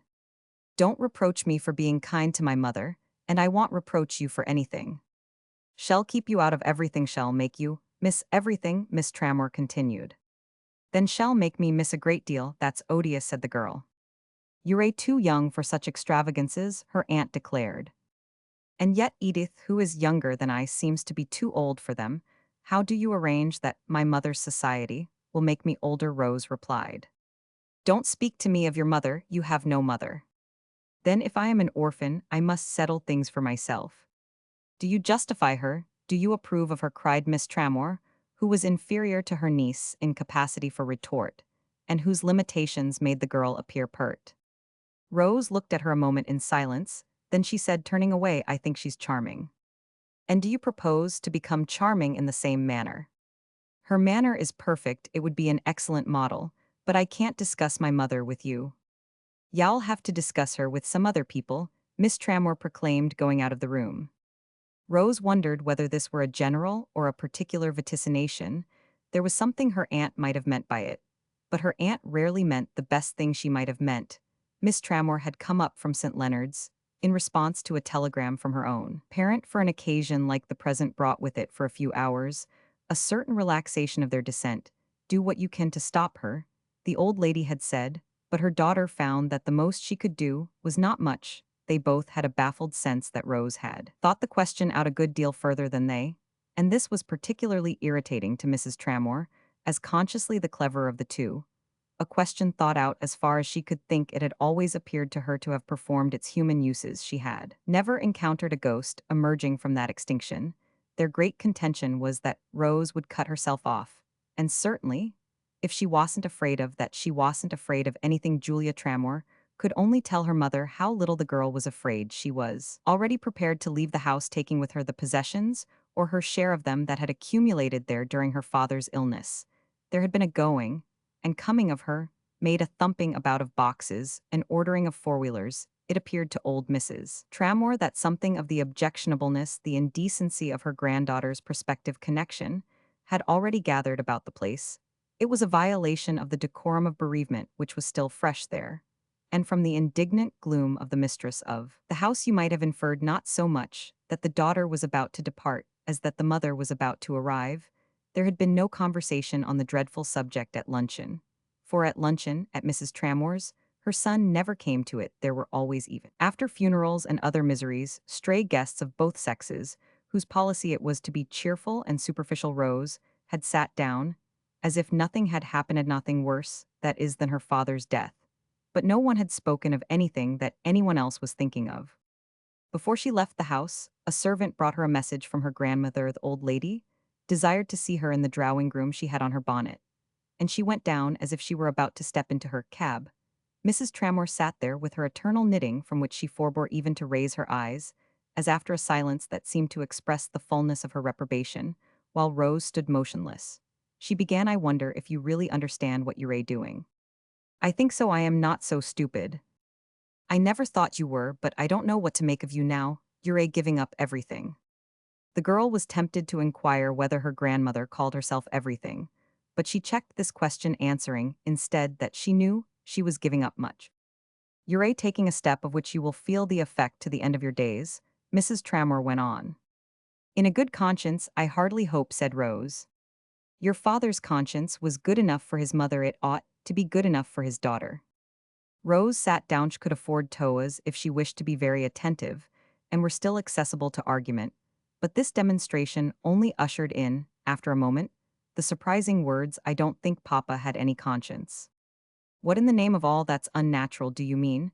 Mrs. Tramore cried over her glasses. "The dearest and best creature that ever lived. He was kind, he had charming impulses, he was delightful, but he never reflected."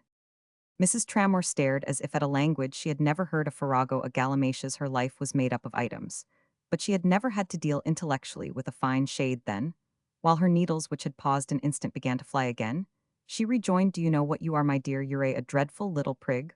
Where do you pick up such talk?" "Of course I don't mean to judge between them," Rose pursued. "I can only judge between my mother and myself. Papa couldn't judge for me." And with this she got up. "One would think you were horrid. I never thought so before." "Thank you for that." "You're embarking on a struggle with society," continued Mrs. Tramore. "Indulging in an unusual flight of oratory. Society will put you in your place." "Hast it too many other things to do?" asked the girl. This question had an ingenuity which led her grandmother to meet it with a merely provisional and somewhat sketchy answer. "Your ignorance would be melancholy if your behavior were not so insane." "Oh no, I know perfectly what shall do," Rose replied, almost gaily. "Shall drag me down." "She won't even do that," the old lady declared contradictiously. "Shall keep you forever in the same dull hole." "I shall come and see you, Granny, when I want something more lively." "You may come if you like, but you'll come no further than the door. If you leave this house now, you don't enter it again." Rose hesitated a moment. "Do you really mean that?" "You may judge whether I choose such a time to joke." "Goodbye then," said the girl. "Goodbye." Rose quitted the room successfully enough, but on the other side of the door, on the landing, she sank into a chair and buried her face in her hands. She had burst into tears, and she sobbed there for a moment, trying hard to recover herself so as to go downstairs without showing any traces of emotion. Passing before the servants, and again perhaps before Aunt Julia, Mrs. Tramore was too old to cry. She could only drop her knitting, and for a long time sit with her head bowed and her eyes closed. Rose had reckoned justly with her Aunt Julia. There were no footmen, but this vigilant virgin was posted at the foot of the stairs. She offered no challenge, however. She only said, "There's someone in the parlor who wants to see you." The girl demanded a name, but Miss Tramore only mouthed inaudibly and winked and waved Rose instantly reflected that there was only one man in the world her aunt would look such deep things about Captain J. Her own eyes asked. While Miss Tramor's were those of a conspirator, they were for a moment the only embarrassed eyes Rose had encountered that day. They contributed to make Aunt Julia's further response evasive, after her niece inquired if she had communicated in advance with this visitor. Miss Tramor merely said that he had been upstairs with her mother hadn't, she mentioned it and had been waiting for her. She thought herself acute in not putting the question of the girls seeing him before her as a favor to him or to herself. She presented it as a duty, and wound up with the proposition it's not fair to him, it's not kind not to let him speak to you before you go. What does he want to say? Rose demanded. Go in and find out. She really knew, for she had found out before. But after standing uncertain, an instant she went in the parlor was the name that had always been borne by a spacious sitting room downstairs, an apartment occupied by her father during his frequent phases of residence in Hill Street, episodes increasingly frequent after his house in the country, had in consequence, as Rose perfectly knew of his spending too much money, been disposed of, at a sacrifice which he always characterized as horrid. He had been left with the place in Hertfordshire, and his mother with the London house, on the general understanding that they would change about. But during the last years, the community had grown more rigid, mainly at his mother's expense. The parlor was full of his memory, and his habits, and his thingshe's books and pictures and bibelots. Objects that belonged now to Eric. Rose had sat in it for hours.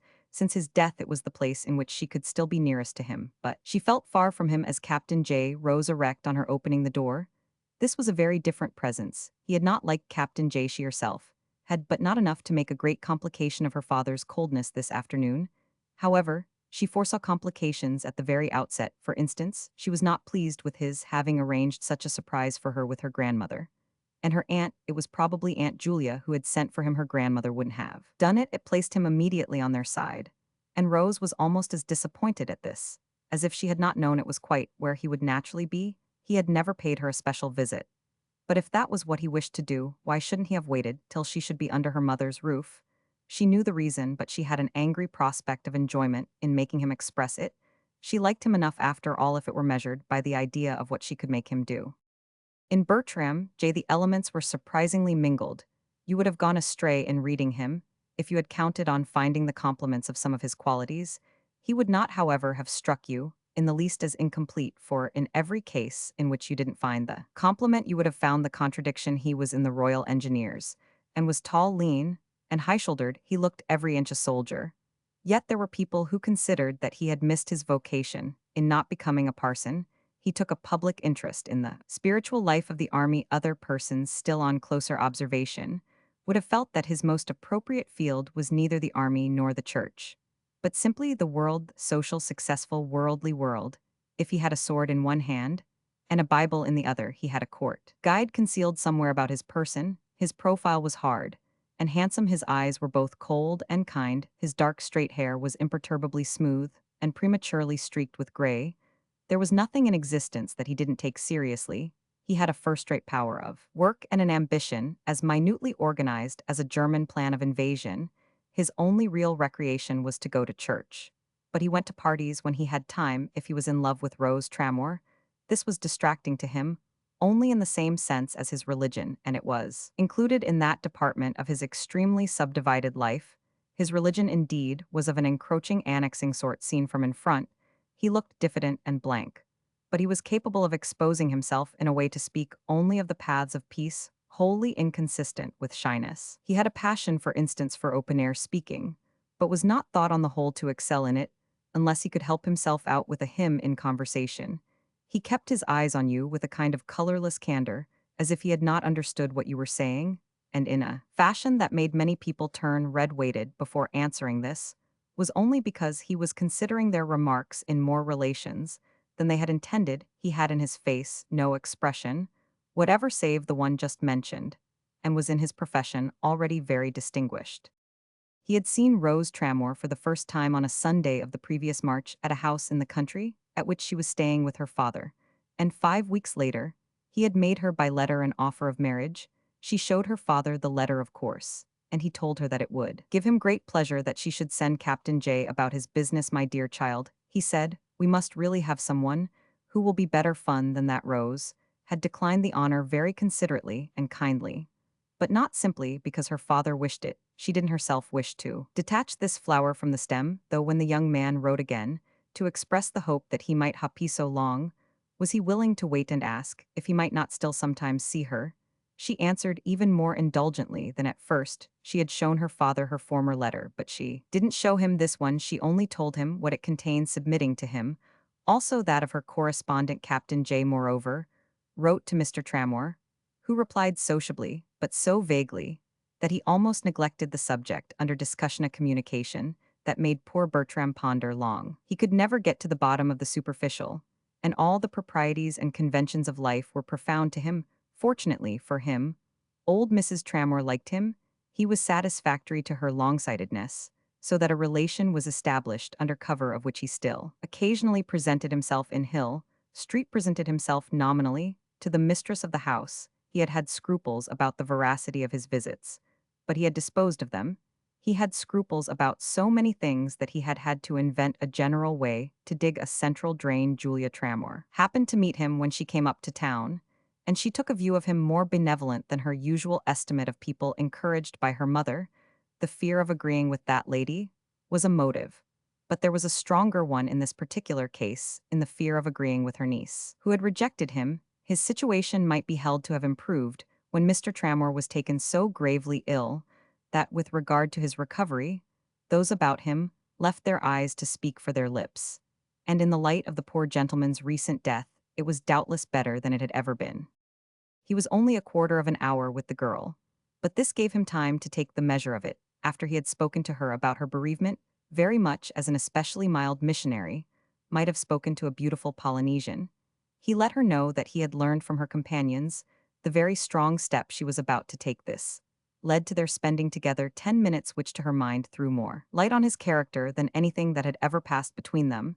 She had always felt with him as if she were standing on an edge looking down into something decidedly deep. Today, the impression of the perpendicular shaft was there, but it was rather an abyss of confusion and disorder than the large, bright space in which she had figured everything as ranged and pigeonholed, presenting the appearance of the labeled shelves and drawers at a chemist's. He discussed without an invitation to discuss, he appealed without a right to appeal. He was nothing but a suitor tolerated after dismissal, but he took strangely for granted a participation in her affairs. He assumed all sorts of things that made her draw back.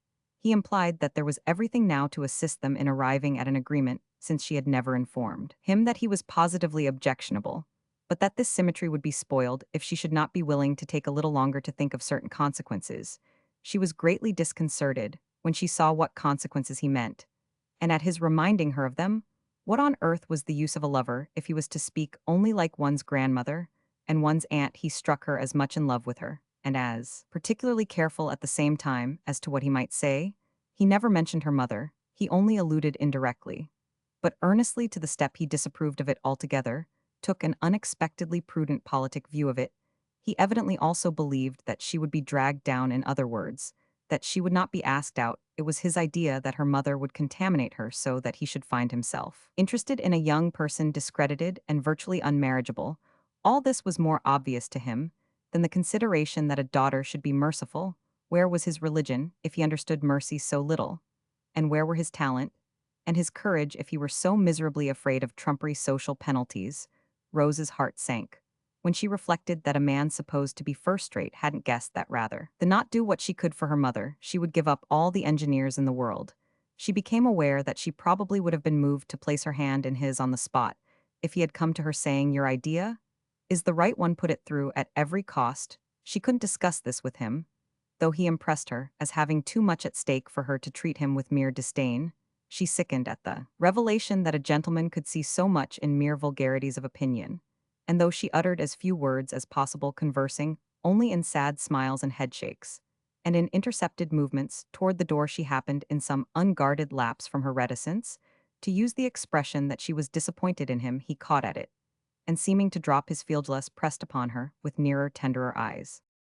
"Can I be so happy as to believe, then, that you had thought of me with some confidence, with some faith? If you didn't suppose so, what is the sense of this visit?" Rose asked. "One can be faithful without reciprocity," said the young man. "I regard you in a light which makes me want to protect you, even if I have nothing to gain by it." Yet you speak as if you thought you might keep me for yourself.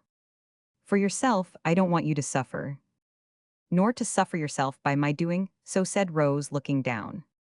Ah, if you would only marry me next month, he broke out inconsequently. And give up going to Mama. Rose waited to see if he would say, "What need that matter, can't your mother come to us?" But he said nothing of the sort, he only answered. She surely would be sorry to interfere with the exercise of any other affection, which I might have the bliss of believing that you are now free, in however small a degree, to entertain. Rose knew that her mother wouldn't be sorry at all, but she contented herself with rejoining her hand on the door. "Goodbye. I shan't suffer, I am not afraid. You don't know how terrible, how cruel the world can be." "Yes, I do know, I know everything." The declaration sprang from her lips in a tone which made him look at her, as he had never looked before, as if he saw something new in her face, as if he had never yet known her. He hadn't displeased her so much, but that she would like to give him that impression. And since she felt that she was doing so, she lingered an instant for the purpose. It enabled her to see further that he turned red, then to become aware that a carriage had stopped at the door. Captain Jay's eyes, from where he stood, fell upon this arrival, and the nature of their glance made Rose step forward to look. Her mother sat there, brilliant, conspicuous in the eternal Victoria, and the footman was already sounding the knocker. It had been no part of the arrangement that she should come to fetch her. It had been out of the question, a stroke in such bad taste as would have put Rose in the wrong. The girl had never dreamed of it, but somehow, suddenly, perversely, she was glad of it now. She even hoped that her grandmother and her aunt were looking out upstairs. "My mother has come for me, goodbye," she repeated, but this time her visitor had got between her and the door. "Listen to me before you go, I will give you a life's devotion." The young man pleaded. He really barred the way. She wondered whether her grandmother had told him that if her flight were not prevented, she would forfeit money. Then vividly, it came over her that this would be what he was occupied with. "I shall never think of you, let me go," she cried with passion. Captain Jay opened the door, but Rose didn't see his face, and in a moment she was out of the house. Aunt Julia, who was sure to have been hovering, had taken flight before the profanity of the knock. "Heavens, dear, where did you get your morning?" the lady in the Victoria asked of her daughter, as they drove away. Roman 2 Lady Maresfield had given her boy a push in his plump back, and had said to him, "Go and speak to her now." It's your chance. She had for a long time wanted this scion to make himself audible to Rose Tramore. But the opportunity was not easy to come, by the case was complicated. Lady Maresfield had 4 daughters, of whom only one was married. It so happened, moreover, that this one, Mrs. von Vesey, the only person in the world her mother was afraid of, was the most to be reckoned with. The Honorable Guy was in appearance all his mother's child. Though he was really a simpler soul, he was large and pink, large. That is, as to everything but the eyes, which were diminishing points, and pink as to everything but the hair, which was comparable faintly to the hue of the richer rose. He had also, it must be conceded, very small, neat teeth, which made his smile look like a young lady's. He had no wish to resemble any such person, but he was perpetually smiling, and he smiled more than ever as he approached Rose Tramore, who, looking altogether to his mind, as a pretty girl should, and wearing a soft white opera cloak over a softer black dress, leaned alone against the wall of the vestibule at Covent Garden, while a few paces off an old gentleman engaged her mother in conversation. Madame Patty had been singing, and they were all waiting for their carriages. To their ears at present came a vociferation of names, and a rattle of wheels. The air, through banging doors, entered in damp warm gusts, heavy with the stale, slightly sweet taste of the London season, when the London season is overripe and spoiling. Guy Mangler had only 3 minutes to re-establish an interrupted acquaintance with our young lady. He reminded her that he had danced with her the year before, and he mentioned that he knew her brother. His mother had lately been to see old Mrs. Tramore, but this he did not mention, not being aware of it. That visit had produced on Lady Maresfield's part a private crisis, engendered ideas. One of them was that the grandmother in Hill Street had really forgiven the wilful girl, much more than she admitted. Another was that there would still be some money for Rose when the others should come into theirs. Still another was that the others would come into theirs at no distant date. The old lady was so visibly going to pieces. There were several more besides. As for instance, that Rose had already 1,500 a year from her father. The figure had been betrayed in Hill Street. It was part of the proof of Mrs. Tramore's decrepitude.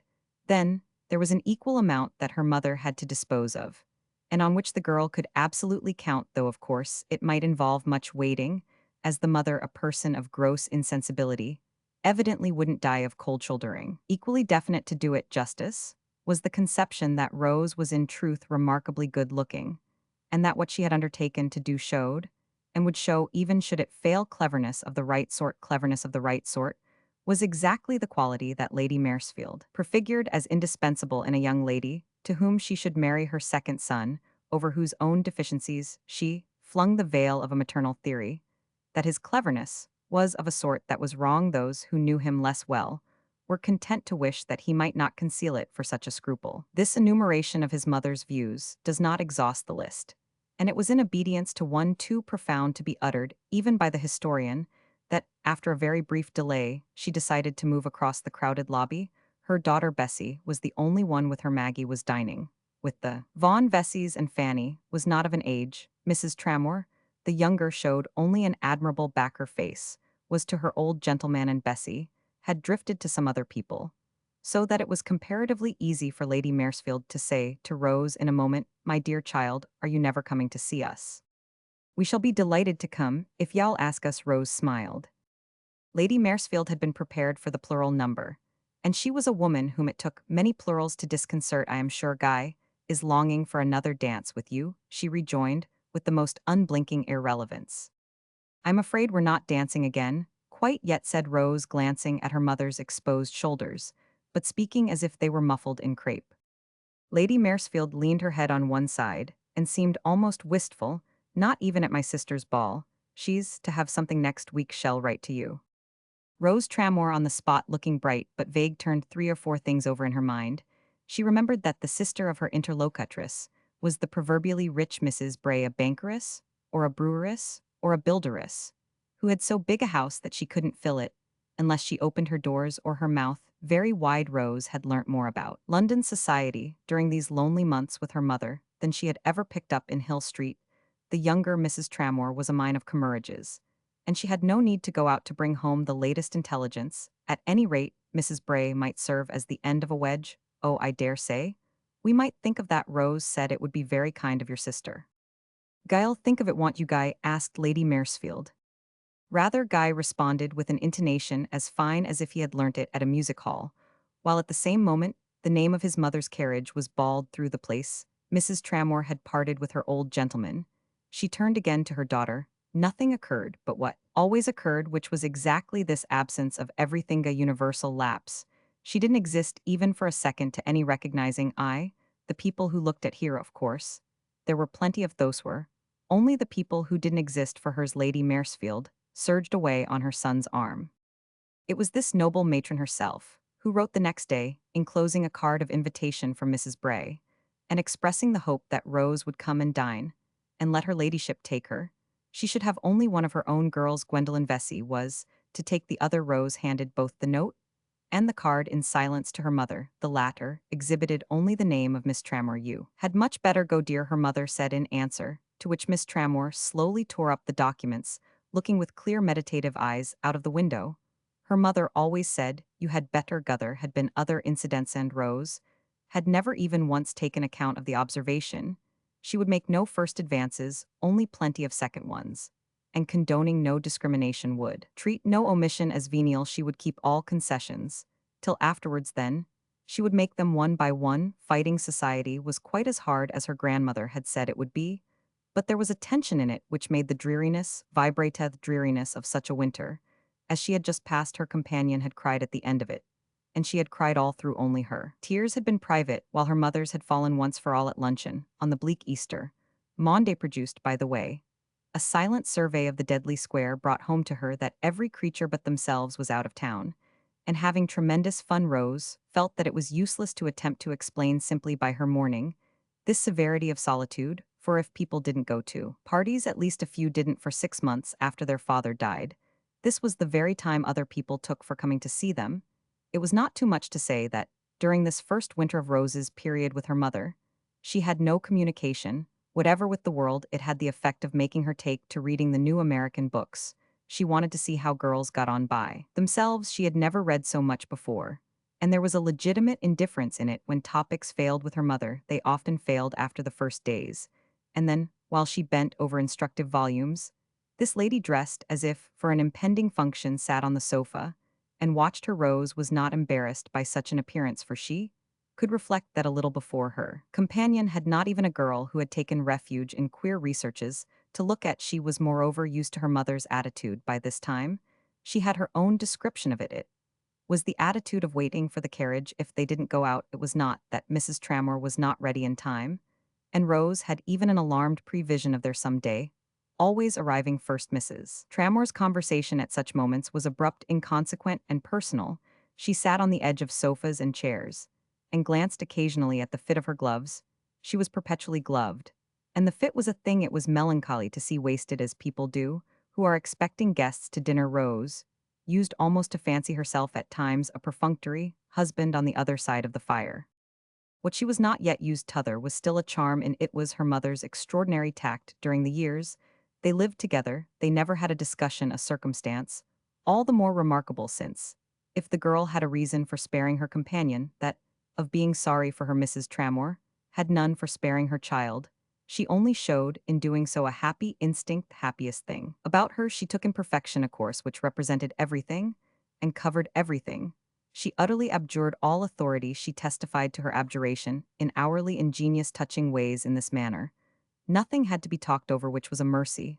All round the tears on Easter Monday were merely a nervous gust to help show she was not a Christmas doll from the Burlington arcade. And there was no lifting up of the repentant Magdalene, no uttered remorse for the former abandonment of children of the way she could treat her children. Her demeanor to this one was an example. It was an uninterrupted appeal to her eldest daughter for direction.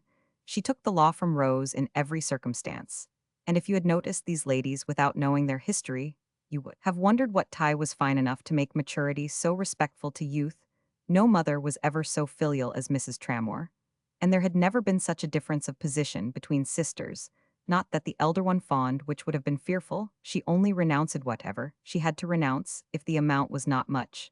She, at any rate, made no scene over it. Her hand was so light that Rose said of her secretly in vague glances at the past, no wonder people liked her. She never characterized the old element of interference with her mother's respectability more definitely than as people. They were people, it was true, for whom gentleness must have been everything, and who didn't demand a variety of interests. The desire to go out was the one passion that even a closer acquaintance with her parent revealed to Rose Tramore. She marveled at its strength in the light of the poor lady's history. There was comedy enough in this unquenchable flame on the part of a woman who had known such misery. She had drunk deep of every dishonor, but the bitter cup had left her with a taste for lighted candles, for squeezing up staircases, and hooking herself to the human elbow. Rose had a vision of the future years in which this taste would grow with restored exercise. Of her mother, in a long-tailed dress, jogging on, and on jogging further and further from her sins through a century of the Morning Post, and down the fashionable avenue of time. She herself would then be very old, herself would be dead. Mrs. Tramore would cover a span of life for which such an allowance of sin was small. The girl could laugh indeed now at that theory of her being dragged down. If one thing were more present to her than another, it was the very desolation of their propriety. As she glanced at her companion, it sometimes seemed to her that if she had been a bad woman she would have been worse than that. There were compensations for being cut, which Mrs. Tramore too much neglected. The lonely old lady in Hill Street. Rose thought of her that way. No was the one person to whom she was ready to say that she would come to her on any terms. She wrote this to her 3 times over, and she knocked still oftener at her door, but the old lady answered no letters. If Rose had remained in Hill Street, it would have been her own function to answer them, and at the door the butler, whom the girl had known for 10 years, considered her, when he told her his mistress was not at home, quite as he might have considered a young person who had come about a place, and of whose eligibility he took a negative view. That was Rose's one pang, that she probably appeared rather heartless. Her Aunt Julia had gone to Florence with Edith for the winter on purpose to make her appear more so, for Miss Tramore was still the person most scandalized by her secession. Edith, and she doubtless often talked over in Florence the destitution of the aged victim in Hill Street. Eric never came to see his sister, because being full both of family and of personal feeling, he thought she really ought to have stayed with his grandmother. If she had had such an appurtenance all to herself, she might have done what she liked with it.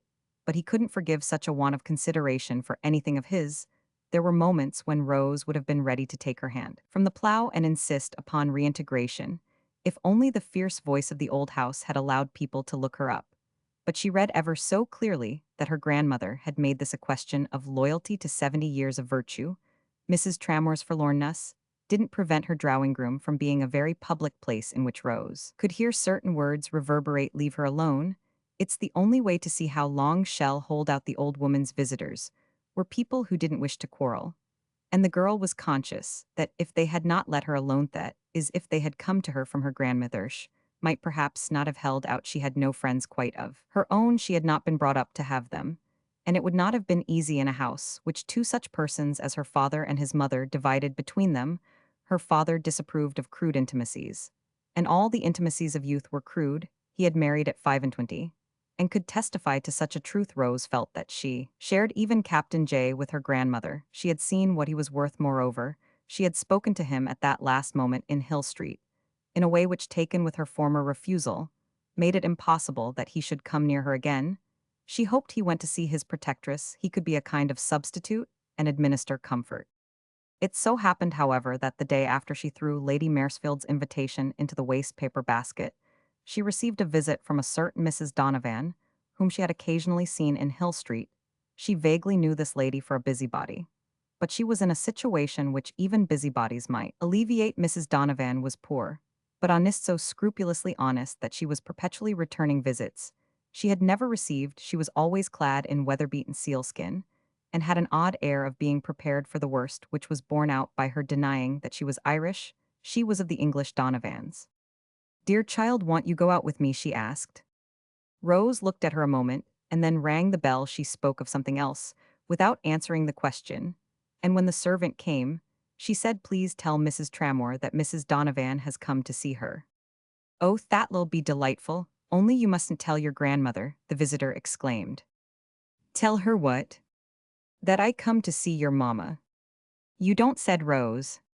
"Sure, I hoped you'd introduce me," cried Mrs. Donovan, compromising herself in her embarrassment. "It's not necessary, you knew her once." "Indeed, and I've known everyone once," the visitor confessed. Mrs. Tramore, when she came in, was charming, and exactly right. She greeted Mrs. Donovan as if she had met her the week before last, giving her daughter such a new illustration of her tact that Rose again had the idea that it was no wonder people had liked her. The girl grudged Mrs. Donovan so fresh a morsel as a description of her mother at home, rejoicing that she would be inconvenienced by having to keep the story out of Hill Street. Her mother went away before Mrs. Donovan departed, and Rose was touched by guessing her reason, thought that, since even this circuitous personage had been moved to come, the two might, if left together, invent some remedy. Rose waited to see what Mrs. Donovan had in fact invented. "You want come out with me, then?" "Come out with you? My daughters are married. You know I am a lone woman. It would be an immense pleasure to me to have so charming a creature as yourself to present to the world." "I go out with my mother," said Rose after a moment. "Yes, but sometimes when she's not inclined." "She goes everywhere she wants to go," Rose continued, uttering the biggest fib of her life, and only regretting it should be wasted on Mrs. Donovan. "Ah, but do you go everywhere you want?" the lady asked sociably. "One goes even to places one hates. Everyone does that." "Oh, what I go through!" this social martyr cried. Then she laid a persuasive hand on the girl's arm.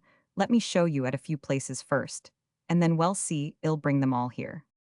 "I don't think I understand you," replied Rose, though in Mrs. Donovan's words she perfectly saw her own theory of the case reflected. For a quarter of a minute she asked herself whether she might not after all do so much evil that good might come. Mrs. Donovan would take her out the next day, and be thankful enough to annex such an attraction. As a pretty girl, various consequences would ensue, and the long delay would be shortened. Her mother's drawing room would resound with the clatter of teacups. "Mrs. Bray's having some big thing next week. Come with me there, and I'll show you what I mane," Mrs. Donovan pleaded. "I see what you mane," Rose answered, brushing away her temptation, and getting up. "I am much obliged to you." "You know you're a wrong, my dear," said her interlocutress with angry little eyes. "I am not going to Mrs. Bray's. I'll get you a card. It'll only cost me a penny stamp." "I've got one," said the girl, smiling. "Do you mean a penny stamp?" Mrs. Donovan, especially at departure, always observed all the forms of amity. "You can't do it alone, my darling," she declared. "Shall they call you a cab?" Rose asked. "I'll pick one up. I choose my horse. You know you require your start," her visitor went on. "Excuse my mother," was Rose's only reply. "Don't mention it. Come to me. When you need me, y'all find me in the Red Book." "It's awfully kind of you."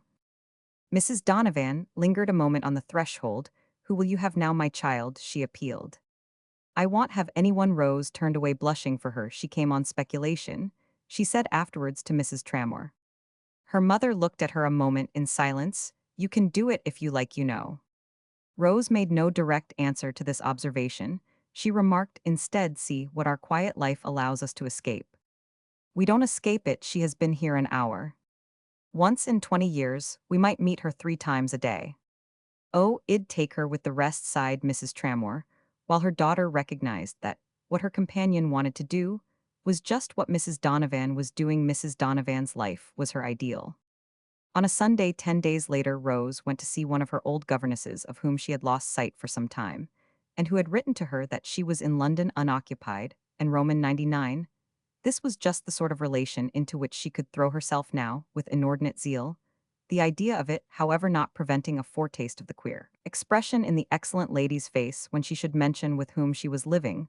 While she smiled at this picture, she threw in another joke, asking herself if Miss Hack could be held in any degree to constitute the nucleus of a circle. She would come to see her in any event. Come, the more the further she was dragged down. Sunday was always a difficult day, with the 2 latest afternoons made it so apparent that they were not frequented. Her mother, it is true, was comprised in the habits of 2 or 3 old gentlemen, had for a long time avoided male friends of less than 70 who disliked each other enough to make the room, when they were there, at once crack with pressure. Rose sat for a long time with Miss Hack, doing conscientious justice to the conception that there could be troubles in the world worse than her own. And when she came back, her mother was alone, but with a story to tell of a long visit from Mr. Guy Mangler, who had waited and waited for her return. He's in love with you. He's coming again on Tuesday, Mrs. Tramore announced. Did he say so? That he's coming back on Tuesday? No, that he's in love with me. He didn't need when he stayed 2 hours. With you, it's you. He's in love with Mama. That will do as well, laughed Mrs. Tramore, for all the use we shall make of him, she added in a moment. We shall make great use of him. His mother sent him. Oh, shall never come. Then he shan't, said Rose, yet he was admitted on the Tuesday, and after she had given him his tea, Mrs. Tramore left the young people alone. Rose wished she hadn't herself had another view. At any rate, she disliked her mother's view, which she had easily guessed. Mr. Mangler did nothing but say how charming he thought his hostess of the Sunday, and what a tremendously jolly visit he had had. He didn't remark in so many words, I had no idea your mother was such a good sort. But this was the spirit of his simple discourse. Rose liked it. At first a little of it gratified her, then she thought there was too much of it for good taste. She had to reflect that one does what one can, and that Mr. Mangler probably thought he was delicate. He wished to convey that he desired to make up to her for the injustice of society. Why shouldn't her mother receive gracefully? She asked, not audibly. And who had ever said she didn't? Mr. Mangler had a great deal to say about the disappointment of his own parent over Miss Tramore's not having come to dine with them the night of his aunt's ball. Lady Maresfield knows why I didn't come, Rose answered at last. Ah, now, but I don't, you know. Can't you tell me? Asked the young man. It doesn't matter if your mother's clear about it.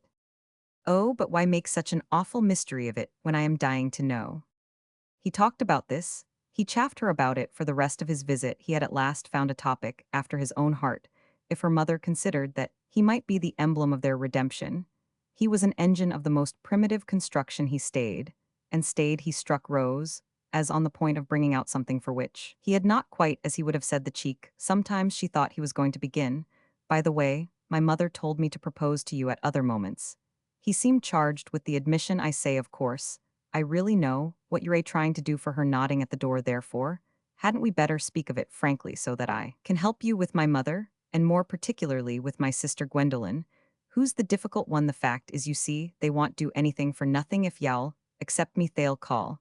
But they won't call without something down. Mr. Mangler departed without their speaking frankly, and Rose Tramore had a hot hour during which she almost entertained vindictively the project of accepting the limpid youth, until after she should have got her mother into circulation.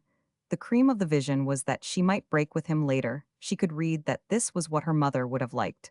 But the next time he came, the door was closed to him, and the next and the next. In August there was nothing to do but to go abroad, with the sense on Rose's part that the battle was still all to fight for. A round of country visits was not in prospect, and English watering places constituted one of the few subjects on which the girl had heard her mother express herself with discussed continental autumns had been indeed for years one of the various forms of Mrs. Trammore's atonement. But Rose could only infer that such fruit as they had borne was bitter. The stony stare of Belgravia could be practiced at Hamburg, and somehow it was inveterately only gentlemen who sat next to her at the table d'hote at Cadenabia. Gentlemen had never been of any use to Mrs. Tramore for getting back into society, they had only helped her effectually to get out of it. She once dropped to her daughter in a moralizing mood the remark that it was astonishing how many of them one could know, without its doing one any good 50 of them even very clever. Once represented a value inferior to that of one stupid woman, Rose wondered at the offhand way in which her mother could talk of 50 clever men. It seemed to her that the whole world couldn't contain such a number. She had a somber sense that mankind must be dull and mean.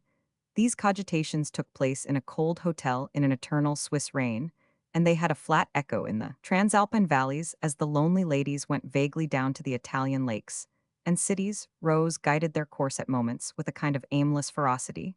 She moved abruptly, feeling vulgar and hating their life, though destitute of any definite vision of another life that would have been open to her. She had set herself a task, and she clung to it, but she appeared to herself despicably idle. She had succeeded in not going to Hamburg waters, where London was trying to wash away some of its stains that would be too staring an advertisement of their situation. The main difference in situations to her now was the difference of being more or less pitied at the best and intolerable danger, so that the places she preferred were the unsuspicious ones she wanted to triumph, with contempt not with submission.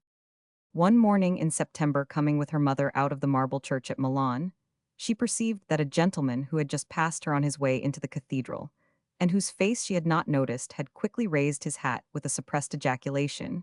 She involuntarily glanced back. The gentleman had paused again, uncovering, and Captain J stood saluting her in the Italian sunshine. "Oh, good morning," she said, and walked on pursuing her course. Her mother was a little in front. She overtook her in a moment with an unreasonable sense, like a gust of cold air, that men were worse than ever. For Captain J had apparently moved into the church. Her mother turned as they met, and suddenly, as she looked back, an expression of peculiar sweetness came into this lady's eyes. It made Rose's take the same direction, and rest a second time on Captain J, who was planted just where he had stood a minute before. He immediately came forward, asking Rose with great gravity if he might speak to her a moment, while Mrs. Tramore went her way again.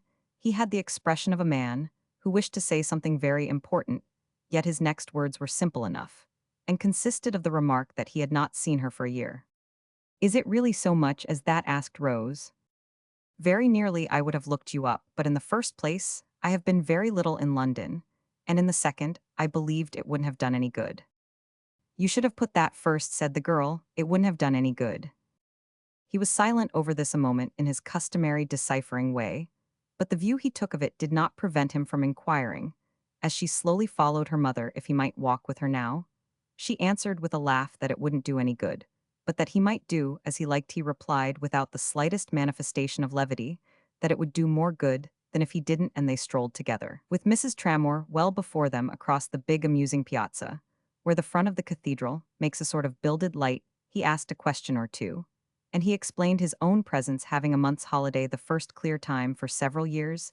He had just popped over the Alps. He inquired if Rose had recent news of the old lady in Hill Street, and it was the only tortuous thing she had ever heard him say.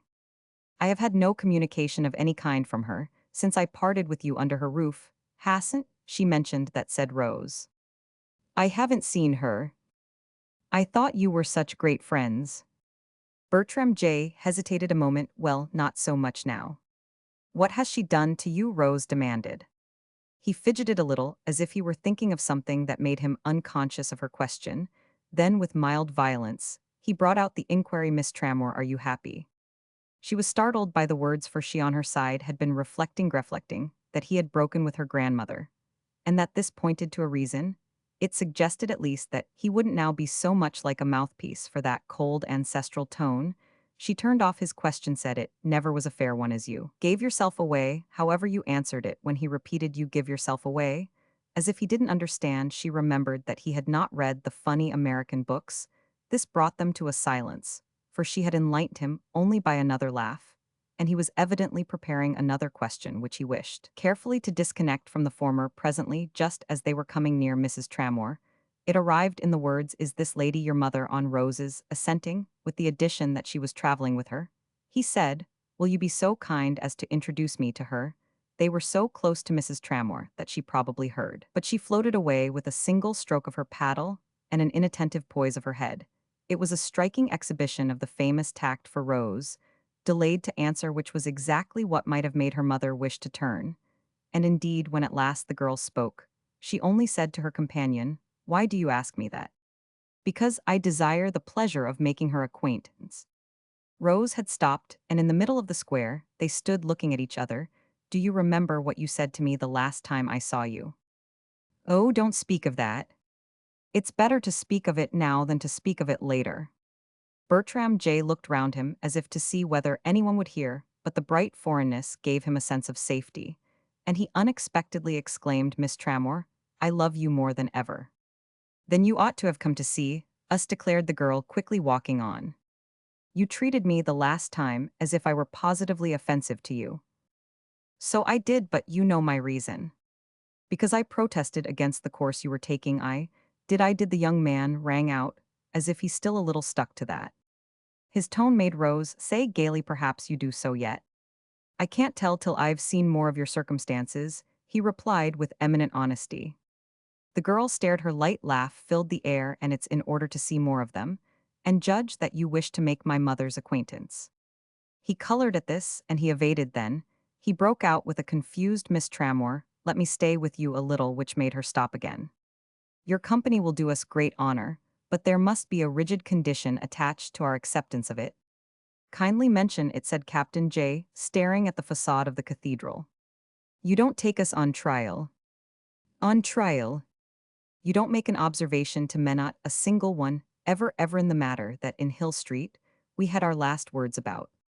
Captain J. appeared to be counting the 1,000 pinnacles of the church. "I think you really must be right," he remarked at last. "There you are," cried Rose Tramore, and walked rapidly away. He caught up with her. He laid his hand upon her arm to stay her. "If you're going to Venice, let me go to Venice with you. You don't even understand my condition." "I am sure you're right. Then you must be right about everything." "That's not in the least true, and I don't care a fig whether you're sure or not. Please let me go." He had barred her way. He kept her longer. "I'll go and speak to your mother myself." Even in the midst of another emotion, she was amused at the air of audacity accompanying this declaration. Poor Captain J might have been on the point of marching up to a battery. She looked at him a moment, then she said, "Y'all be disappointed." "Disappointed? She's much more proper than grandmamma, because she's much more amiable." Dear Miss Tramore," the young man murmured helplessly. "Y'all see for yourself, only there's another condition," Rose went on. "Another," he cried with discouragement and alarm. "You must understand thoroughly, before you throw in your lot with us, even for a few days, what our position really is." "Is it very bad?" asked Bertram J. artlessly. "No one has anything to do with us, no one speaks to us, no one looks at us." "Really?" stared the young man. "We've no social existence, we're utterly despised." "Oh, Miss Tramore," Captain J. interposed, he added quickly, vaguely, and with a want of presence of mind of which he as quickly felt ashamed, "do none of your family?" The question collapsed. The brilliant girl was looking at him. "We're extraordinarily happy," she threw out. "Now that's all I wanted to know," he exclaimed with a kind of exaggerated cheery reproach, walking on with her briskly, to overtake her mother. He was not dining at their inn, but he insisted on coming that evening to their table d'hôte. He sat next Mrs. Tramore, and in the evening he accompanied them gallantly to the opera at a third-rate theatre, where they were almost the only ladies in the boxes. The next day, went together by rail to the Charterhouse of Pavia, and while he strolled with the girl as they waited for the homeward train, he said to her candidly, "Your mother's remarkably pretty." She remembered the words, and the feeling they gave her. They were the first note of new era. The feeling was somewhat that of an anxious, gratified matron who has presented her child, and is thinking of the matrimonial market. Men might be of no use, as Mrs. Tramore said, yet it was from this moment Rose dated the rosy dawn of her confidence that her protégé would go off, and when later in crowded assemblies the phrase, or something like it behind a hat, or a fan fell repeatedly on her anxious ear. Your mother is in beauty, or I've never seen her look better. She had a faint vision of the yellow sunshine and the afternoon shadows on the dusty Italian platform. Mrs. Tramore's behavior at this period was a revelation of her native understanding of delicate situations. She needed no account of this one from her daughter. It was one of the things for which she had a scent, and there was a kind of loyalty to the rules of a game in the silent sweetness with which she smoothed the path of Bertram. It was clear that she was in her element in fostering the exercise of the affections, and if she ever spoke without thinking twice, it is probable that she would have exclaimed with some gaiety, "Oh, I know all about love." Rose could see that she thought their companion would be a help in spite of his being no dispenser of patronage. The key to the gates of fashion had not been placed in his hand, and no one had ever heard of the ladies of his family, who lived in some vague hollow of the Yorkshire moors, but none. The less he might administer a muscular push, yes, indeed men in general, were broken reeds. But Captain J was peculiarly representative. Respectability was the woman's maximum, as honor was the man's, but this distinguished young soldier inspired more than one kind of confidence. Rose had a great deal of attention for the use to which his respectability was put, and there mingled with this attention some amusement and much compassion. She saw that, after a couple of days, he decidedly liked her mother, and that he was yet not in the least aware of it. He took for granted that he believed in her but little, notwithstanding which he would have trusted her with anything except Rose herself. His trusting her with Rose would come very soon. He never spoke to her daughter about her qualities of character, but two or three of them, and indeed these were all the poor lady had, and they made the best show, were what he had in mind in praising her appearance. When he remarked what attention Mrs. Tramore seems to attract everywhere, he meant what a beautifully simple nature it is. And when he said there's something extraordinarily harmonious in the colors she wears, it signified, upon my word, I never saw such a sweet temper in my life. She lost one of her boxes at Verona, and made the prettiest joke of it to Captain J. When Rose saw this, she said to herself, next season, we shall have only to choose. Rose knew what was in the box. By the time they reached Venice, they had stopped at half a dozen little old romantic cities, in the most frolicsome aesthetic way. She liked their companion better than she had ever liked him, before she did him the justice to recognize that if he was not quite honest with himself, he was at least wholly honest with her. She reckoned up everything he had been since he joined them, and put upon it all an interpretation so favorable to his devotion, that, catching herself in the act of glossing over one or two episodes that had not struck her at the time as disinterested, she exclaimed beneath her breath, "Look out, you're falling in love." But if he liked correctness, wasn't he quite right? Could anyone possibly like it more than she did? And if he had protested against her throwing in her lot with her mother, this was not because of the benefit conferred, but because of the injury received. He exaggerated that injury, but this was the privilege of a lover perfectly willing to be selfish on behalf of his mistress. He might have wanted her grandmother's money for her, but if he had given her up on first discovering that she was throwing away her chance of it, oh, this was her doing too. He had given up her grandmother, as much not keeping well with the old woman, as some men would have done, not waiting to see how the perverse experiment would turn out, and appeasing her if it should promise tolerably with a view to future operations. He had had a simple-minded, evangelical, lurid view of what the girl he loved would find herself in, for she could see this notion, could see it from his present bewilderment and mystification, and she liked him and pitied him with the kindest smile for the original naivete, as well as for the actual meekness. No wonder he hadn't known what she was in, for since he now didn't even know what he was in for himself, were there not moments when he thought his companions almost unnaturally good, almost suspiciously safe? He had lost all power to verify that sketch of their isolation and declassement to which she had treated him on the great square at Milan. The last thing he noticed was that they were neglected, and he had never for himself had such an impression of society. It could scarcely be enhanced even by the apparition of a large, fair, hot, red-haired young man, carrying a lady's fan in his hand, who suddenly stood before their little party, as on the third evening after their arrival in Venice. It partook of ices at one of the tables before the celebrated Café Florian. The lamplit Venetian dusk appeared to have revealed them to this gentleman, as he sat with other friends at a neighboring table, and he had sprung up with unsophisticated glee to shake hands with Mrs. Tramore, and her daughter Rose recalled him to her mother, who looked at first as though she didn't remember him, but presently bestowed a sufficiently gracious smile on Mr. Guy Mangler, He gave with youthful candor the history of his movements, and indicated the whereabouts of his family he was. With his mother and sisters, they had met the Bob Vessies who had taken Lord Whiteray's yacht, and were going to Constantinople. His mother and the girls, poor things, were at the Grand Hotel. But he was on the yacht with the Vessies where they had Lord Whiteray's cook. Wasn't the food in Venice filthy? And wouldn't they come and look at the yacht? She wasn't very fast, but she was awfully jolly. His mother might have come if she would, but she wouldn't at first, and now, when she wanted to, there were other people who naturally wouldn't turn out for her. Mr. Mangler sat down. He alluded with artless resentment to the way, in July, the door of his friends had been closed to him. He was going to Constantinople. But he didn't care if they were going anywhere. Meanwhile, his mother hoped awfully they would look her up. Lady Maresfield, if she had given her son any such message, which Rose disbelieved, entertained her hope, in a manner compatible with her sitting for half an hour, surrounded by her little retinue, without glancing in the direction of Mrs. Tramore. The girl, however, was aware that this was not a good enough instance of their humiliation, inasmuch as it was rather she who, on the occasion of their last contact, had held off from Lady Maresfield. She was a little ashamed now of not having answered the note in which this affable personage ignored her mother. She couldn't help perceiving, indeed, a dim movement on the part of some of the other members of the group.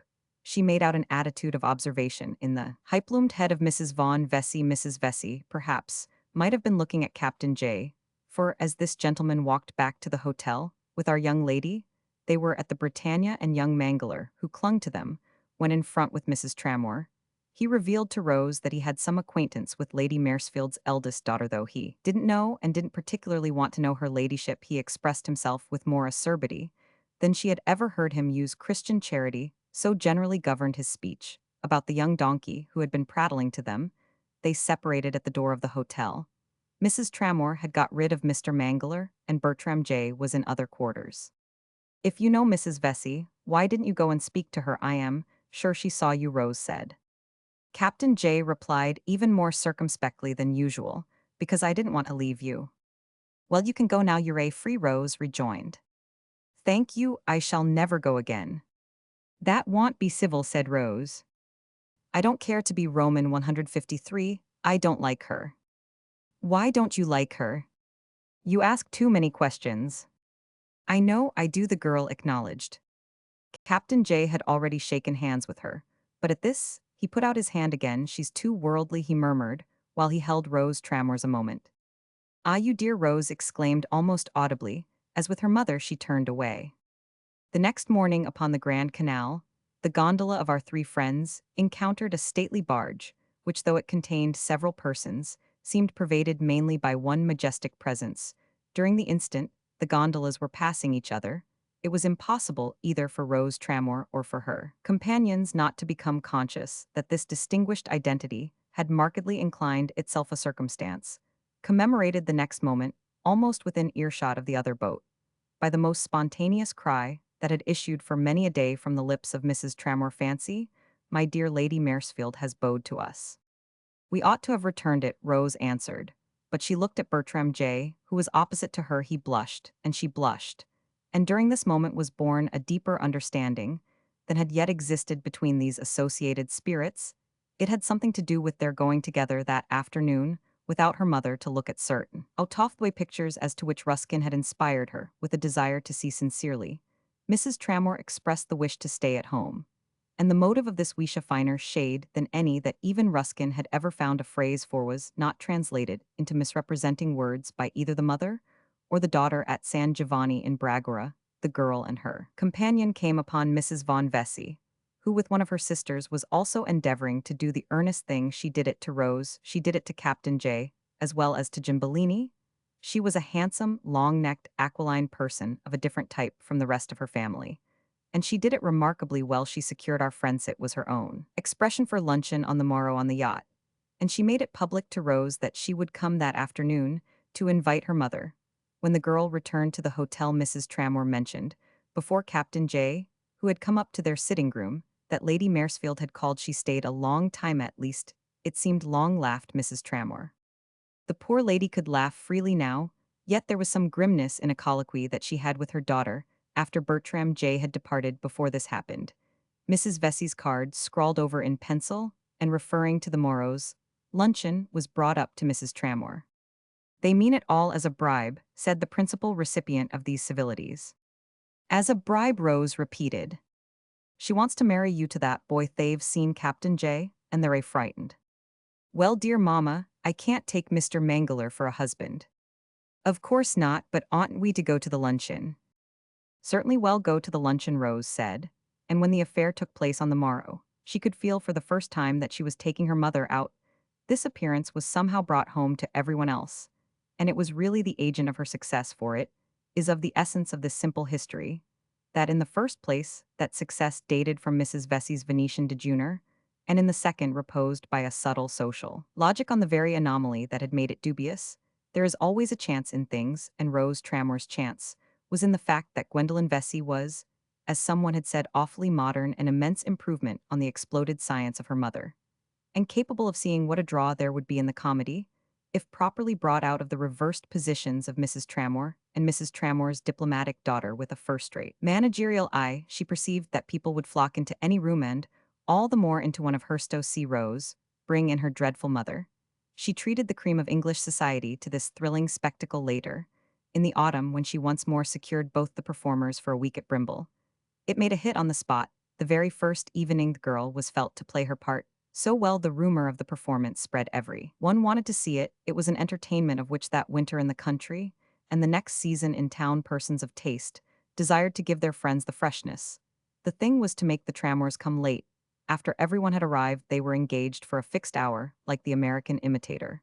And the Patagonian contralto Mrs. Vesey had been the first to say the girl was awfully original, but that became the general view.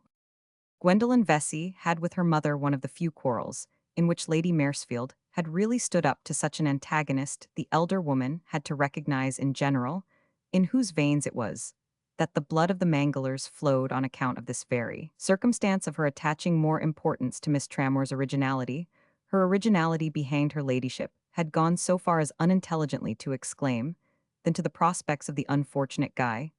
Mrs. Vesey actually lost sight of these pressing problems in her admiration of the way the mother and the daughter, or rather the daughter, and the mother, it was slightly confusing, drew.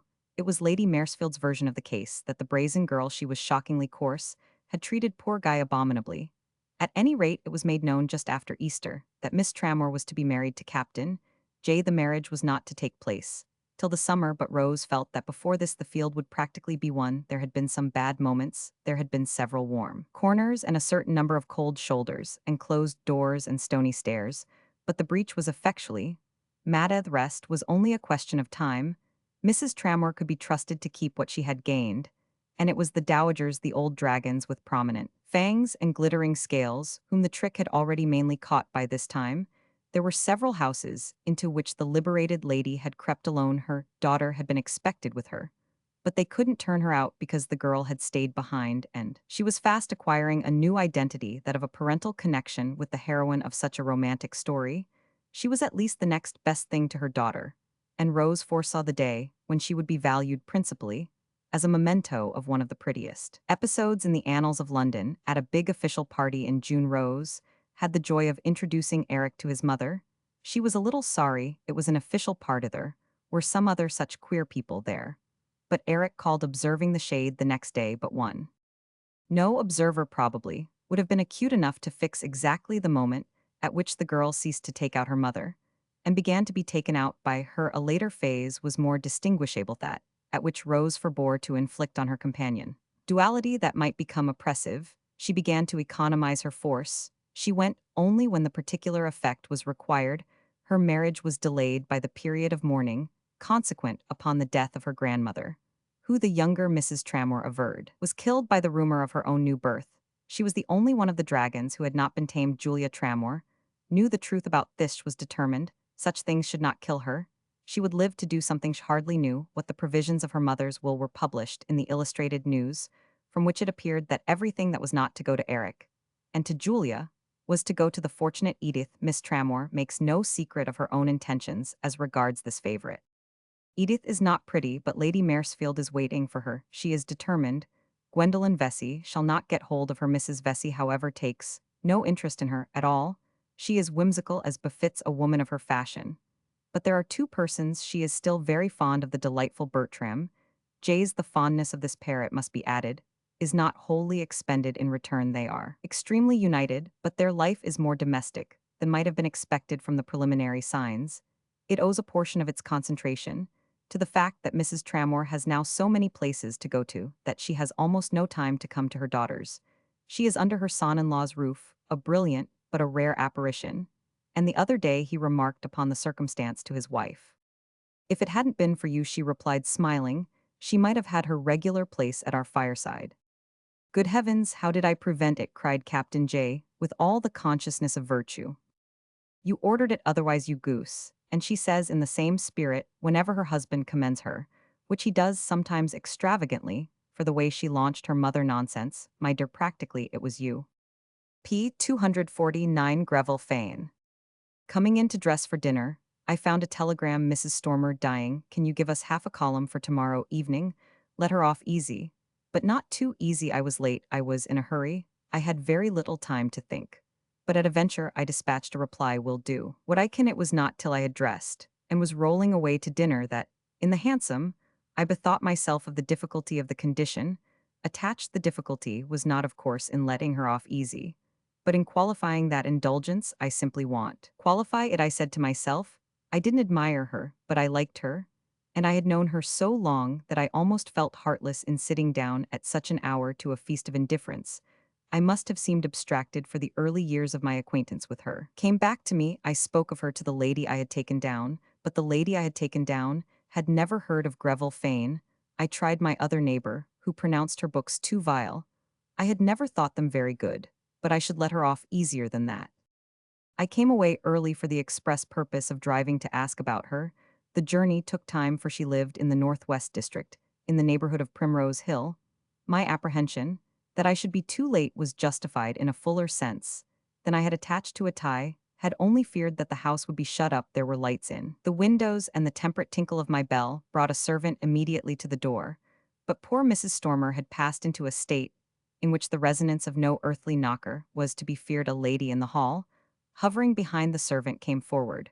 When she heard my voice, I recognized Lady Luard, but she had mistaken me for the doctor. Excuse my appearing at such an hour, I said. It was the first possible moment after I heard. It's all over, Lady Luard replied. Dearest mamma. She stood there under the lamp with her eyes on me. She was very tall, very stiff, very cold, and always looked as if these things and some others beside, in her dress, her manner, and even her name, were an implication that she was very admirable. I had never been able to follow the argument, but that is a detail. I expressed briefly and frankly what I felt, while the little mottled maidservant flattened herself against the wall of the narrow passage, and tried to look detached, without looking indifferent. It was not a moment to make a visit, and I was on the point of retreating, when Lady Luard arrested me with a queer casual drawling. Would you perhaps be writing something?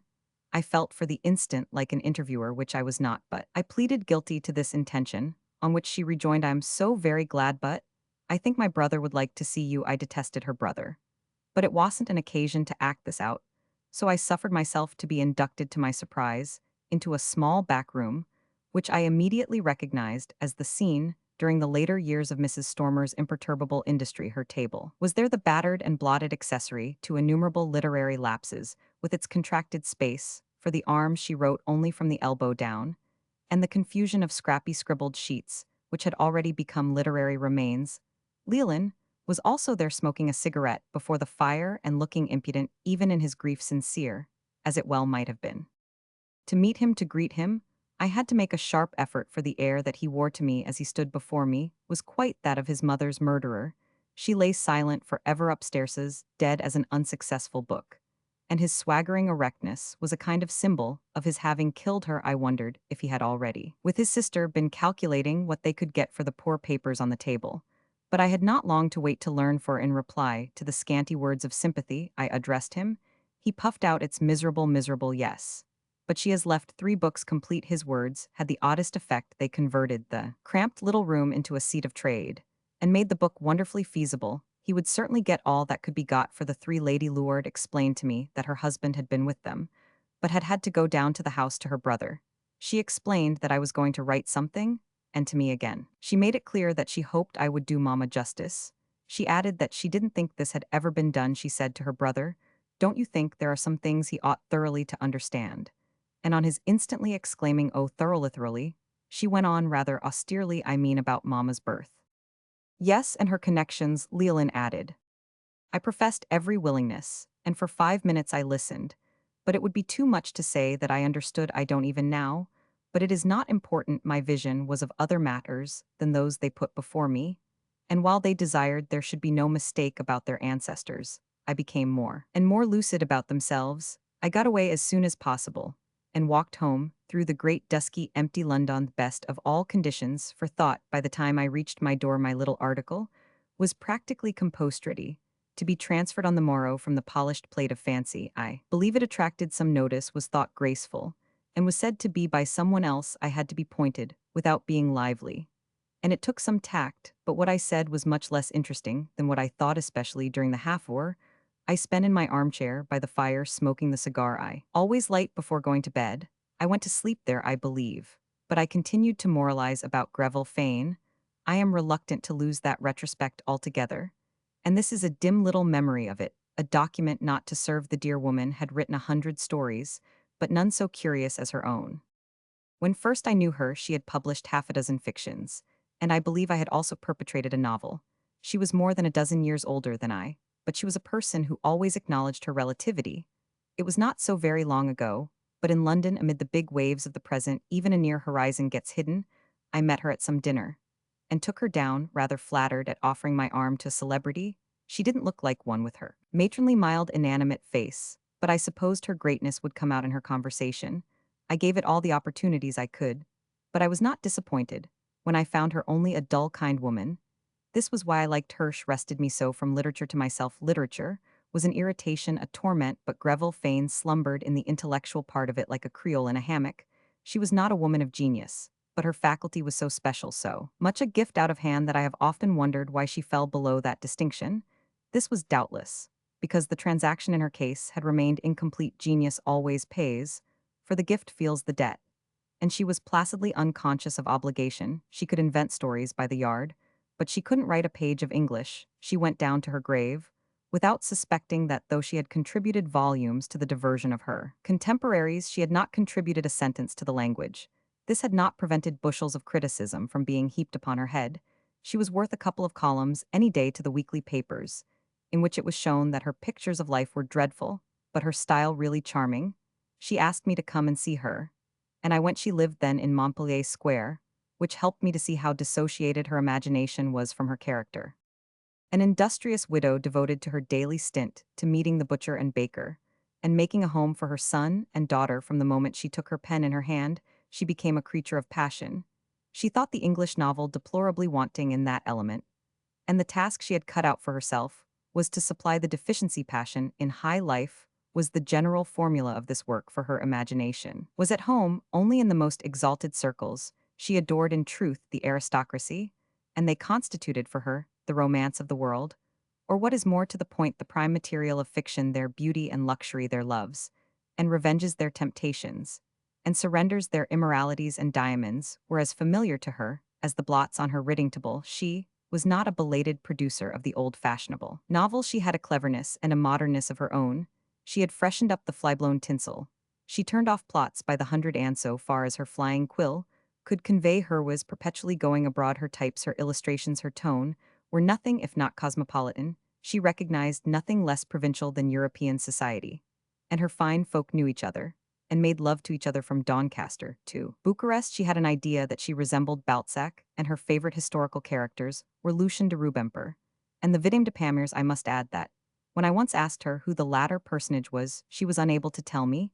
She was very brave and healthy and cheerful, very abundant and innocent and wicked. She was clever and vulgar and snobbish, and never so intensely British as when she was particularly foreign.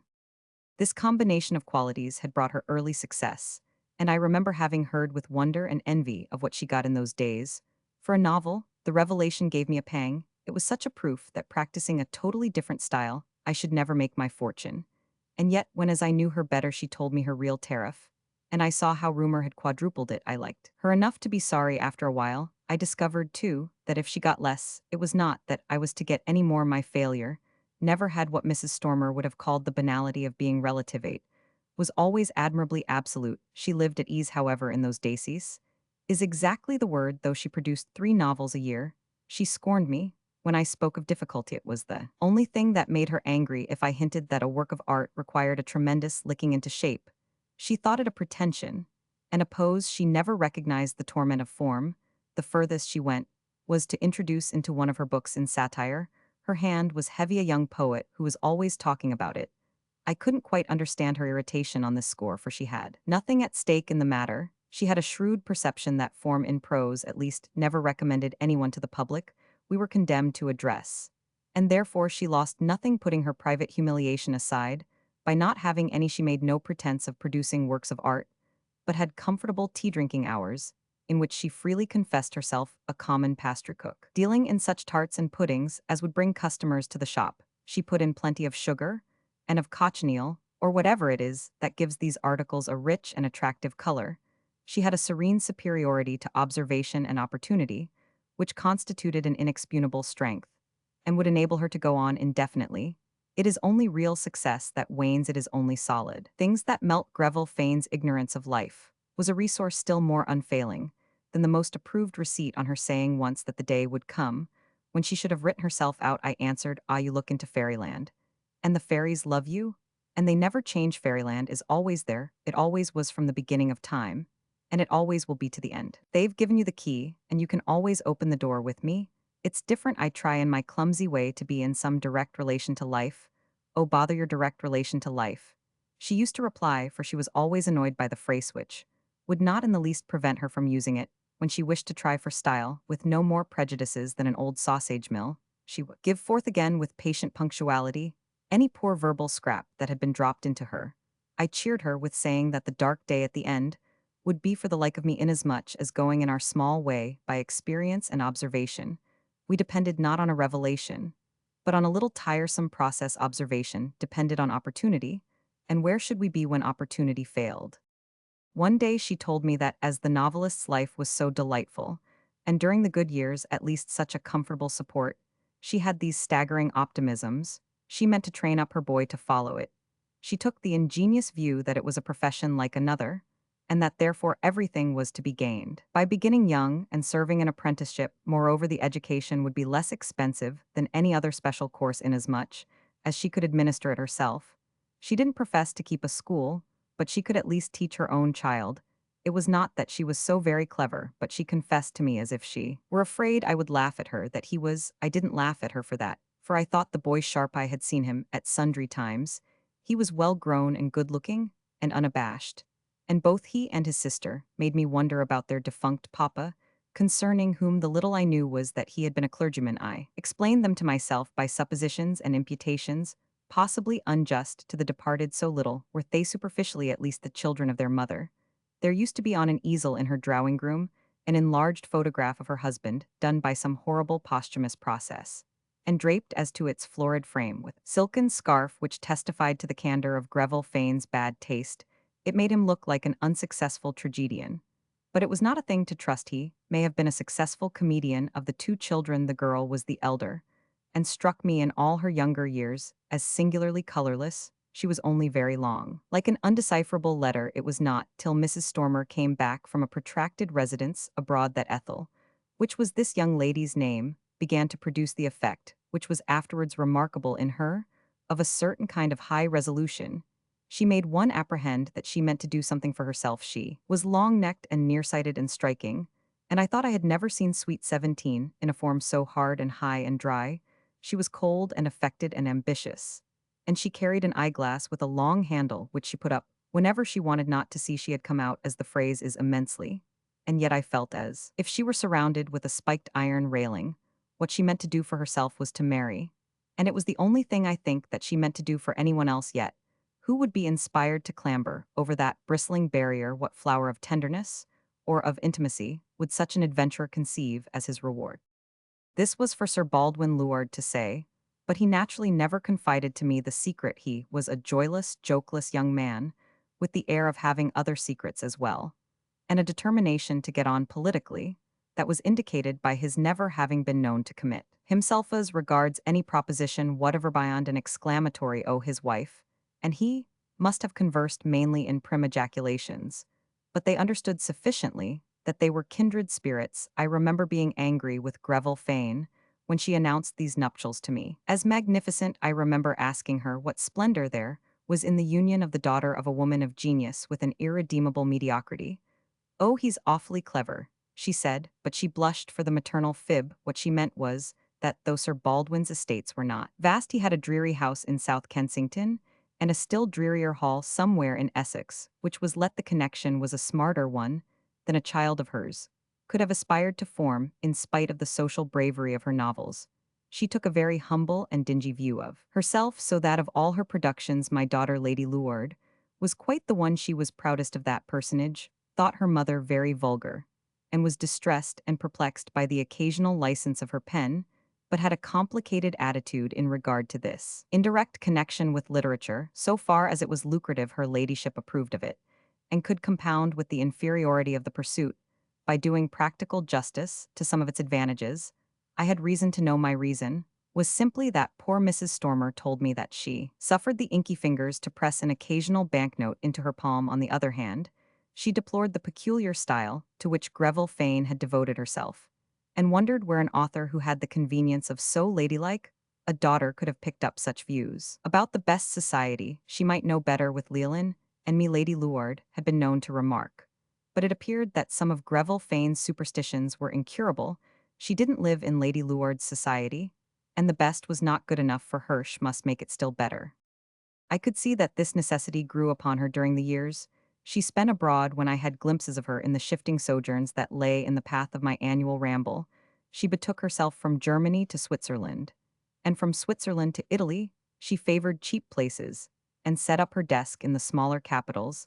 I took a look at her whenever I could, and I always asked how Leolin was getting on. She gave me beautiful accounts of him, and whenever it was possible, the boy was produced for my edification. I had entered from the first into the joke of his career. I pretended to regard him as a consecrated child. It had been a joke for Mrs. Stormer at first, but the boy himself had been shrewd enough to make the matter serious if his mother accepted the principle that the intending novelist cannot begin too early to see life. Leolin was not interested in hanging back from the application of it. He was eager to qualify himself, and took to cigarettes at 10 on the highest literary grounds. His poor mother gazed at him with extravagant envy, and like Desdemona wished heaven had made her such a man. She explained to me more than once that, in her profession, she had found her sex a dreadful drawback.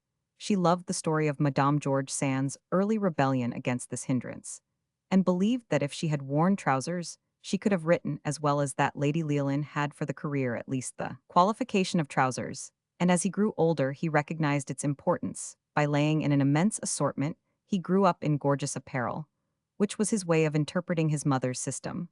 Whenever I met her, I found her still under the impression that she was carrying this system out, and that Leolin's training was bearing fruit. She was giving him experience, she was giving him impressions, she was putting a gagnapane into his hand. It was another name for spoiling him, with the best conscience in the world. The queerest pictures come back to me of this period of the good lady's life, and of the extraordinarily virtuous, muddled, bewildering tenor of it.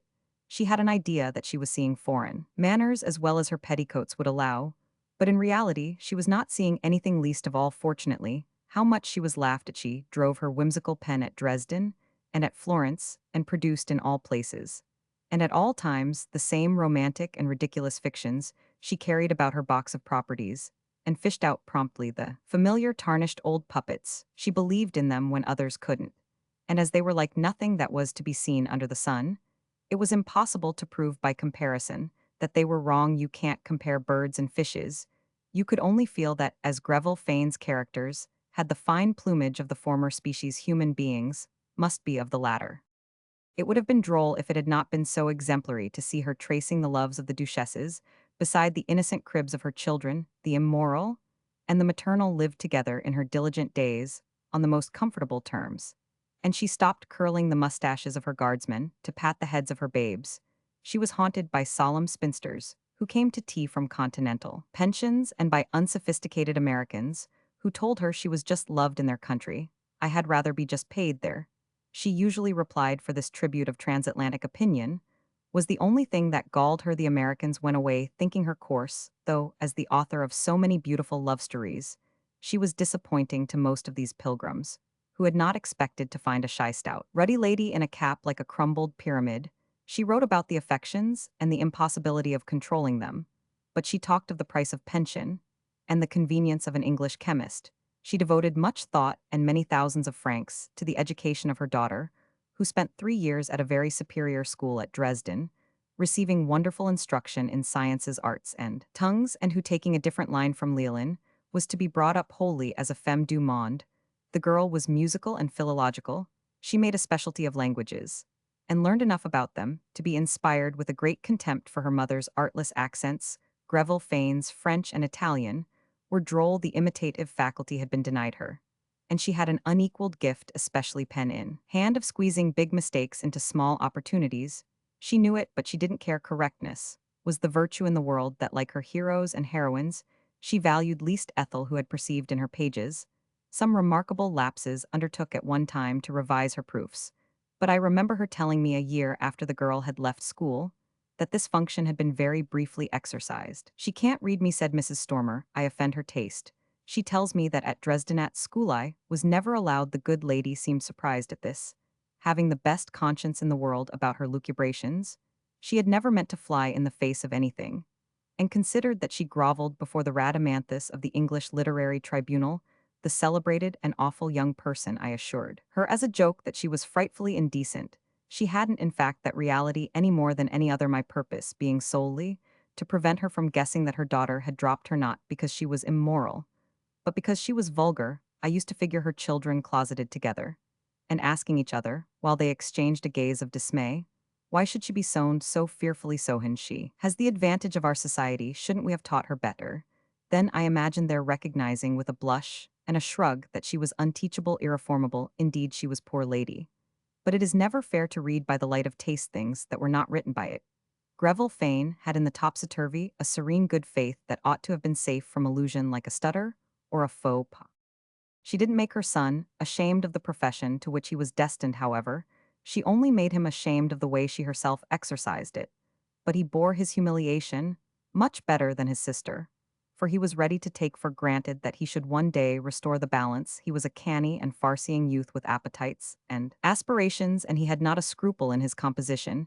His mother's theory of the happy knack he could pick up deprived him of the wholesome discipline required to prevent young idlers from becoming cads. He had abroad a casual tutor, and a snatch or two of a Swiss school, but no consecutive study, no prospect of a university, or a degree. It may be imagined with what zeal as the years went on he entered into the pleasantry of there being no manual so important to him as the massive book of life. It was an expensive volume to peruse, but Mrs. Stormer was willing to lay out a sum in what she would have called her premier's fries. Ethel disapproved. She thought this education far too unconventional for an English gentleman. Her voice was for Eton and Oxford, or for any public school. She would have resigned herself with the army to follow. But Leolin never was afraid of his sister, and they visibly disliked, though they sometimes agreed to assist each other. They could combine to work the Oracleto, keep their mother at her desk. When she came back to England telling me she had got all the continent could give her, Leolin was a broad-shouldered, red-faced young man with an immense wardrobe and an extraordinary assurance of manner. She was fondly obstinate about her, having taken the right course with him, and proud of all that he knew, and had seen he was now quite ready to begin. And a little while later she told me he had written something tremendously clever, and it was coming out in the Cheapside. I believe it came out. I had no time to look for it. I never heard anything about it. I took for granted that if this contribution had passed through his mother's hands, it had practically become a specimen of her own genius. And it was interesting to consider Mrs. Stormer's future, in the light of her having to write her son's novels, as well as her own. This was not the way she looked at it herself. She took the charming ground that he would help her to write hers. She used to tell me that he supplied passages of the greatest value to her own work, all sorts of technical things about hunting and yachting and wine, that she couldn't be expected to get very straight. It was all so much practice for him, and so much alleviation for her. I was unable to identify these pages, for I had long since ceased to keep up with Greville Fane, but I was quite able to believe that the wine question had been put by Leolin's good offices on a better footing, for the dear lady used to mix her drinks. She was perpetually serving the most splendid suppers in the queerest fashion. I could see that he was willing enough to accept a commission to look after that department.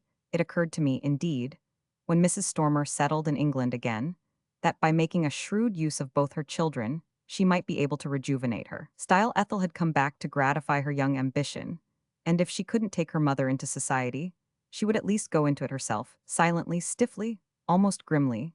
This young lady held up her head, clenched her long teeth, squared her lean elbows, and made her way up the staircases she had elected the only communication she ever made to me, the only effusion of confidence with which she ever honored me was when she said, "I don't want to know the people Mama knows, I mean to know others." I took due note of the remark, for I was not one of the others. I couldn't trace, therefore, the steps of her process.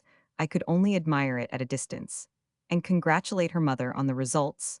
The results were that Ethel went to big parties and got people to take her. Some of them were people she had met abroad, and others were people whom the people she had met abroad had met. They ministered alike to Miss Ethel's convenience, and I wondered how she extracted so many favors without the expenditure of a smile. Her smile was the dimmest thing in the world, diluted lemonade without sugar, and she had arrived precociously at social wisdom, recognizing that if she was neither pretty enough, nor rich enough, nor clever enough, she could at least in her muscular youth be rude enough. Therefore, if she was able to tell her mother what really took place in the mansions of the great, give her notes to work from the quill, could be driven at home to better purpose, and precisely at a moment when it would have to be more active than ever.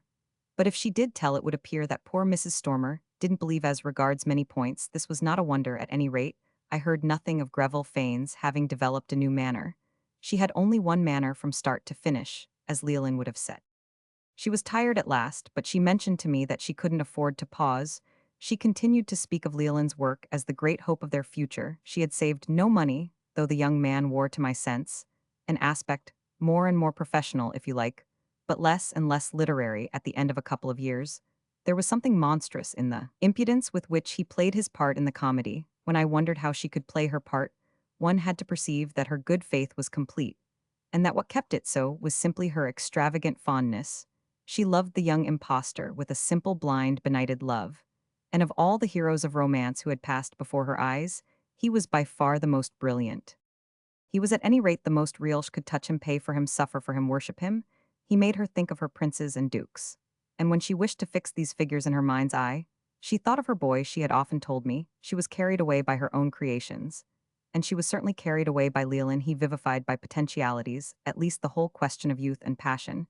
She held not unjustly that the sincere novelist should feel the whole flood of life. She acknowledged with regret that she had not had time to feel it herself, and it was a joy to her that the deficiency might be supplied by the sight of the way it was rushing through this magnificent young man.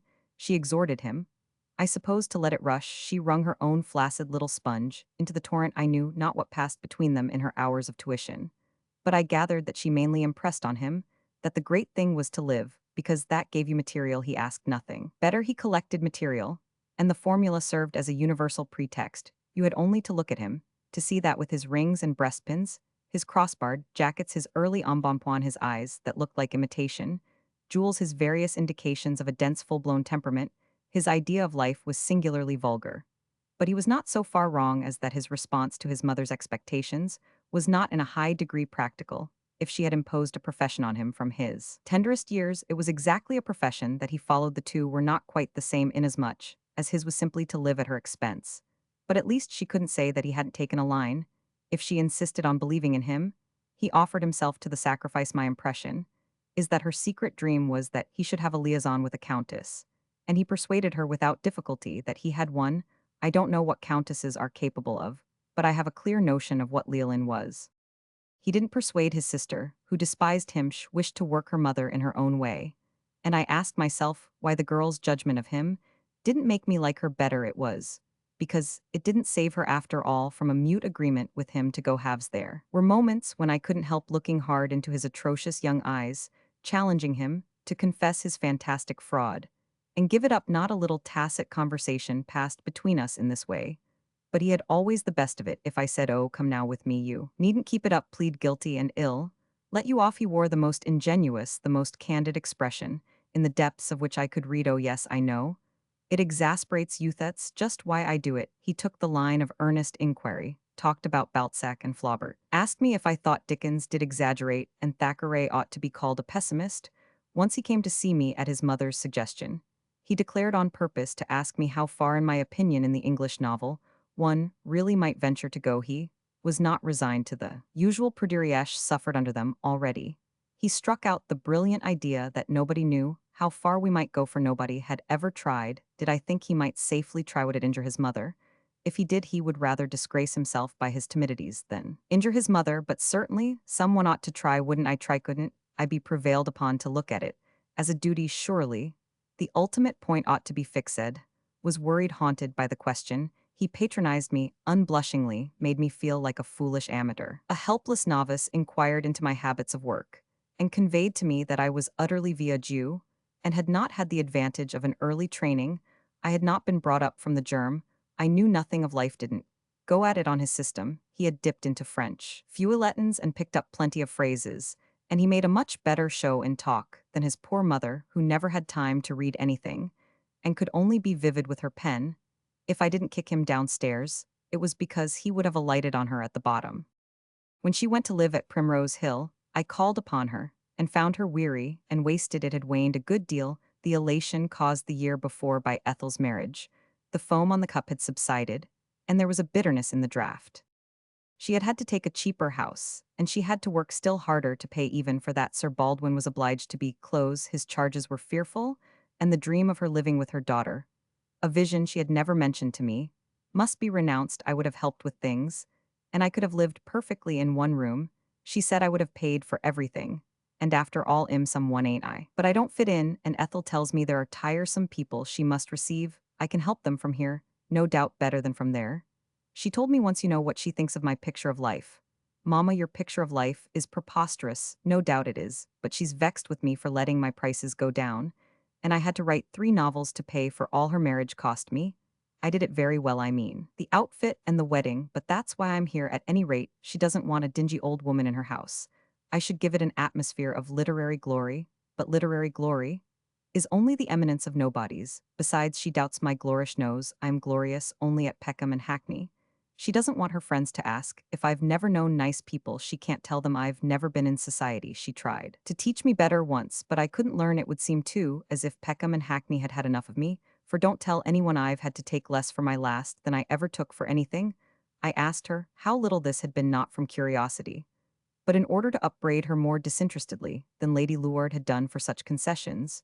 She answered, I'm ashamed to tell you. And then she began to cry.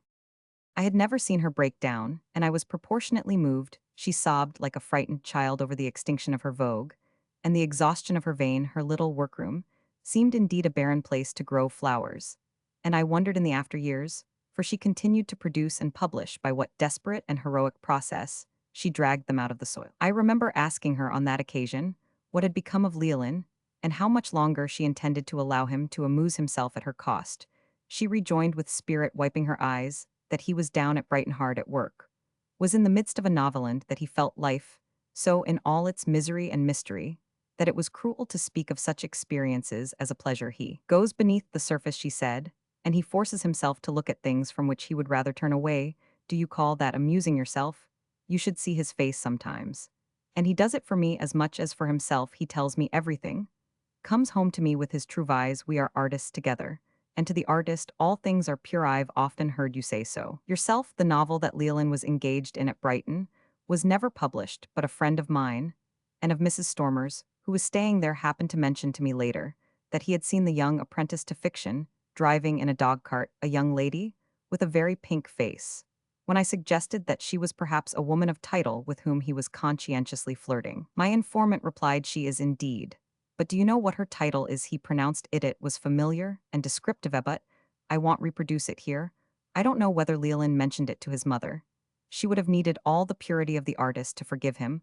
I hated so to come across him that, in the very last years, I went rarely to see her, though I knew that she had come pretty well to the end of her rope. I didn't want her to tell me that she had fairly to give her books away. I didn't want to see her cry. She kept it up amazingly. And every few months at my club, I saw 3 new volumes in green, in crimson, in blue, on the book table that groaned with light literature.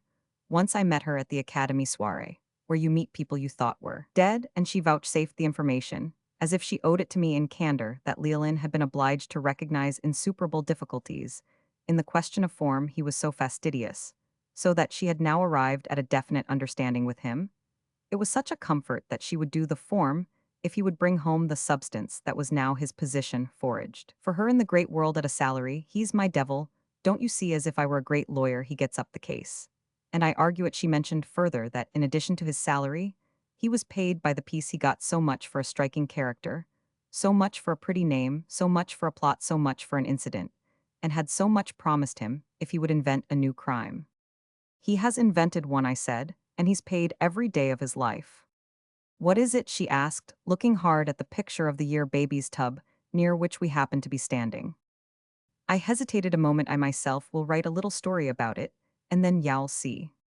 But she never saw. She had never seen anything, and she passed away with her fine blindness.